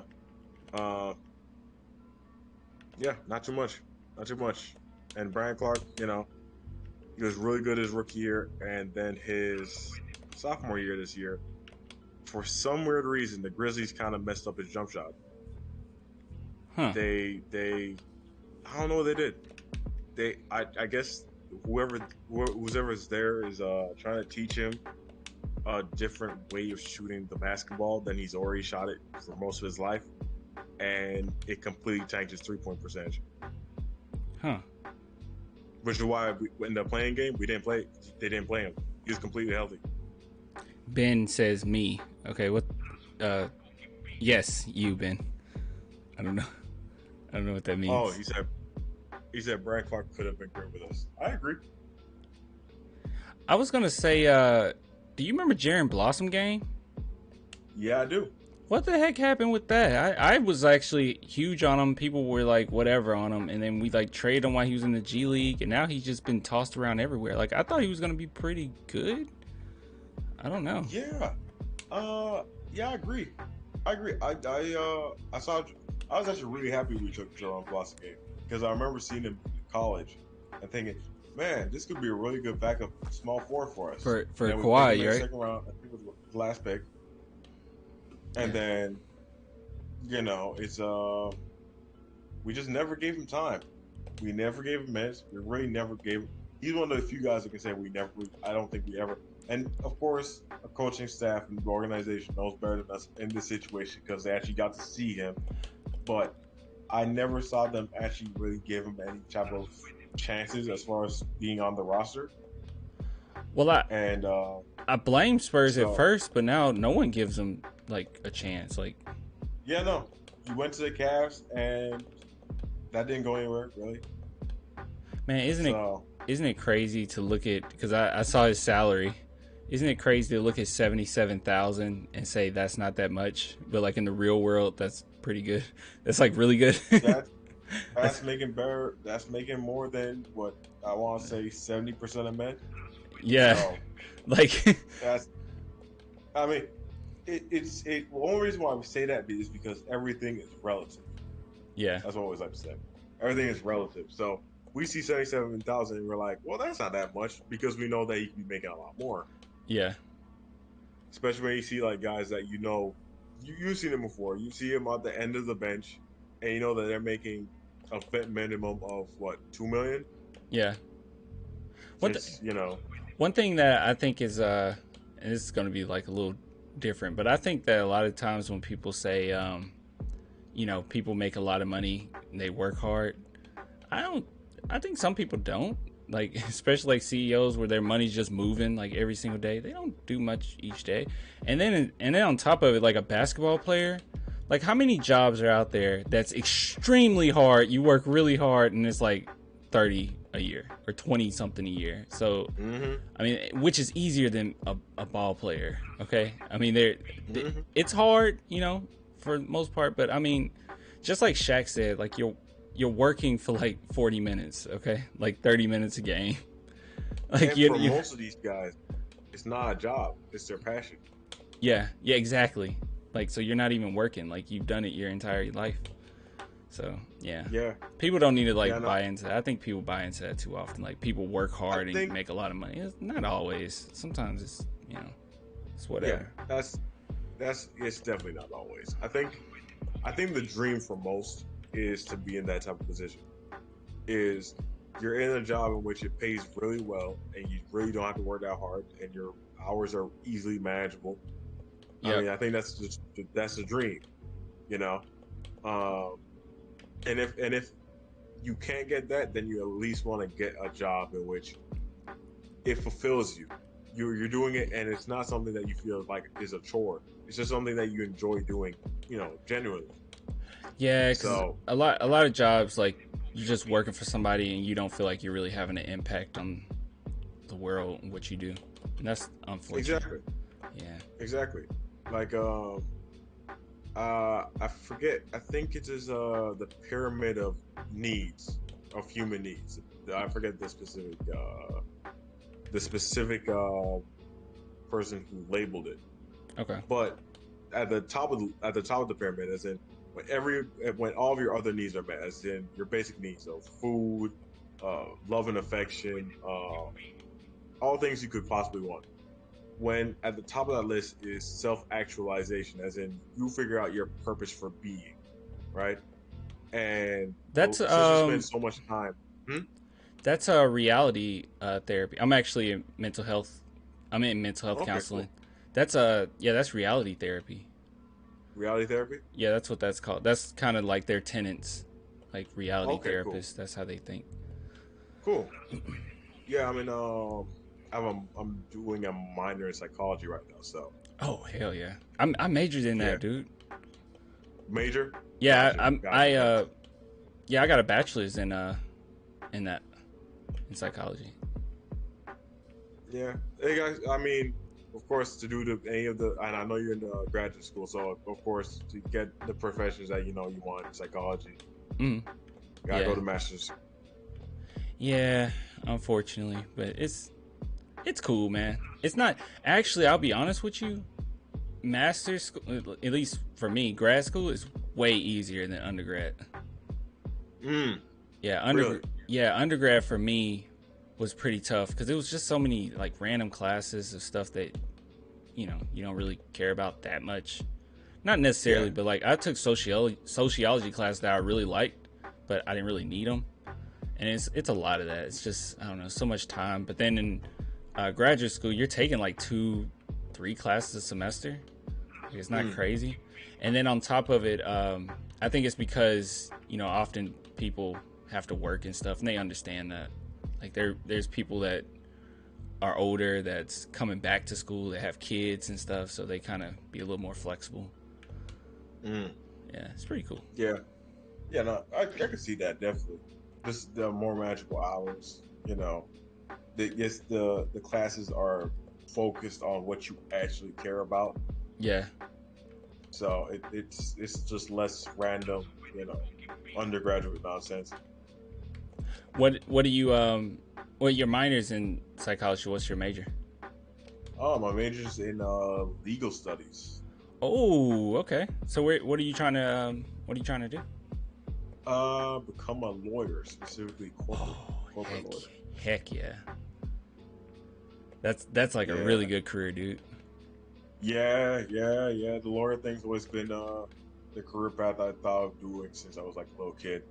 Oh heck yeah. And then I think midway through like high school I had like given thought to doing either becoming a neurosurgeon or possibly I actually toyed with the idea when I got to college of being a forensic architect. Oh, you mentioned neurosurgeon. That's what my sister wanted to do. She's a freshman. Oh, gotcha. Well, sophomore actually now. It's the one thing I've heard. The way I heard it described to me is it takes a ton of dedication. What's that? Law school? No, being a neurosurgeon. Oh, neurosurgeon, yeah. It takes a ton of dedication. Like you have to be borderline obsessed with the brain and its inner functions, and just the entire art form of dissecting the human brain. Yeah. Which isn't easy, of course. I was just gonna mention Mastermind said that it was easy for him too. Professors don't have you jumping through hoops. I agree. Yeah, I can imagine that. Yeah. Good night, Ruru. She said she's going to sleep. Yeah, I'm excited for this draft, man. What's 20? So Thursday? Yeah. Woo. 5 days from now. Yeah, we having a party. We having a party, boys. Wait a second, that's Wednesday. Ooh. Wait, it's Wednesday? I think so. 5 days from now? Oh. Saturday, Sunday. Yeah, Saturday, Sunday. Oh, no, it's Thursday. No, I'll take that back. No, you're right. You're 100% right. You're 100% right. Yeah. I forgot it's Saturday now. So, yeah, it's Thursday. That's going to be nice. Thursday is the big day.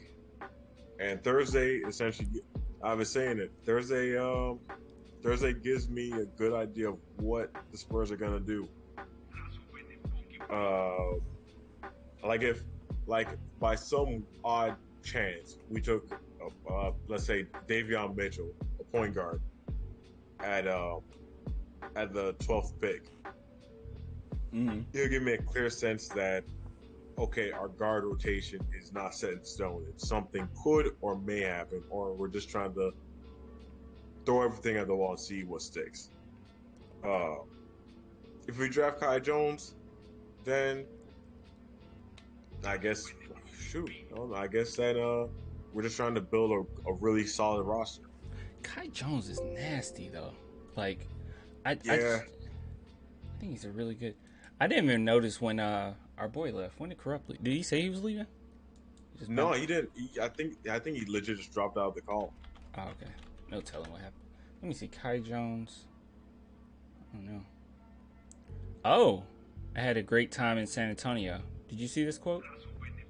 No. Here's a quote. I had a great time in San Antonio. See if it's any longer. I had a great time in San Antonio. I had dinner with the staff, and I got to meet some of the managers there and got a tour of the facilities. I bet you he wants to come to San Antonio. I did some squats, bench press, and just did some physical testing. I did some combine testing. They took me through all lanes, agility stuff. The next day, I got to work out and play some 3-on-3. They had my only 3-on-3 workout. That was really fun getting to compete and going at other guys. That workout went out really well. It was a chance for me to play against the competition to show how much stronger I've gotten, how much my skills have improved. It was really good. The food was really good. I had some salmon and is that bologna? I guess that's bologna. Bolognese, but bologna. Bolognese? Have I never seen this word before? Bolognese? That's bologna, right? No, that's not bologna. I think so. No. Oh no, this is it right here. This Bolognese. Oh, Bolognese. It's Italian. Yeah. Huh. Yeah. Okay. Bolognese. Interesting. Okay. Let's see. We just talked about life. We talked about the future and what's coming up for me. They asked me about my process, what I've been doing out in LA. We talked about some NBA players. We talked about the Spurs, like who they have, and talked about some their past players. So was Pop there? It sounds like Pop wasn't there. I feel like he would have said that. Oh, no, Pop wouldn't be there. Because Pop's with the Olympic team, right? Oh, duh, yeah. So who was there? I would assume Brian Wright, RC. Oh, okay, just the main guys. Okay. I assume. Huh. I don't know, man. I think he's gonna be okay. I like his look too. Like, you don't really get to see the headband that often. I hope he keeps it. Looks No, cool. you don't. No, you don't. Yeah, the headband's cool. His look is different. It's different. He's just a really I can't believe, but he looks longer than he probably even did. What's his nationality? Because he doesn't look. I don't know. He's The Bahamas? I think he's from the Bahamas, if I'm not mistaken. You're right. He is from. So he's foreign. Yeah, he's foreign. Great. He fits perfect. And he's from he went to Texas. I Hey. mean, you wouldn't be going anywhere. Dude, we gotta find a way to get him. If someone else is gonna get him, we just trade up. Yeah, at this point, I think that would be the move. I mean, from what I heard, from what I saw at least, they invited him and they invited his teammate Jericho Sims to go work out with them. So, so it could be a matter of us drafting Kai Jones. It could be a matter of us drafting Jericho Sims in the second round. We could do both. We could do neither. I don't know. I think Kai Jones is the thing that we're planning on doing, though, for sure, with our pick. I mean, he's good at everything. I mean, I'm looking at his pros and cons. I mean, cons struggles to consistently create his own shot. I mean, that can be worked on. Not an elite rebounder. That might be kind of troubling, but I mean, it's okay. I see Mastermind's comment in the chat here saying that Kai Jones only averaged like 6 points a game. And at least from how I heard it described, the big problem with Kai Jones is, remember when you mentioned, hey Clan, you remember when you mentioned Greg Brown? Mm-hmm. Well, Greg Brown was super highly touted in high school. So the role that they had Kai Jones playing was sixth man. He wasn't starting. Oh, okay. And I want to say they started Jericho Sims and Greg Brown together as a big man rotation duo. And they had Kai Jones come off the bench as a sixth man. And Kai was essentially allowed to do a bit of everything in this game, such as grade off the dribble, do his Euro step dunks that he likes to do, shoot the three if he felt like he could shoot the three, do self-creation stuff, this face-up game that you would expect like a guy put in that six-man position to really do, just to show off his game. Yeah. Which is mainly the reason why he's being projected at the pick he is now, is because he showed so much that, he probably has earned the right to get drafted at this point. So he just didn't really have the opportunity. He didn't. He just didn't have the starting opportunity, though. Yeah. He did not have the starting opportunity because Greg. I mean, I kid you not, and I was one of those people too. I saw Greg Brown's highlights coming out of high school, and I was like, my goodness, I don't think I've seen a kid that athletic.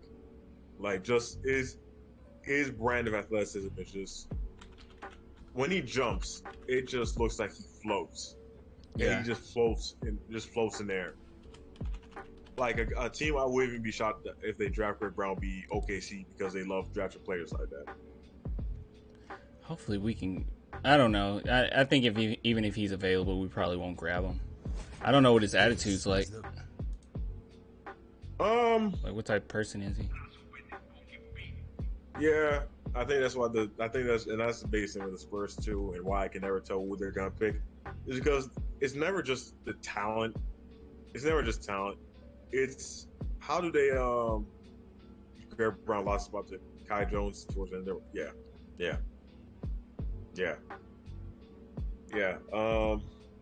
Spurs don't just draft based off of talent; they draft so much based off of who you personality. Yeah, who you are. Ooh. I see Isaiah Jackson as somebody that projected. Yeah. Okay. That list is different than the other ones I've seen. Yeah. Here, let me.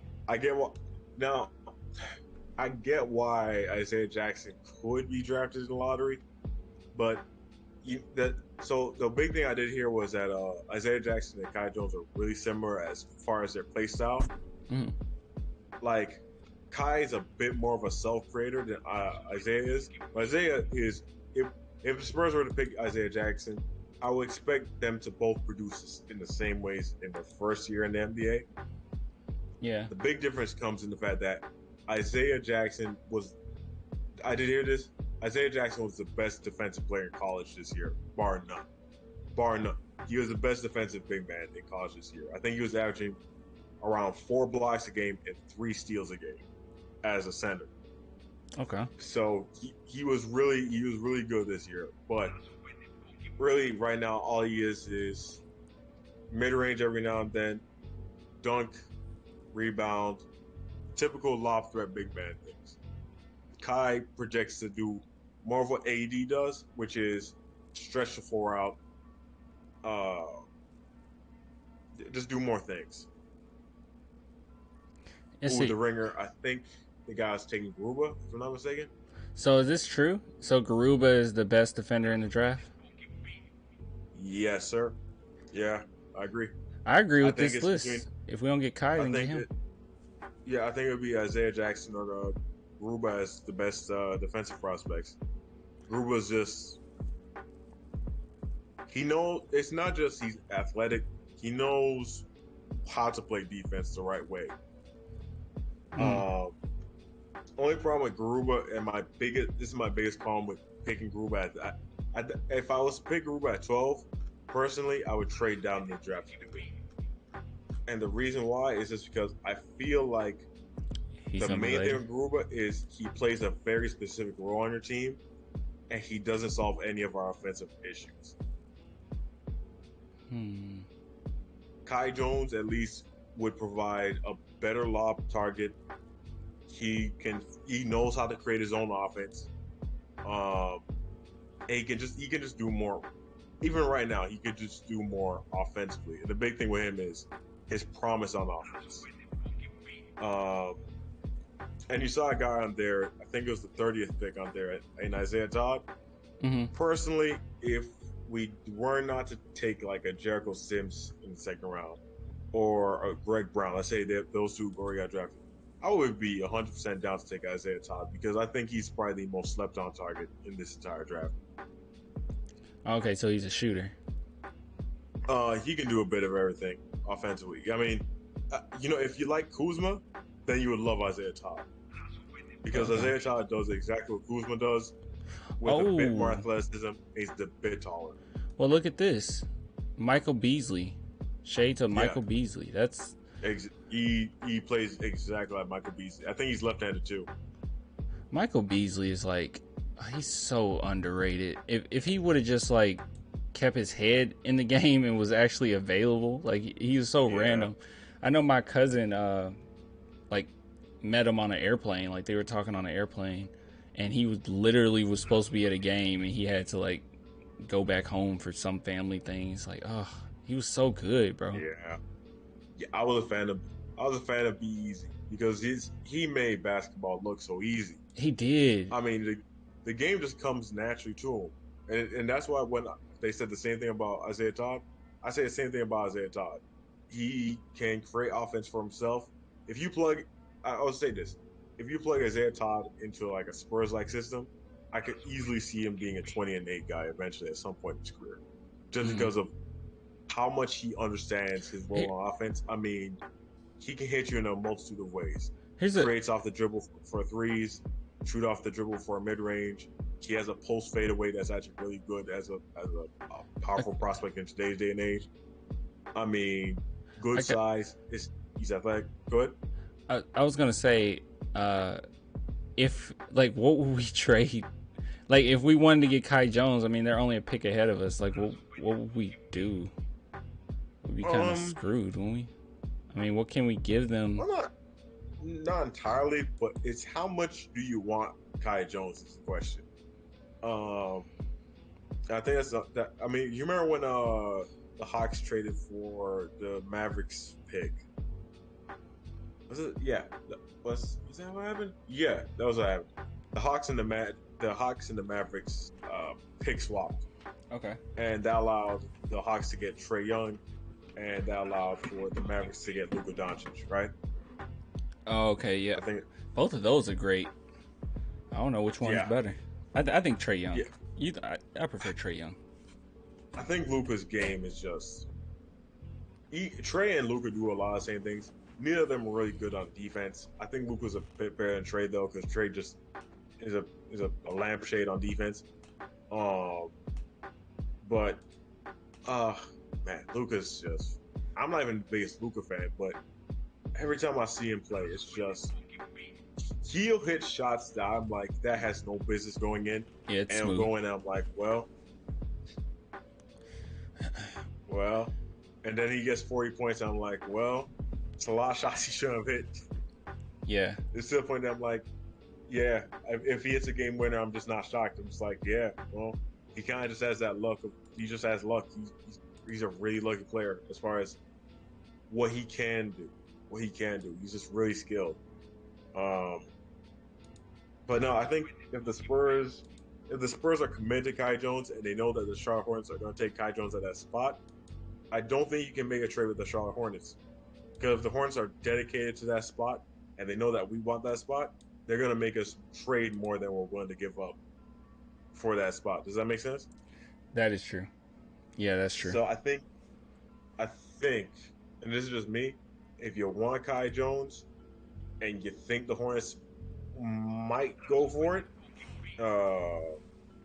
you have to trade with a team like either the Warriors, who are at 7, or trade with the Magic, who would have their second top lottery pick at like 8.